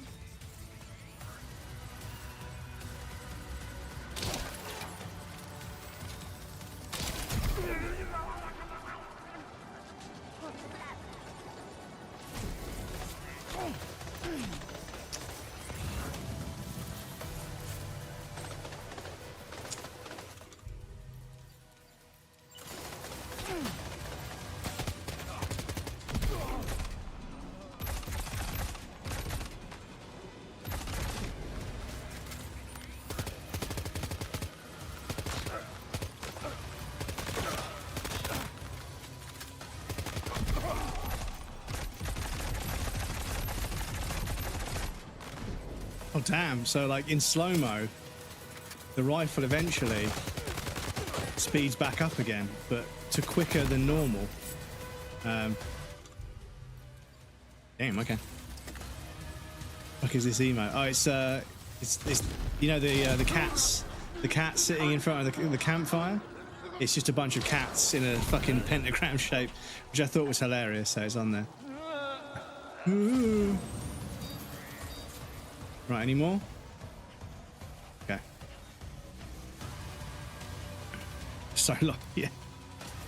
But that's kind of the joke, is that the emote and the name of the emote ends up being stupidly long. Sitting very comfortably around a campfire in a pentagram. Yeah, it's such a meme that it's so long. Pico, pico, pico madness, indeed. Right. It's interesting. It felt like a bit of a meme at first, but they are a pop culture icon, apparently, according to the internet. So, obviously, that does qualify them to be a character in Death Stranding. Makes sense, really.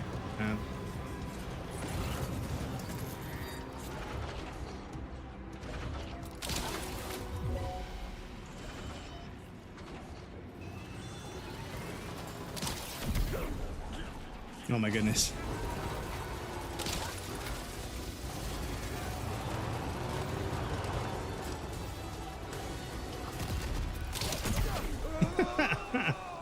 We're not even getting out of the truck, dudes.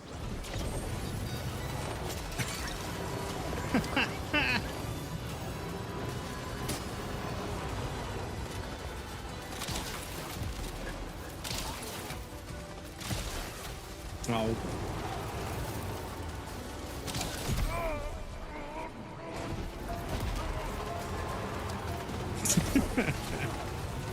Being able to shoot from the truck is a meme. Oh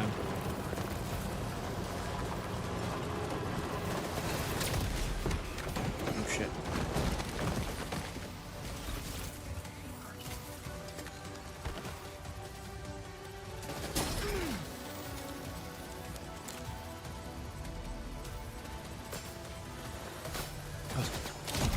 The way they move is fucking well hard to read.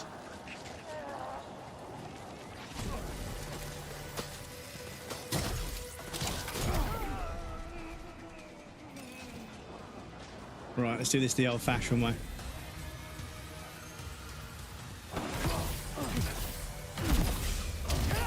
Oh. Give me your assault rifle, you little bitch. Right. Excuse me, there's always a ladder in the back of that truck, bless him. I don't know if there's a meme that I'm missing there. Right. The music is still being very music-y, so I think there might still be... Might still have some motherfuckers to deal with. Oh, they're a bit chunky.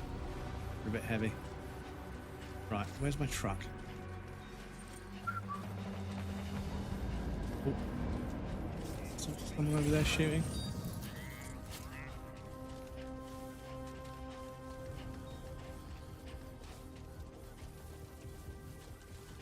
But yeah, it's crazy how much like Metal Gear Solid 5 it feels sometimes.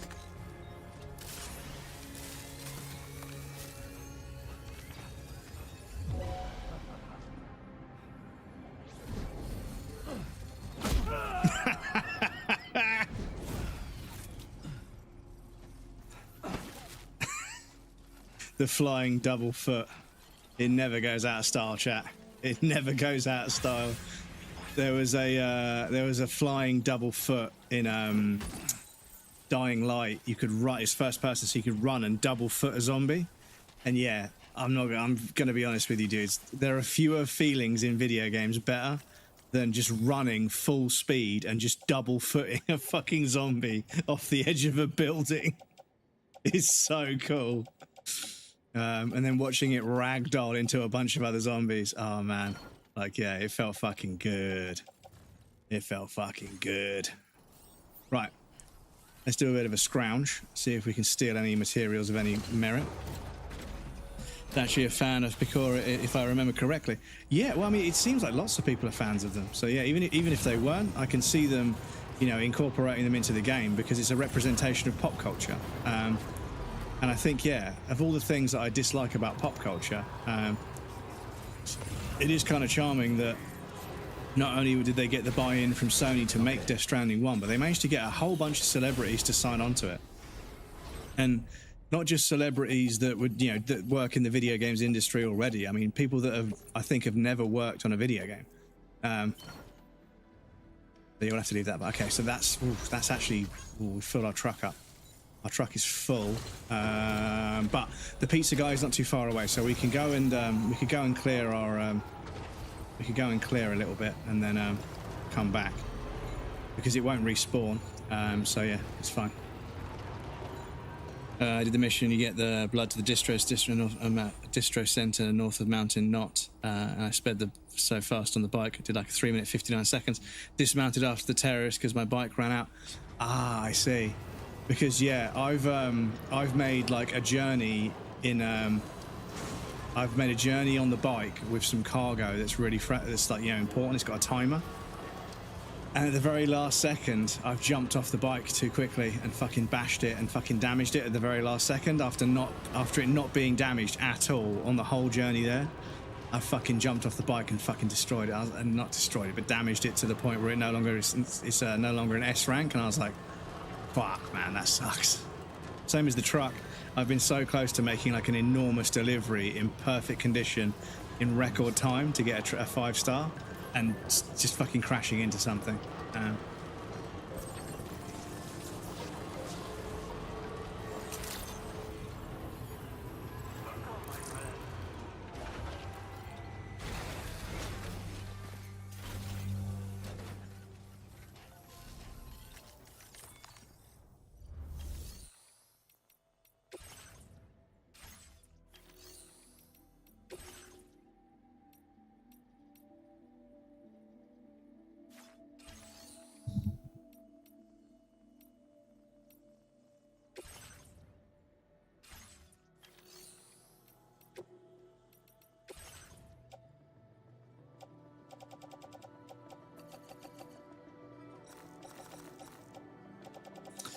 Because I've got all this stuff that I probably need to go put into roads and things. So yeah, let me recycle all of that. We don't really use the shotgun. Can't take much. He can't take much stuff, can he? Bless him. He really can't take much stuff. So that should clear some space, though. To be honest, I might put.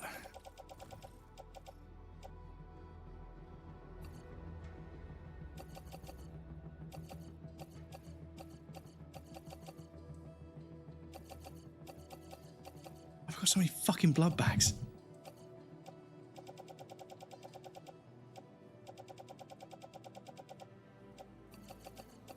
Well, this is why my fucking. This is why I'm full up, because all these guys, all these people I'm taking out, the arm is fucking scooping up all the materials. But anyway, like Higgs's fashion sense. I think Higgs, again, Troy Baker, absolutely fucking knocking it out of the park. Like, they're cool as fuck, but they're evil as fuck, and that's a lot more difficult to pull off than you'd think. Playing a good villain is like, you know, being bad, but being bad in a cool way, and like people like you even though you're bad. It's a difficult balance to strike, because you get people that are clearly just, you know, awful people, and there's no redeeming factors, so you don't find any complexity in their sort of, you know, in the personality, persona, in the personality, there's no conflict of you know, right and wrong. You're not like, okay, this person's a bad guy, but you know, I kind of get it, you know. It's just sort of like, you kind of get why they're a bad guy. They're still a bad guy, but you kind of understand why, right? You know. Feels good.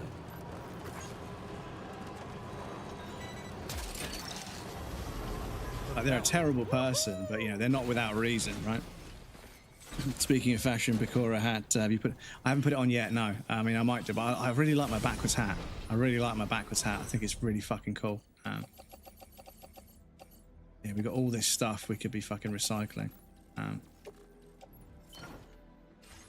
This is what we do, chat. We take out all the enemies, we empty out their post boxes, we recycle the materials, we build roads, and then everybody benefits.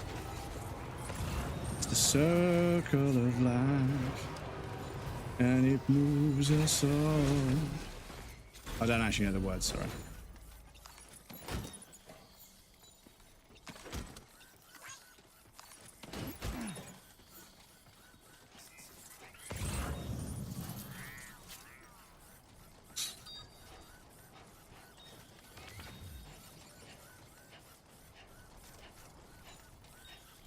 Yeah, I don't think I can change my appearance until I get to a terminal, and then I always forget when I get to a terminal, because as soon as I make one delivery, I'm thinking about the next delivery.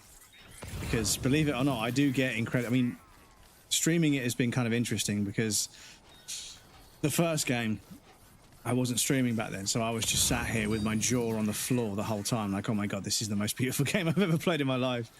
But streaming, it's been a bit different.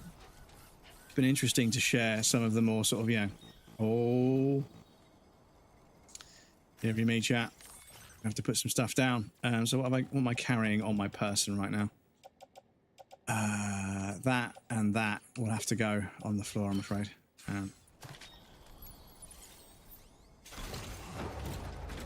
For now. Right, so I think I've got 3 of the 3. Yeah, I think I've got 3 of those. Carrying on. Those 2.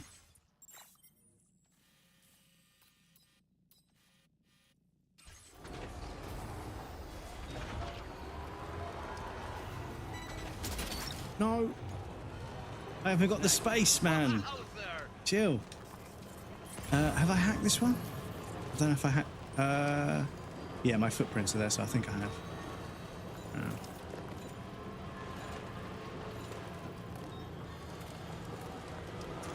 Legend Thriller, welcome in. Thank you for the follow. I appreciate that, dude. Look that one. Happy Wednesday.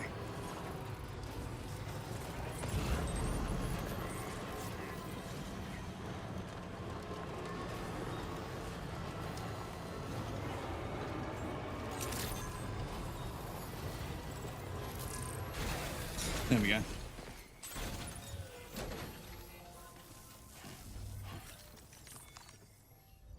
No worries. Welcome in. It's nice to meet you. Yeah. 3 of 3. Cool. There we go.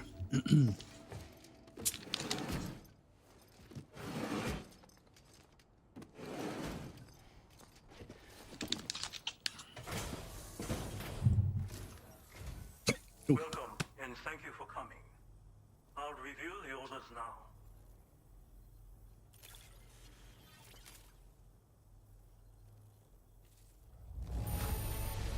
Excellent work. I did not expect. Now displaying your current order grade.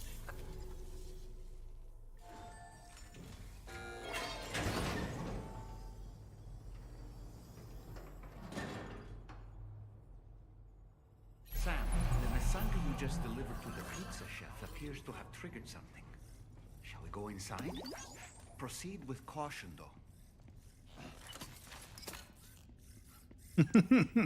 Should we bowler gun the pizza chef?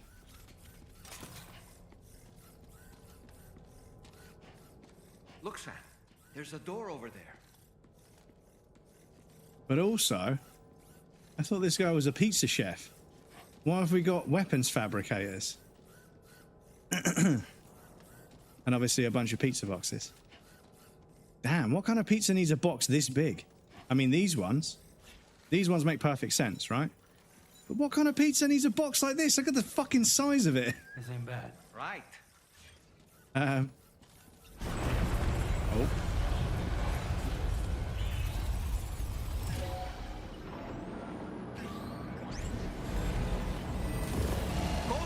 What?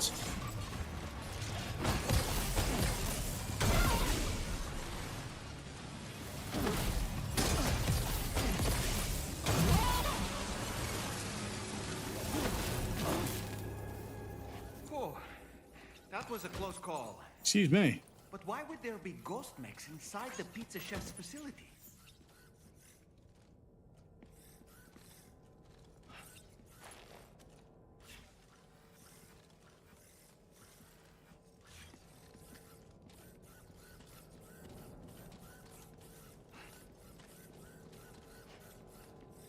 Yeah, am I supposed to...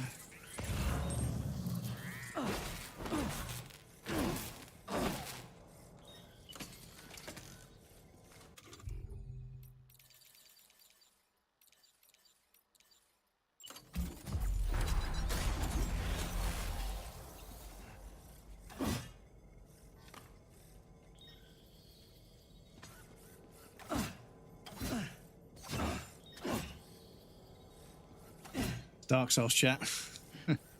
Someone missed the obvious undertones of this delivery of his delivery mission. Somebody missed the obvious undertones of his delivery missions.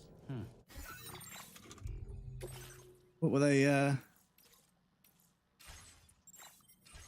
Because yeah, you deliver a pizza, and it's Higgs, right? You find Higgs's hideout.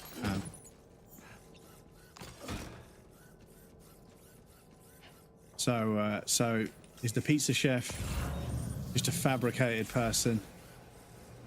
Okay. What happens when we leave? Well, if it isn't Sam Porter Bridges. Shut up, Higgs.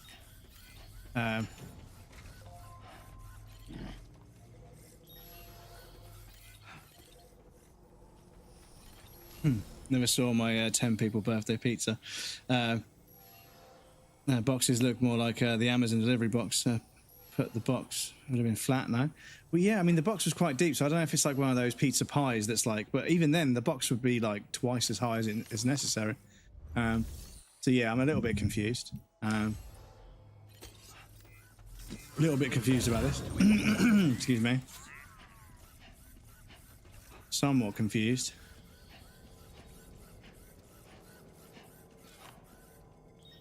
Misty, welcome in. How's it going?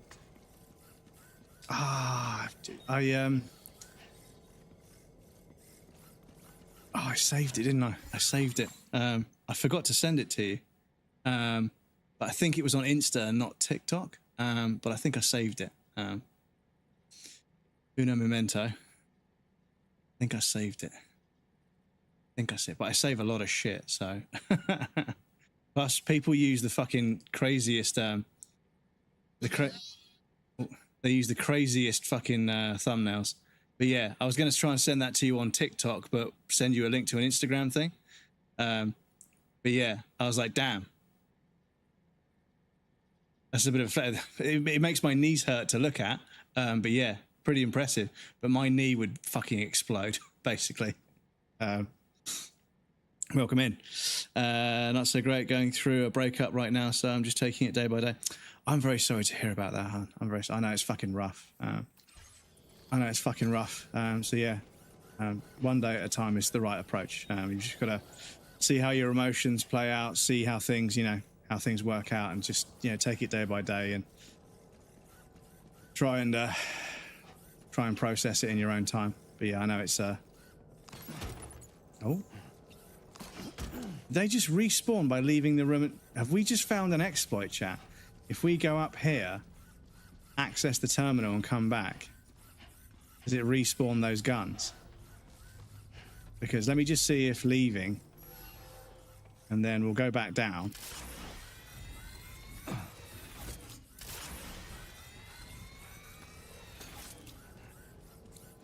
Oh no, I thought they'd fucking respawn. Okay. So let me try accessing the terminal, because yeah, I definitely collected those guns. Definitely. After the first delivery you make to the VTuber, she posted a pic on her social showing what you actually delivered. Can I go to the SSSS, whatever it's called? Social Strand Service, I can. But yeah.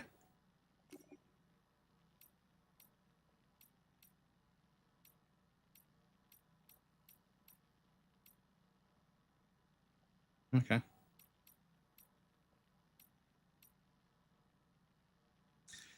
Thanks for the pizza and sides, Pico. That pie was delicious, and those sides, that really made my day. Concealed a compartment in the bottom of the box. Pure genius. My mole mines are a great defense.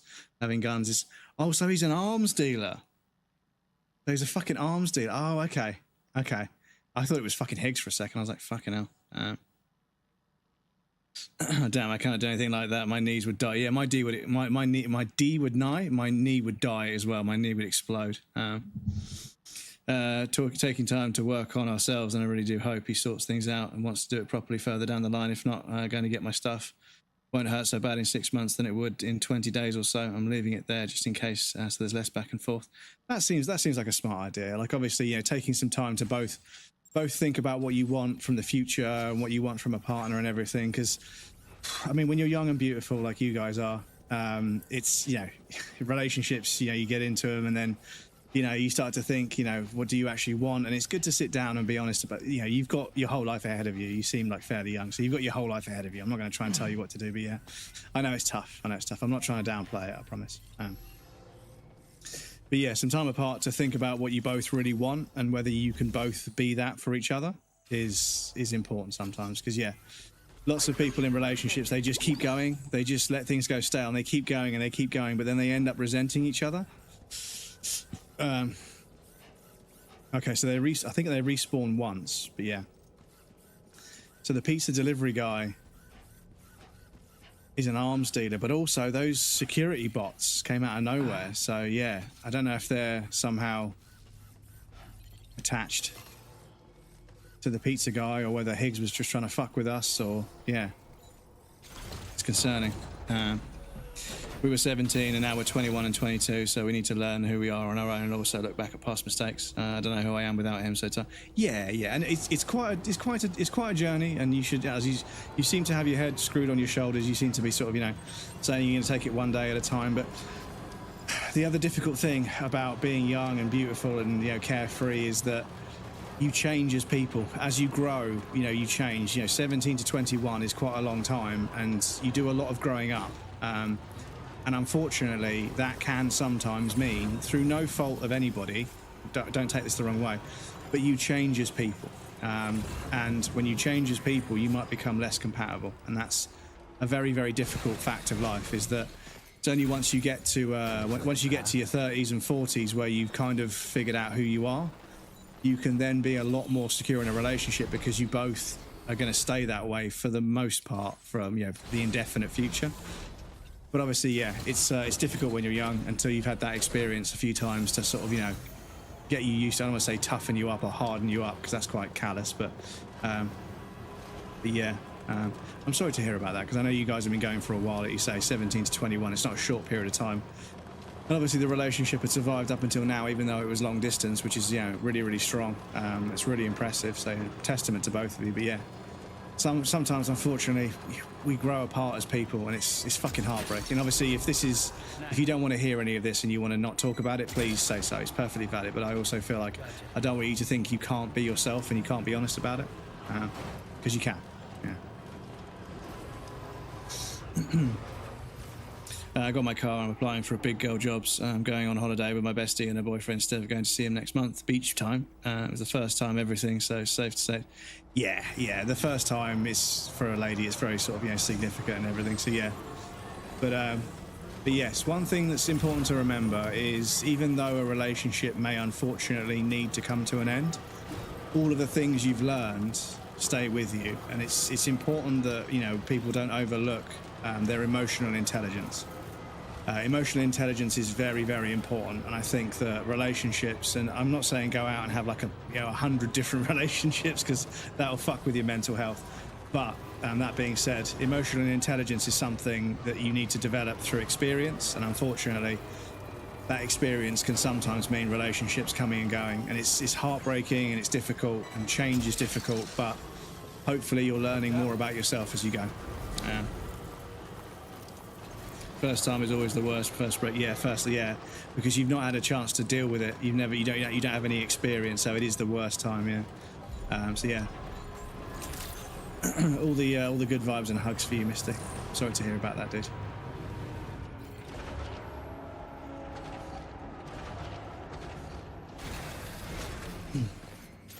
Yeah, see how things go. Do we not have any deliveries for this person?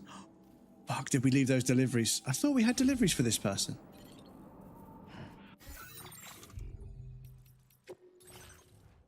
I was certain. She's got so much junk. I thought we had so much fucking junk, dudes. Did we not pick up the order? Shit. I swear we picked up the order.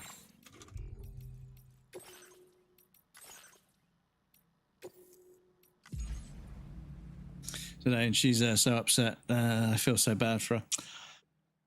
Yeah. Like when the parents are sort of like, "Oh, why are you guys breaking up?" Sometimes it's kind of weird how they get involved, Like, and it's a very strange situation. There are a few parents out there that met me when I was, dating their daughter, and we got on really well. Oh, I can open the door. I couldn't open the door before. Okay, hang on. But yeah, I see them in the street, and they're like, "Oh, how are you? How's it going?" And they're like, "Yeah, she's gone back to that person. She's gone to that job or whatever." And I'm like, "Okay, cool." And they're really friendly with me, and I'm like, "Dave, it feels so weird." Oh.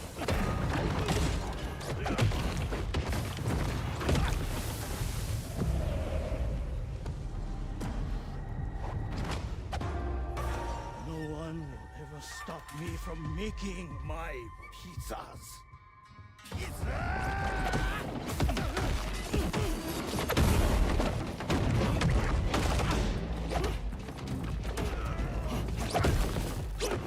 That box was...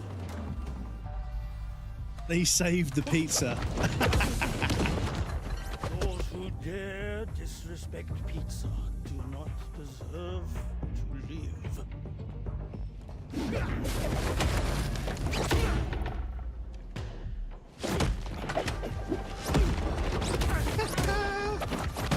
Look at this choreography, dudes.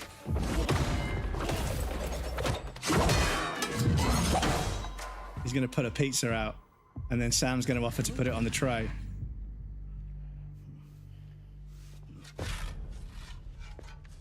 Are they just going to go straight back to the fight?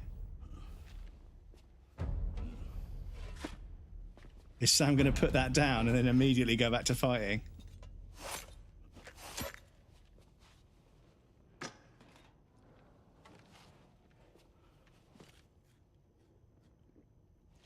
Goddamn. You must be Sam. Okay. But look at that choreography, dudes. Like, on par with a kung fu film. I'll need a moment. Please wait at the delivery terminal upstairs.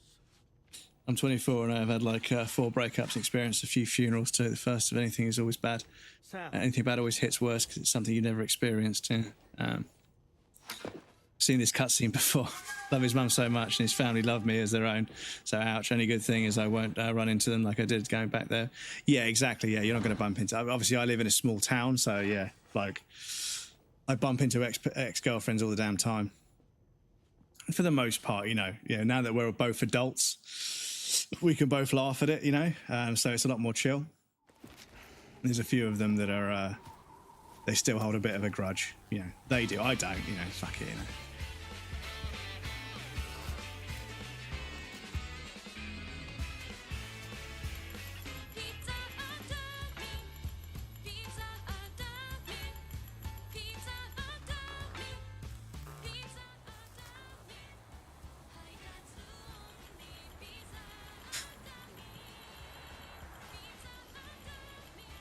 Director of Ghost in the Shell movie, one of our true... Is that the director of the Ghost in the Shell? Really?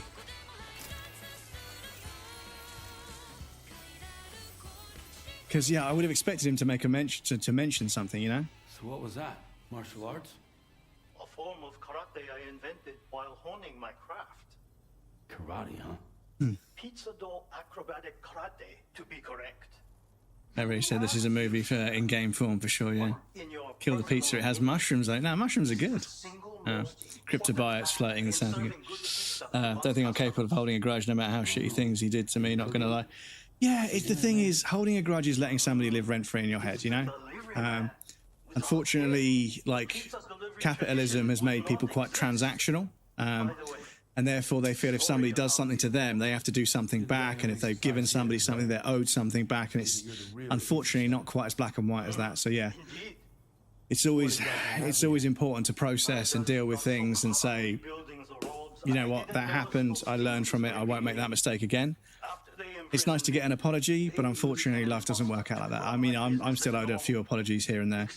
And occasionally I might get an apology and, you know, sometimes it's years later, they're like, listen, I'm really sorry about what happened. And I'm like, I appreciate you apologizing, but the fact that you left it a few years before, you know, and you only said it when you bumped into me and somebody made you say it.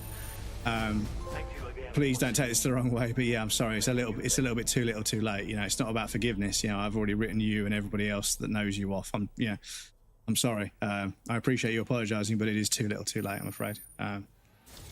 Because yeah. Oh, fucking okay. Rubber pizza. A rubber disc used to training aspirate pizza relays provided by the pizza chef can be thrown as a weapon, knocking even the most heavily armored humans out when a headshot is scored, suited for covert ops and fits in the grenade pouch. So you get a rubber pizza to practice with, but you can frisbee it into people's heads. Oh my goodness, this game is ridiculous, dude. It's so ridiculous. But he's the director, okay? Because fuck, I haven't seen a picture of that guy in a long time. Boost the damage affected by MP shot. Ooh, okay, that's good. That's good. That's good. That's good. It will help you to learn one of my secret techniques. The great spinning pizza strike. With it. Got a grudge, but I don't think about it. So when I remember that person, that's when the grudge comes to mind. Yeah, it's good to process that and let that stuff go though, because if it is living in the back of your head, it is still baggage. And if you allow it, the thing is, it might only be at the back of your mind, but then somebody else will do something similar, and it might not be the same thing, but you'll start treating it like the same thing. And that's where it gets a bit dangerous. You've got to try and process and let go as much as possible. Because yeah, we deserve to be happy, and it's about, you know, understanding that you can't get through life without bumping into a few things. It's just an unfortunate fact of life. So it's kind of good to process things and move on from it. You learn a lesson and you take something away from it. You learn something from it. You don't keep that negative energy around if you can help it. But again, I say it's easier said than done. I admit. I know now what he was going through the last 2 years, so I can put his actions. As because of that reason. It's why I broke it off. Though, even though I still love him with all my heart, he needs time and space alone to heal. Part of him he can't focus on with me.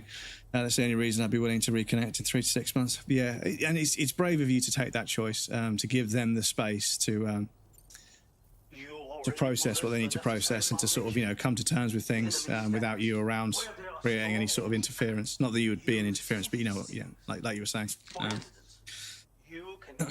So it's nice. Yeah, put yourself first. Yeah, put yourself first. Well, Sam, the essence of pizza dough acrobatic karate is concentration. While observing your foe, you must channel your strength in preparation for a single strike. VR training will help you learn. But someone with your potential should have no trouble at all. Pizza chefs hone their craft with rubber dough just like this. But I find it functions just as well as a weapon. Try tossing it at an enemy. If you manage to strike them in the head, the force of the spinning dough will incapacitate them for a time. They will suffer no permanent harm, of course. And you will have a chance to remain undetected. Want some pizza Atami, yeah. But yeah, put yourself first, you know? maybe there's some stuff that you want to rediscover and sort of reconnect with about yourself that, you know, didn't have the time and space, you know, while you're in a relationship. Who knows? But I hope both, whatever the outcome, I hope both of you can grow and learn from the experience, because that's the important thing. I made the same mistake of not growing and not learning, and in the end, I was making the same mistakes over and over again. You know, I was ending up in the same relationship with a different person for another 2 years, and it didn't, you know, it was silly. You know, I was fucking making the same mistakes with the same person. You know, it was like deja vu sometimes. But yeah, anyway, so I need to quickly use the loo. So I'll pop you guys on the BRB. So we've got an ad break coming up in a few minutes anyway, because it's just gone the hour. So we're going to have an ad break in the next few minutes anyway. So yeah, I'll pop you guys over there in a moment. Oh, excuse me. Looking for jobs with such a shitty degree is bad, I swear to God. To be honest, the job market is kind of fucked everywhere at the moment, so don't beat yourself up too much, hon. The job market is super fucked right now, and all these qualifications that the boomers told us to get just aren't doing the trick. There's so many industries that have collapsed, and there just isn't as much work out there. So don't beat yourself up. It's not you. It's the job market being totally fucked. But yeah, keep looking, of course. But yeah, want a cushy office job? Yeah, no social interaction with stupid general public. But the thing is, other people work in the office, and sometimes they can be the stupid general public. But yeah, a nice office job is pretty nice. You can sort of, you know, as long as you don't end up working in an office full of drama, because office jobs are nice until one person who has a very boring life, so they make drama at work. And then there might be a manager or someone that kind of allows it to happen and doesn't really come down on them strong enough. And it means that everybody's kind of bitching about each other behind each other's back. And then all kinds of friction develops, and it just makes the entire environment super hostile. And yeah, but if you work in a good office with nice people, it's really nice. But yeah. Word Wraith, welcome in. Your colleagues in the office can be hell, I assure you. Yeah, we've all experienced it in one place or another. Work from home, they said it would be the dream. They said stairs into cabin fever. Yeah, working from home is a really big change for me, because I used to commute for over an hour to get to Brighton, and then I started commuting for even longer than that to get to London every day. So my weekdays, I left the house at sort of, you know, just before 7 in the morning, and I got home just after 7 o'clock at night. So I was out of the house all day, and I would get home, and I was still going to the gym. I'd get home, change, and go to the gym, and then go to sleep. So I was still handling my fitness and everything. Then I started working from home, and I could go to the gym twice a week, and I had loads of time, and I was sleeping so much more, and I was so healthy for a couple of years. Then I got COVID, then bronchitis, then COVID again, and I've just been fucked ever since. But, you know, I've got another blood test, I've got a referral to the ENT, and I've also got a referral to get an allergen test done for my cat to see if I'm allergic to my cat or not. Because I've never been allergic to cats, but you can change, your allergens can change over time. So yeah, and after that, I'll ask about wheat, dairy, and, you know, everything else, to see if I can figure out if there's anything dietary that I've developed that I can sort of work around. But yeah. From COVID, which is asthma's, yeah, and they tested me for all kinds of stuff, and all these inhalers I was taking, nothing was working. But anyway, I need to pop you guys on the BRB screen. I'll be back shortly, and then we'll do the last stretch. And I think it might be time. I've got a bunch of stuff in my car, in my truck. It might be time to hit the road and go to the next paver and slap down some road, because I think the next section of road looks as if it might curl this way to the motherhood, or it might curl this way towards here, or it might go off here and the map hasn't been revealed yet. But yeah, I think we should go, and yeah, we've got a bunch of metals and ceramics and stuff in there, and there might also be a monorail post here that we can dump some resins and some special alloys in, and that will free up some space in our truck. So we'll do that after the break. But yeah, we shall do that after the break. Is that my truck there? Yes, it is. The one with so many things in it. I love the fact that they sort of, you know, open up.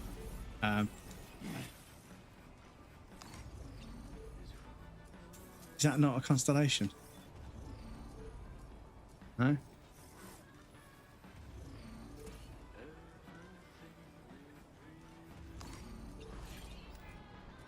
Okay, right. Time to hit the road and then build a road, exactly. Time to hit the road and then build one, yeah. Never know which Kojima. Yeah, it looked like another constellation. But yes, I'm going to pop you guys over there in a second. I'll be back shortly.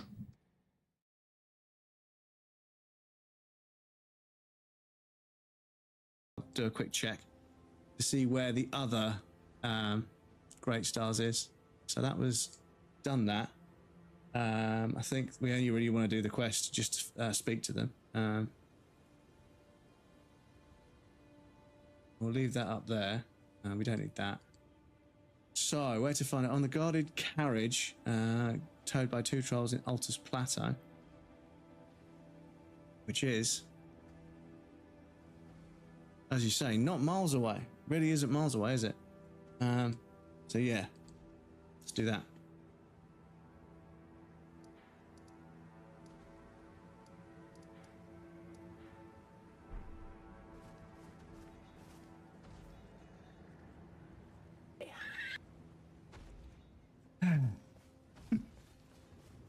It's a shame a bunch of people.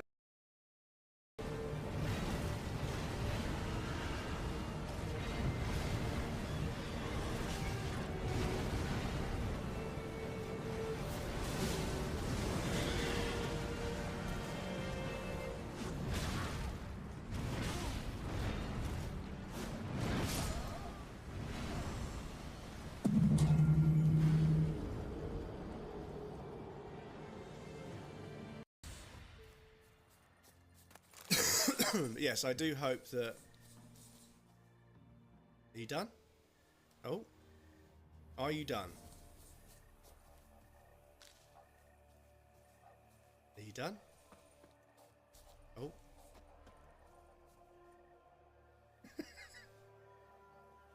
How about now? Are you done?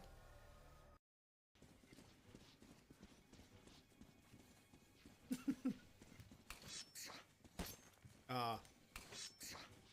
Ah. Oh my god. Fuck you, game. Fuck you. So I gotta run past Marguerite.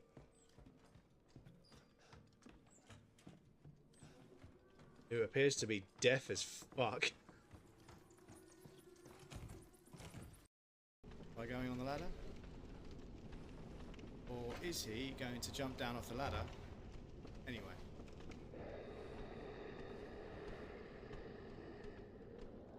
Come on. Come on. So now I can't get back up the ladder. I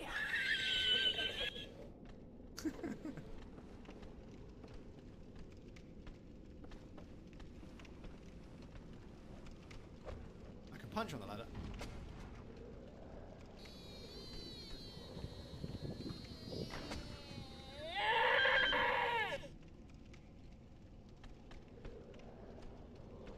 Right. Now. Oh, wow. Okay, yeah. This is not going to go well. Okay, yeah.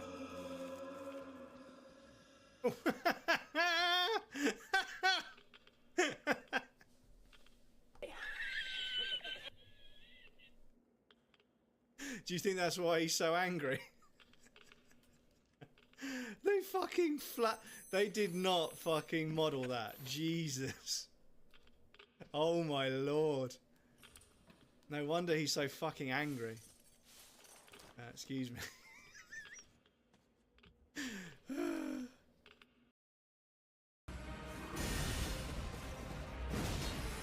Ah, I forgot Ronar's resolve. Oh.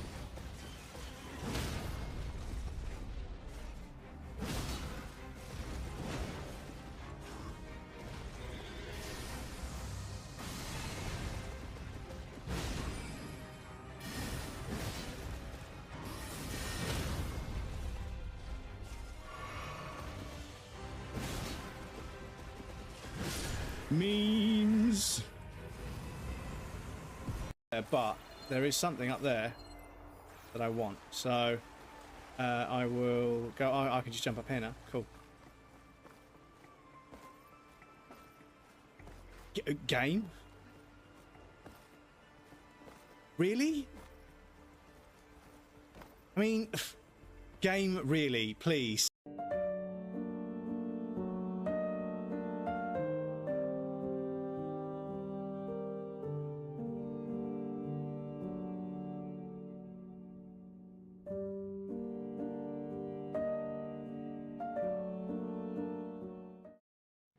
Welcome back, everybody. Thank you for your patience. I apologise for cutting that clip short, but yeah, we've got roads to build.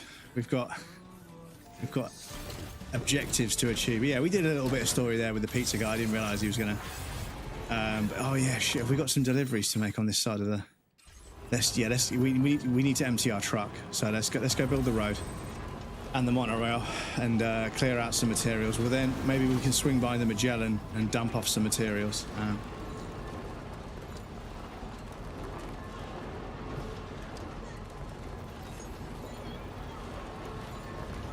Bridge. I haven't built a bridge near the pizza chef. Oh, excuse me. Are you joining? Are you fucking joining on YouTube? I might be able to set something up, because you know if I no, actually, because it's Twitch chat, isn't it? So I wonder if I could get the bot to listen in on YouTube as well. I wonder if Stream Elements I can connect my YouTube. I wonder if you can connect Stream Elements to YouTube. You won't be able to get all the same features, of course, but still. I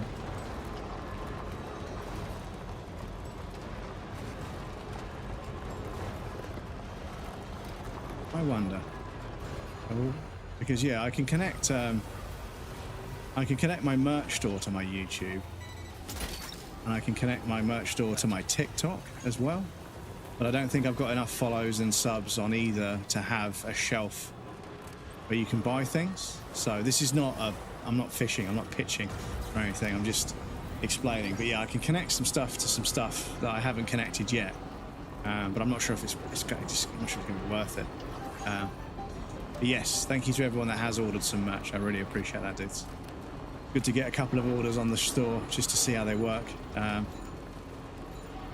because it gives me a dashboard. The thing is, the alert that comes up on stream will have your stream name, I believe, but the order has your actual name, so I can't check the order section and say, hey, real name, thanks for the order, because that would then dock somebody. So I need to be careful when I review an order, because if I see the alert come up, I don't get anything in my dashboard to say who bought what, which is kind of a bit annoying. But I can check the order section, but I've got to click on the order and see what the name they entered was, because it will give me their real name to start with, which is, yeah, an unfortunate side effect.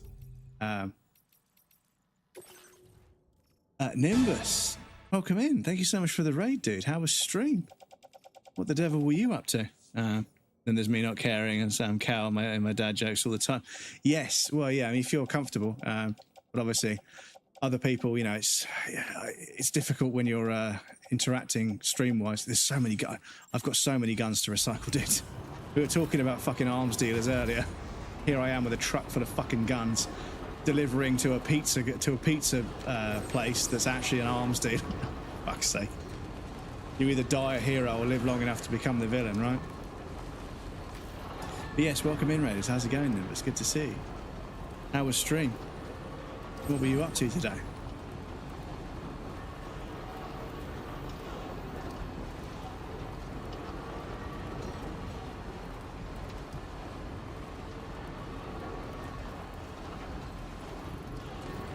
Supply request, weapons. I tell you what, buddy. I tell you what. I'm the right guy. Should I respond to this request?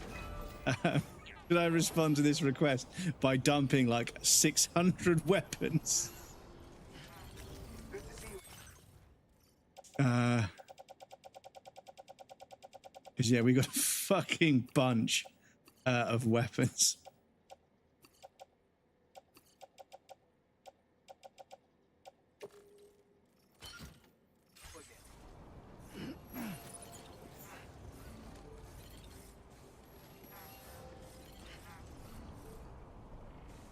Yeah, how do you, no. Don't disable it. No, oh. I just fucking disabled somebody else's request for fucking... Excuse me. Whoops.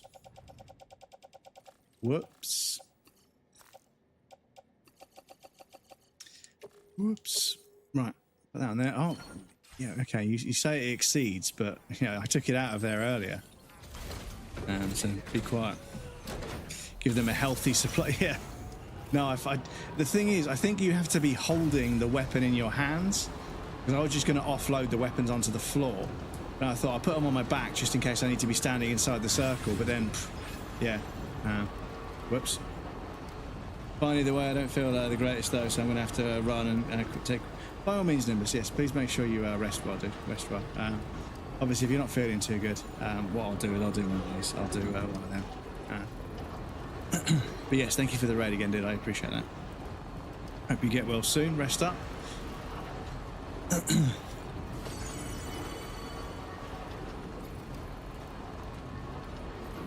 But yeah, I presume we're going up there at some point.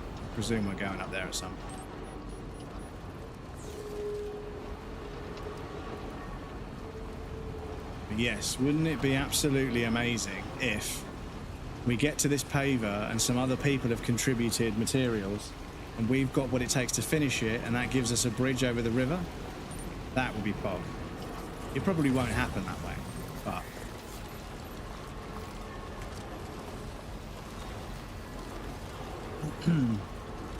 But yes, I used to beat myself up about relationships falling apart, and then many years later, sort of 3, 4, 5 years later, one by one, a bunch of my ex-partners all reached out to say, listen, you know, about what happened and blah blah blah, and I was like, oh, I'm sorry, no, I'm not engaging, I'm not getting connected, I'm not getting involved again.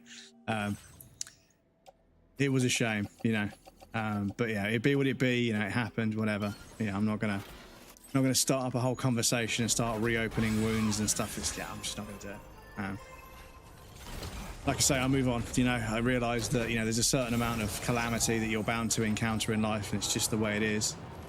So yeah, try not to beat yourself up too much, because yeah, like I say, there's a certain amount of it you can't really avoid. It's just how it be, my dudes. There's a certain amount of learning you need to do.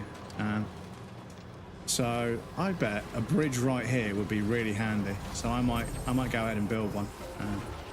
Because I might be able to clear this gap, and I've probably got a PCC on the truck anyway, so I've probably got a PCC in here somewhere. It's going to require materials to build, isn't it? It's a level 2. Have I got any level 1s? Any level 1s in chat? Nah. And I just spent a bunch of material. Oh no, we're going to build a road and a monorail anyway, so yeah, fuck it.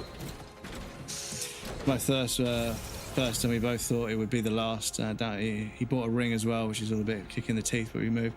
Yeah, it's fucking rough, dude. It's fucking rough. And sometimes the first one works out, but again, I don't want to doom and gloom you too much. But if somebody with a bunch of experience, like having met people that have married their first love, like I say, you grow and you change as people. So, you know, it's not like it's going to be super easy forever. I think you're going to have to learn, you know, everybody, not just you, but everybody needs to learn to work on their relationship. Regardless of how perfect it is on paper, it's still going to require work. It's still going to take work to maintain. It's just one of those things. As much as, you know, the romance and the fairy tale of, you know, just meeting somebody and being perfectly compatible and then never changing as people, because the thing is, like, even if you're perfect for each other, you've never been in a relationship together, so you don't know how that's going to play out. And a relationship will change you as a person. You know, any relationship worth being in will change you as a person. So you're not the exact same person in the relationship as you were before it, and you won't be afterwards, as I'm sure you'll find out. I don't want to, like I say, I don't want to doom and gloom too hard. But yeah, even if you are somehow by complete chance absolutely perfect for each other on paper, the relationship will still be tested. It's just how it is. I wish it wasn't. I wish relationships were easy and then everybody would have one. But unfortunately, it don't work that way. Unfortunately. I might drive over there and find out what that's called, because yeah, it looks pretty fucking substantial.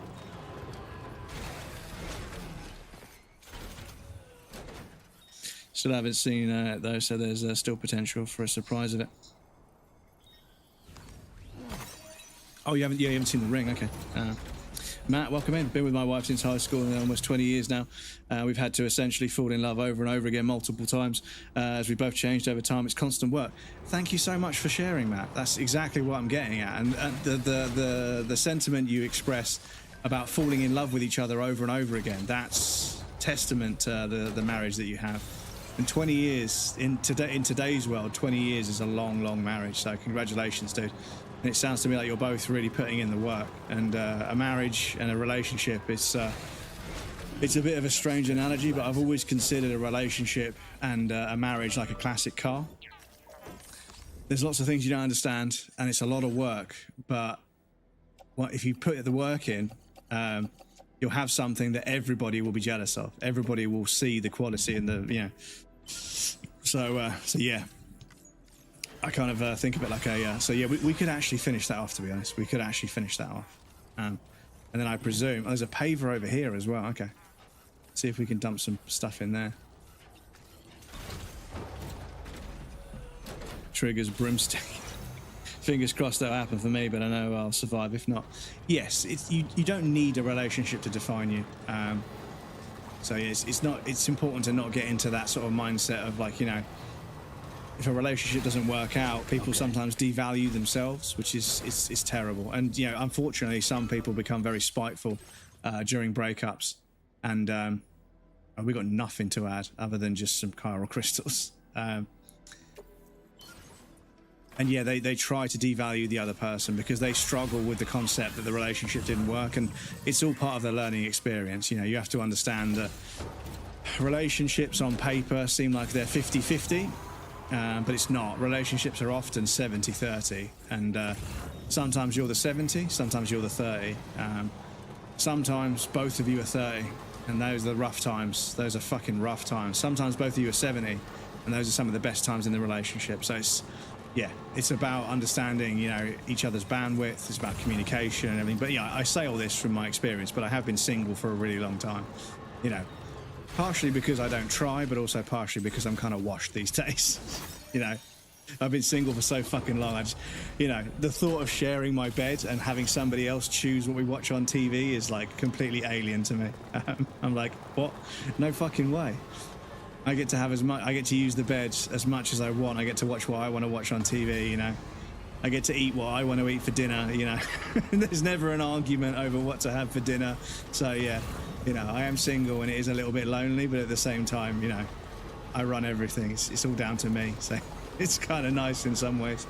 But yeah, married 7 years, are together for 14, can't seem to get rid of her. No, come on now, that's not true. That's not true. But yes, relationships are work, you know. It's just another narrative that was sold to us as kids. That you just bump into somebody and fall in love and live happily ever after. And it just doesn't work that way, you know? Previous generations, you know, you had marriages where the two people, by 15, 20 years of marriage, they fucking hate each other. And the terrible thing is sometimes they have kids and then develop a resentment for each other that spills over into a resentment for the kid. And you're like, holy fuck, dudes, come on, man. Like, that's not okay. That is not okay. You brought a kid into this world, and the really tough thing is I've got friends, and you know, their parents were together for 3 years, 2 years, 3 years. They had a kid and then broke up 6 or 7 months later, and now this kid is like, it's fucking crazy. Like, I exist and I have to work and pay bills and everything because two people wanted to get laid and they're not even together anymore. And it's like, fuck's sake, dude. You can't put it like that, dude. It's not. I know that things are kind of fucked, but you can't put it like that, man. You've got to see it in a different light because that's really fucking depressing. Me and Lisa's mum had known each other since we were 4 years old, ish, flirting as kids, then fooling around as teenagers, and became girlfriend and boyfriend. Best time of my life being together with her, and I lost this big piece of my life, and after I just became existence. Yes, and obviously it's heartbreaking for you, Krill, because you know. You have Lisa, and I don't doubt that Lisa has, you know, there's loads of fucking broken bikes over here. Damn, okay. I don't doubt that, you know, there are things about Lisa that remind you of her, and it's hard, dude. It's really hard, so my heart goes out to you. I know it must be fucking rough. Yeah, damn, these roads that are like kind of pointless, they're the most expensive ones.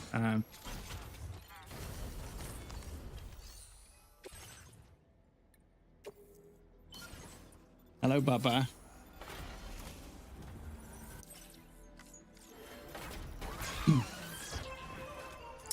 So I got a fairy tale love and then no longer. So I could have been a good story. Yes, no, he's literally just behind the chat monitor. He's just there.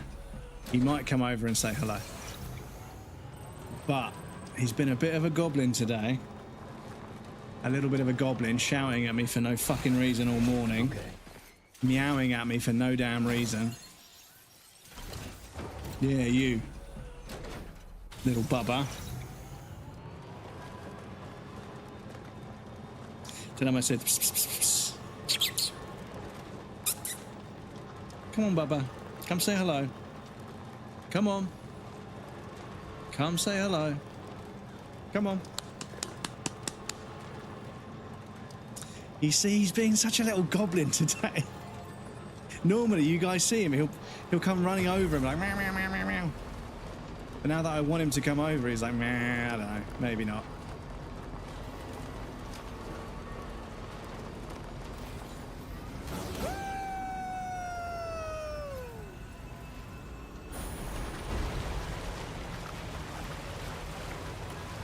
Being stubborn today, he is. Actually, you know what? That gives me a chance to test something. That gives me a chance to test something because I can use my phone as a webcam, but it's a bit fiddly. So I've set this thing up now so that it should open up the app and give me a few seconds to adjust it and then reveal the camera on the screen. Let me try that. So, ooh, goblin. But yeah, it should give me a few seconds. Oh my God, it's fucking killing the stream. Excuse me. Fucking killing the stream. And it takes, yes, it's too slow. It's too slow. Hang on. Camera error. No, not that. I hope I haven't fucking broken that. Excuse me. Where's my phone? Thing is, the fucking, this is so sketchy. I need to, he's just wandered off. Oi, come here. Come here. Come here, little goblin. There we go. You see, after all that effort, guess what? Guess what? Bubba? Don't stick your arse in the camera, please. But yeah, he's just been sat there staring at me. Bubba? No? Okay. You see? You see? He's being a silly boy. He's being a silly boy. Judging so... I know, he's such a judgmental little boy. Right. Let me close that. That was completely and utterly fucking useless. Oh, I see. I put the camera away and I pick up the controller and guess what? I'm going to pick up the controller. I'll start pushing buttons and then guess what? Guess what? Suddenly he wants to say hello again. Come here, you. Come here, you little rascal. Come here, you little goblin. Haven't seen the piece. Yes, it's just over there. You're really telling the truth when you commented on my TikTok that your PC was basically... Yeah, it's basically the same. It's crazy, right? Our builds, obviously, it's an aesthetic, right? The white build, but yeah. Being a cheeky little bastard, he is. He's being a cheeky little fucker. Cheeky boy. My little cheeky boy.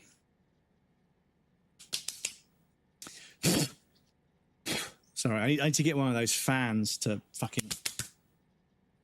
get his fucking fur out of my face after stroking him. Because it's warm, so he's molting so much right now. Yes, so similar. Mine's just got green and pink lighting. Yeah, I could change the lighting and make it look almost the same. I would get the camera phone back out, but it's super fucking long-winded. I need to find a better solution. I had a good solution, but problem is the camo it fucking defaults to it just defaults to a device automatically, and it defaults to the fucking game capture. Let me know if the audio's gone out of sync or not, dudes.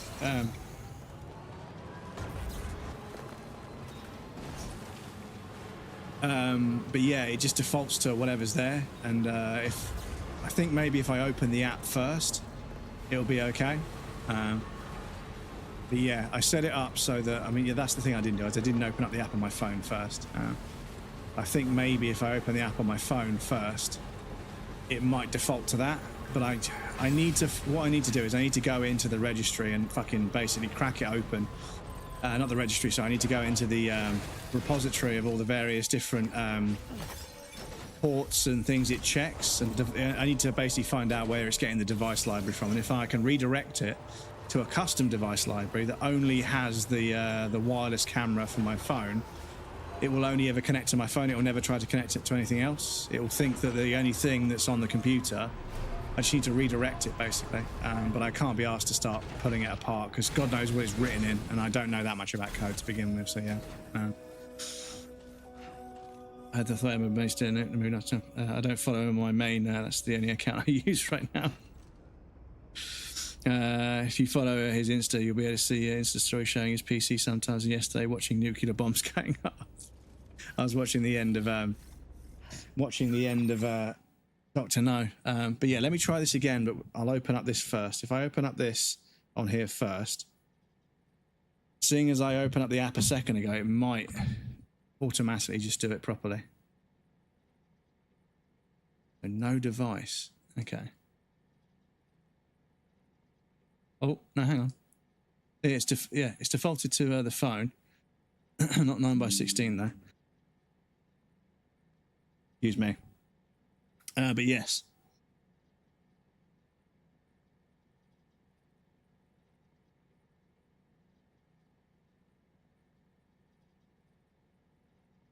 It is pretty similar. Isn't that right, Bubba? Hmm?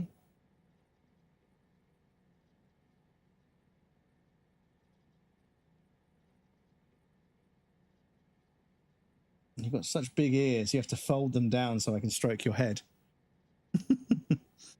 Same case, same fans, almost the same motherboard, GPU looks very similar, yeah. Look at the teeth. Look at the teeth. Look at this little snaggletooth, eh? Look at the little snaggletooth boy. Hmm? He's a good boy. He's not, but he's a good boy. Right, I can close that. Once again, it will remain open. I have to fucking close it there and then hide that as well. Okay, so yeah, that's still not very smooth, so I might have to figure out a better way of doing that. But yeah, I need to keep finding different programs that use your phone as a webcam wirelessly that are free without any watermarks, because if I can get just a program that only ever does the webcam on my phone, it will never connect to anything else, then I'm good. But it's when the program's like, oh, I can see like 5 different cameras. It's like, no, that's a USB capture device, that's a game capture device, that's a microphone, that's, you know, something else. It's not, you know, it's not. So just leave it the fuck alone. But they won't. So chemicals we could store, because yeah, we don't really have a place for them at the moment. And then we've got a shitload of stuff to recycle. So let me go to management, recycle and store. So use blood bag, container repair spray, ladder, climbing anchor, level 1s. I will keep those level 2s. Keep those level. I'll keep that level 3. Do that. That would fill us up on special alloys. So we could take those special alloys and resins. Yeah, we could take those. So we could do this. And then we could put some stuff.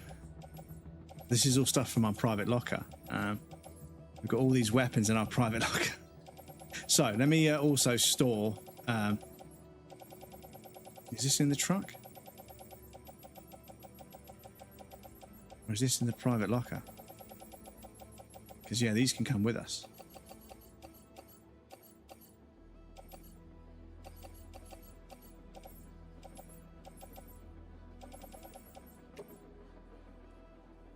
No. What are you doing?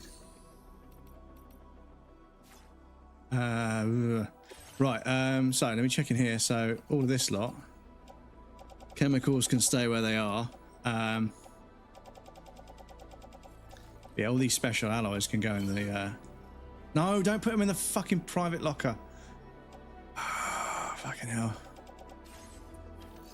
The menus are a bit of a pain, dudes. I'm sorry. It's just... I never know what I'm about to do. I always do something wrong.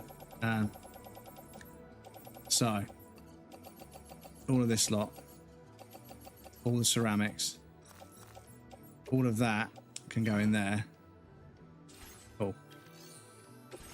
And that means in our private locker, we've got a bunch of weapons to recycle, a bunch of chemicals. The special alloys can come with us as well.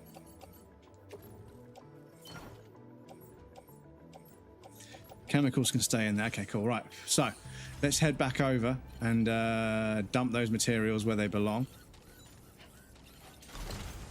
Using what? Look at the overbite he gets as he pet beautiful healthy teeth. Yeah, bless him. The thing is, this is why it's important that he has his wet food and his dry food. People are like, you freak out about that so much. I'm like, no, it's important. If he has wet food, it's good for his coat and his joints and everything. And if he has dry food, it's good for his teeth. So yeah, if you can get them to eat both, it's really good. So he has wet food in the morning because that's when he's the hungriest. If I gave him dry food in the morning, he wouldn't eat his wet food. He'd just eat the dry food and just deal with being hungry. But yeah, overnight he doesn't eat anything, obviously because I'm asleep.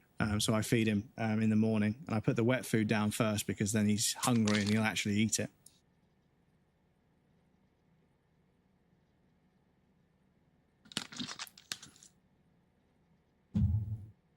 But yes, if we get all these mines going, we're laughing, because then we can fabricate and make as much as we want, and that's the important thing. Even though I do want to make the roads to help people, has somebody built a bridge there? Let's fucking go. So that's the first bit done. What the fuck is that? Somebody just put a fucking... I think someone's just put a fucking a lamp thing in the middle of the water over there. Anyway. We give my cat kibble available all day, every day. 1/3 of a pack, wet food 4 times a day. He's a well-fed boy. Sounds like it, yeah. And if he eats the whole lot, then that's great, you know, because he's getting both. What a toothy boy.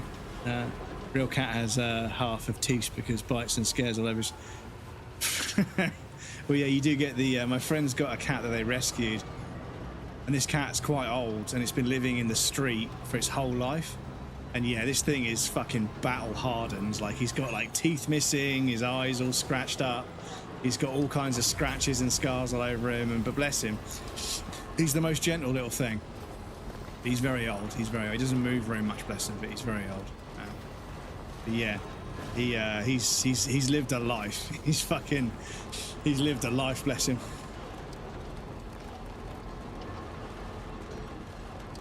But yeah, central London, he's had to fend for himself. He knows where he needs to be fed. Yeah, exactly. He comes back for his meal times majority of the time unless he's sleeps somewhere in the house. Yeah, exactly. Like, you know, if they get into a schedule, then it's okay. But my guy, he's supposed to like having a schedule, but he doesn't finish his food sometimes he just leaves it for hours and hours and hours. And then it's the afternoon when I would put his dry food down normally. But he hasn't eaten it. He hasn't eaten his wet food. So I'm like, no, I'm sorry, mate. You can't have wet food, dry food, until you finish the wet food. And then he'll finish his wet food at like fucking 9:30 at night. I'm like, you're about to go to bed, mate. I can't put a whole bowl of kibble down because you're about to go to fucking sleep. So I put a little bit down for him to nibble on, but then I have to put the rest back in the bag. Are we not... I thought for a second we were just floating. I thought the water was deeper than this, but yeah.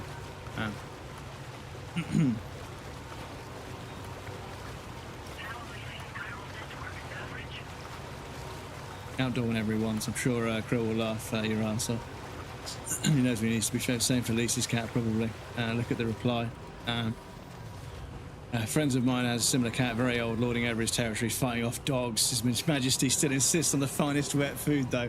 Yeah, they know what they like. Once they get a bit older, they know what they're like. And this old guy, this old cat that my friend's rescued, he's obviously had to live off scraps for most of his life, so he wolfs down food too much. He eats his food so quickly. He's excuse me. He eats his food so quickly sometimes that he swallows a bunch of air, and because he's quite old as well, he farts and it smells so fucking bad.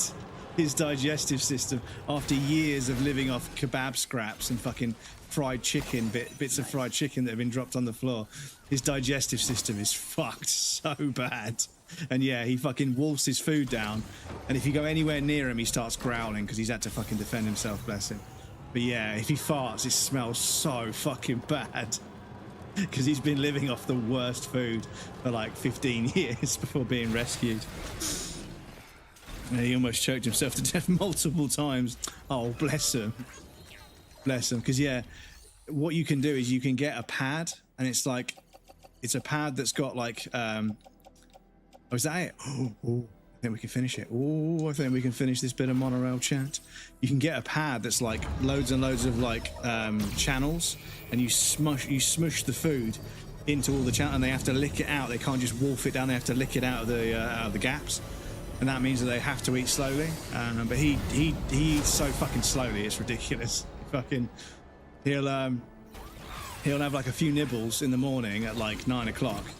And then he'll leave most of it until like 4 in the afternoon. But the thing is, because he doesn't have to maintain his body temperature at the moment, because it's so warm, he doesn't have to maintain his body temperature, so he's not as hungry, so he's not going to eat as much. So I'm trying to feed him accordingly, because yeah, in summer he doesn't need to maintain his body temperature, so therefore he doesn't need as much food. And cats are very good. Cats are very good at not eating too much because they have to stay agile, and so they're very good at not eating too much. Whereas dogs, like Labradors especially, they're always hungry. Bless them, but yeah, their stomachs, they always feel hungry. Bless them. But this is East Fort Knox. Security measures lifted. Weapons detected. Be advised that usage is restricted inside facility grounds.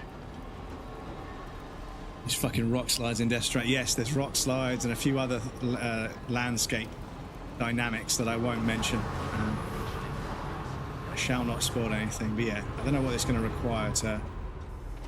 Is this a mine, or is this actually a distress center? Sam, what are you doing? Oh, my back is itching. Yeah, okay, we can only store stuff. We can use the monorail. Okay, that's good. That's very good. That's very good, because yes, getting over here is going to be a bit of a pain in the ass. But yes, I'm gonna have a shower later. So yeah, I'm entering the twilight of life. Well, I'm getting older, chat, and I've treated myself to a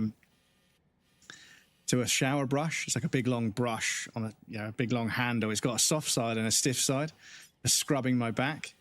And yeah, it's about 40 years of life, and I've never bothered to sort of clean my back. I shower, don't get me wrong, but I reach around and I sort of like scrub my back as best as I can, but there's always a bit in the middle that I'm never going to get to. But since I've started scrubbing my back, I think I'm actually exfoliating it, so the skin is new, and therefore, unfortunately, I'm getting itches on my back. But it's for the best. It's for the best. I should be keeping the skin on my back clean. I can't quite reach it. Oh, fucking back scratcher. Yeah. So what do we got? We've got a bunch of special alloys. But I think that's the last. I think that might be the last monorail in the area, unless. Oh, there's a random bit of road here that someone's built. Okay, so there's more. There's more. Okay, right. We need to go around the back of this. We need to go around the back of this and see if the monorail comes out the back. Because if so, we've got the special. We've got the special alloys for it. Avalanche. I'm running for it. Well, yeah. That's generally the. That's the general idea. If you see an avalanche, just fucking run for it, right? Or find somewhere where you can shelter from it.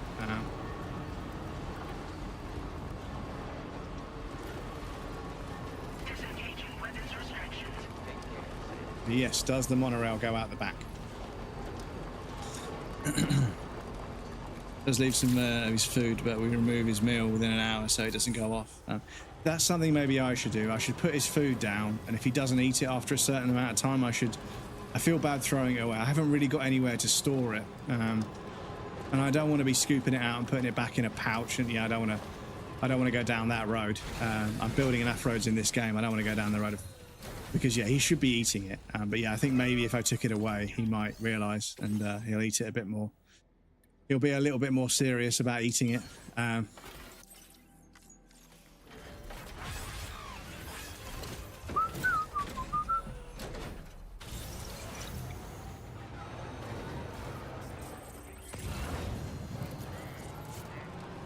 Right, so I don't... Oh, hang on. No, it does. The monorail comes out the back. Right, okay, cool. Let's...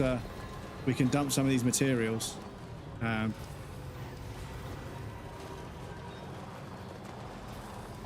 We can dump some of these materials.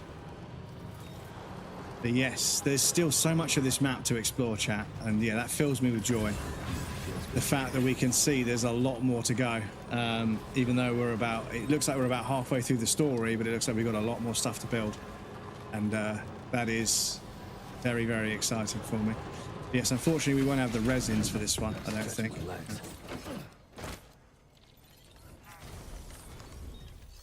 But yeah, we could at least dump off basically all the special out. Oh, it's not even enough. Not even enough, chat. We still need more.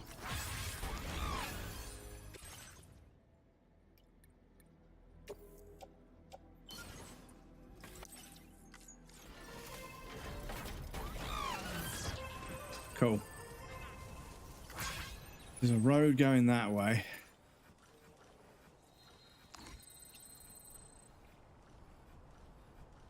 And then I presume we're going up into the mountains. Right, okay, but we're getting a little bit ahead of ourselves. I just wanted to clear off some space out of the truck. There's no point having stuff in the truck bed that could go into... Yeah, we've got a bunch of chemicals, and then we've got a bunch of weapons to recycle. Or we could store them, I suppose. And then we've got some other bits and pieces to recycle. Cool. So, what we can do, though... thank you for the backwards fart.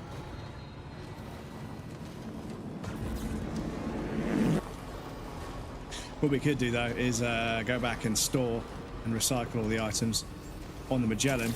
But one thing we could do to get there...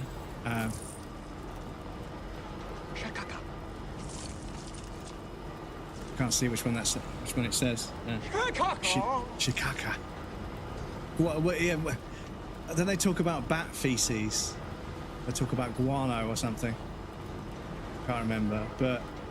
The fucking, like, Jim Carrey forcing himself out the back of a rubber rhino. I don't think that's ever going to leave my memory. It was so horrifying, but also so hilarious that, yeah. But yeah, him forcing himself, like, being birthed out the back of a robot, fucking rubber synthetic rhino. It's so good. It's so fucking good. Sorry, hang on. That was the second one, wasn't it? Ace Ventura, Rhino. Rhino. Honestly, he's a fucking... the king of physical... Well, for his time, he was the king of physical comedy.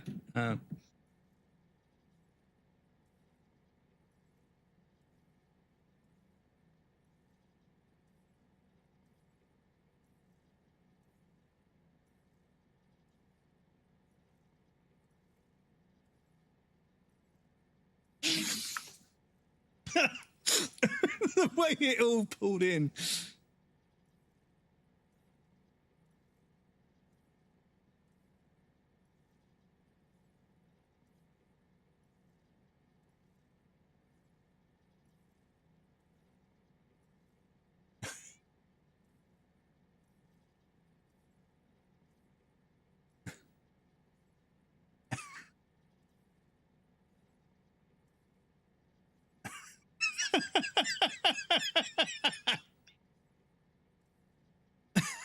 Bruh.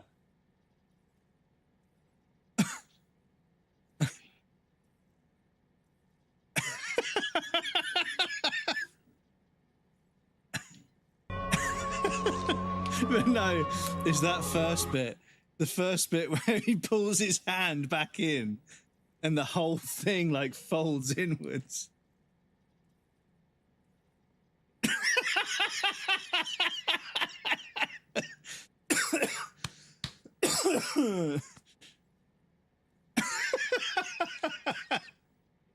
Oh, fucking hell. Oh, fucking hell. Oh. We did noise as a sound redeemed crumbs. Yeah, well, I could try and extract the sound, but it doesn't make any sense really. But yeah, the thing is, the other actor's not laughing. Oh my goodness, scene still haunts me to this day when he sings sings when driving the totally improvised from a movie by Dick Van Dyke. Yeah, his windscreen gets smashed, so he's driving with his head out the window, and then yeah, he fucking handbrake turns into a parking space like perfectly, and he's like a glove. Honestly, dudes, the thing is, lots of people didn't take him seriously as an actor, but then at some point he had 3 films in the #1 slot within 1 year. Within 1 year, he released 3 films that were #1, which very few other actors, if any, have ever actually achieved that. Which is, that's a fucking achievement. But yes, let's take the monorail back to here. And then drive over to the Motherhood, and then the Magellan should show up. I mean, the Magellan's right there, but yeah, I want to see what this journey looks like. But yeah, the way he pulls his hand in, and like you can tell it's just a frame that he's gonna climb out of. Oh man, oh my goodness. But yeah, I think maybe as well as a few other film series, I think in the Discord on Friday nights, we should do a Jim Carrey film night. I'll try and get DVDs of all of his films. I've got a few of them somewhere from back in the day, but I'll try and get DVDs of his films, and we can watch them. Because yeah, goddamn man, goddamn. Thank you for the dramatic chorus. Is it gonna play?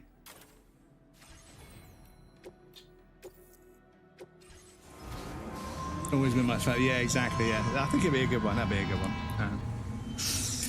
The Mask, Core Child. Yeah, exactly. The Mask. Like, I'm not gonna lie, dude. Is the scene where he dies, and he keeps looking away to cough, and then he looks back and he goes, and then just coughs straight in the guy's face. Oh my.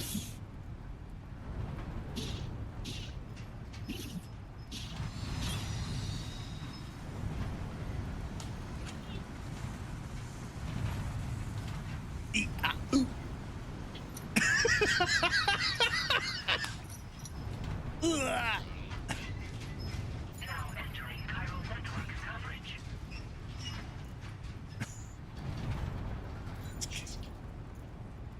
It's just.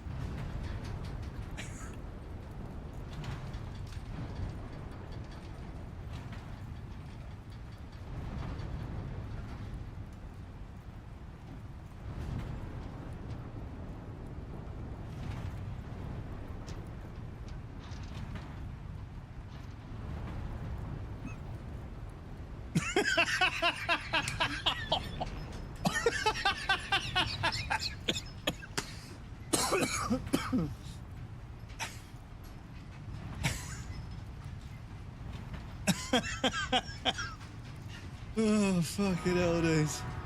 Oh, I'm just never gonna get tired of it. I'm never gonna get tired of it. It's so fucking good. Yeah, the other actor's not laughing to death. Guy with the rubber glove was surprisingly gentle. But yeah, I think we should watch Ace Ventura 1 and 2. Are there 3 of them? Did they make 3 of them in the end? Can't remember. But yeah, I'm never gonna get tired of it. Me and my brother fucking quote it to each other all the damn time. It's so fucking funny. There's only 2. Then Ace Ventura Jr., which sucked. Oh yeah, yeah. The spin-off usually does, right? Sign me up, yeah. Can't hear any of these clips, by the way. Yes, so the YouTube side, the YouTube uses track 2. So apologies, yeah. Apologies to YouTube. I'm not too sure how many people are over there. I do apologise. We can't share any copyrighted material on YouTube in the VOD or in the recording or whatever it's called. So I have to mute certain things on the YouTube. Apologies. We can watch them on Twitch. We can stream them on Twitch. But we can't commit them to the VOD. And the YouTube uses the same track as the VOD. So yes. Super Mars, thank you for the lurk, dude. I appreciate that. Very kind of you. But yes, apologies, dudes. We've got a couple of people over on the YouTube. Well, welcome in, YouTube. Hope you guys are all good over there. Thank you for lurking in the YouTube, guys. I really appreciate it. Does help with the old YouTube numbers and the old YouTube growth. Oh my god, we're going downhill pretty fast. Yeah. Quite a drop. Bumblebee Tuna. Just wanted to ensure Twitch peeps could hear it. Yes, yeah, no, we can hear it on Twitch, but yeah, on YouTube we have to exclude that audio. I'm afraid, otherwise we get in trouble. Hey, look, some goods. What are these? Metals. So, have we got any roads? Oh, okay. That's the. Yep. So metals. It's just a case of chiral crystals because we can monorail all the way back to there to get metals. And then the road would allow us to go up here to get to... Where we're going, we don't need roads. And then we can build the road that goes past. And then it connects up to here. And then, what's this? We've got another mine here. And then, what's this? What's this? Some more stuff we haven't seen yet, chat. But yeah, this area has been quite fucking expansive. Bearing in mind, we spent, a fair amount of time here, and then a fair amount of time here, and now we're all over here, and now we're all over here. This area's been fucking massive. And yeah, I think we're halfway through the story, but we're probably only a third of the way done with the map, so I think we're going to get a good 100 and something hours out of this game, and I hope you guys don't mind, because yeah, I'm fucking loving it. But yes, with that said, unfortunately, it is time to end. So let me just go over here. Go to System, Save, and save over here. I can jump you guys over to here. We can hang out on the just chatting screen for a moment. We can do that and turn the console off, and then we'll see who's on for a rec. Because I do need to stop. I need to stop streaming until 11:30, 12. I need to be getting to bed at a better time. My health has been pretty crap for a couple of years. But I'm kind of using that as an excuse, or I'm just, not making the effort to look after myself, and it's having an effect on top of the fucking health issue stuff. So yeah, gonna have to be a little bit better with my health, I think, dudes. Great stream, brother. Appreciate it. Thank you for being here, dudes. I really appreciate you guys. I think they're called the Nudist. Beach things, yes, beach things is what they're usually called. Right, so let me grab the raids thing up here. Let me go over here and grab a tab so I can see who's on in my suggested. So they're still live. They're live as well. Right,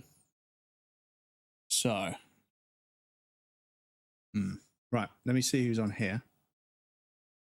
Let's see who is on here. I'll end the YouTube stream before I forget. So YouTube, thank you all for being here. An absolute pleasure.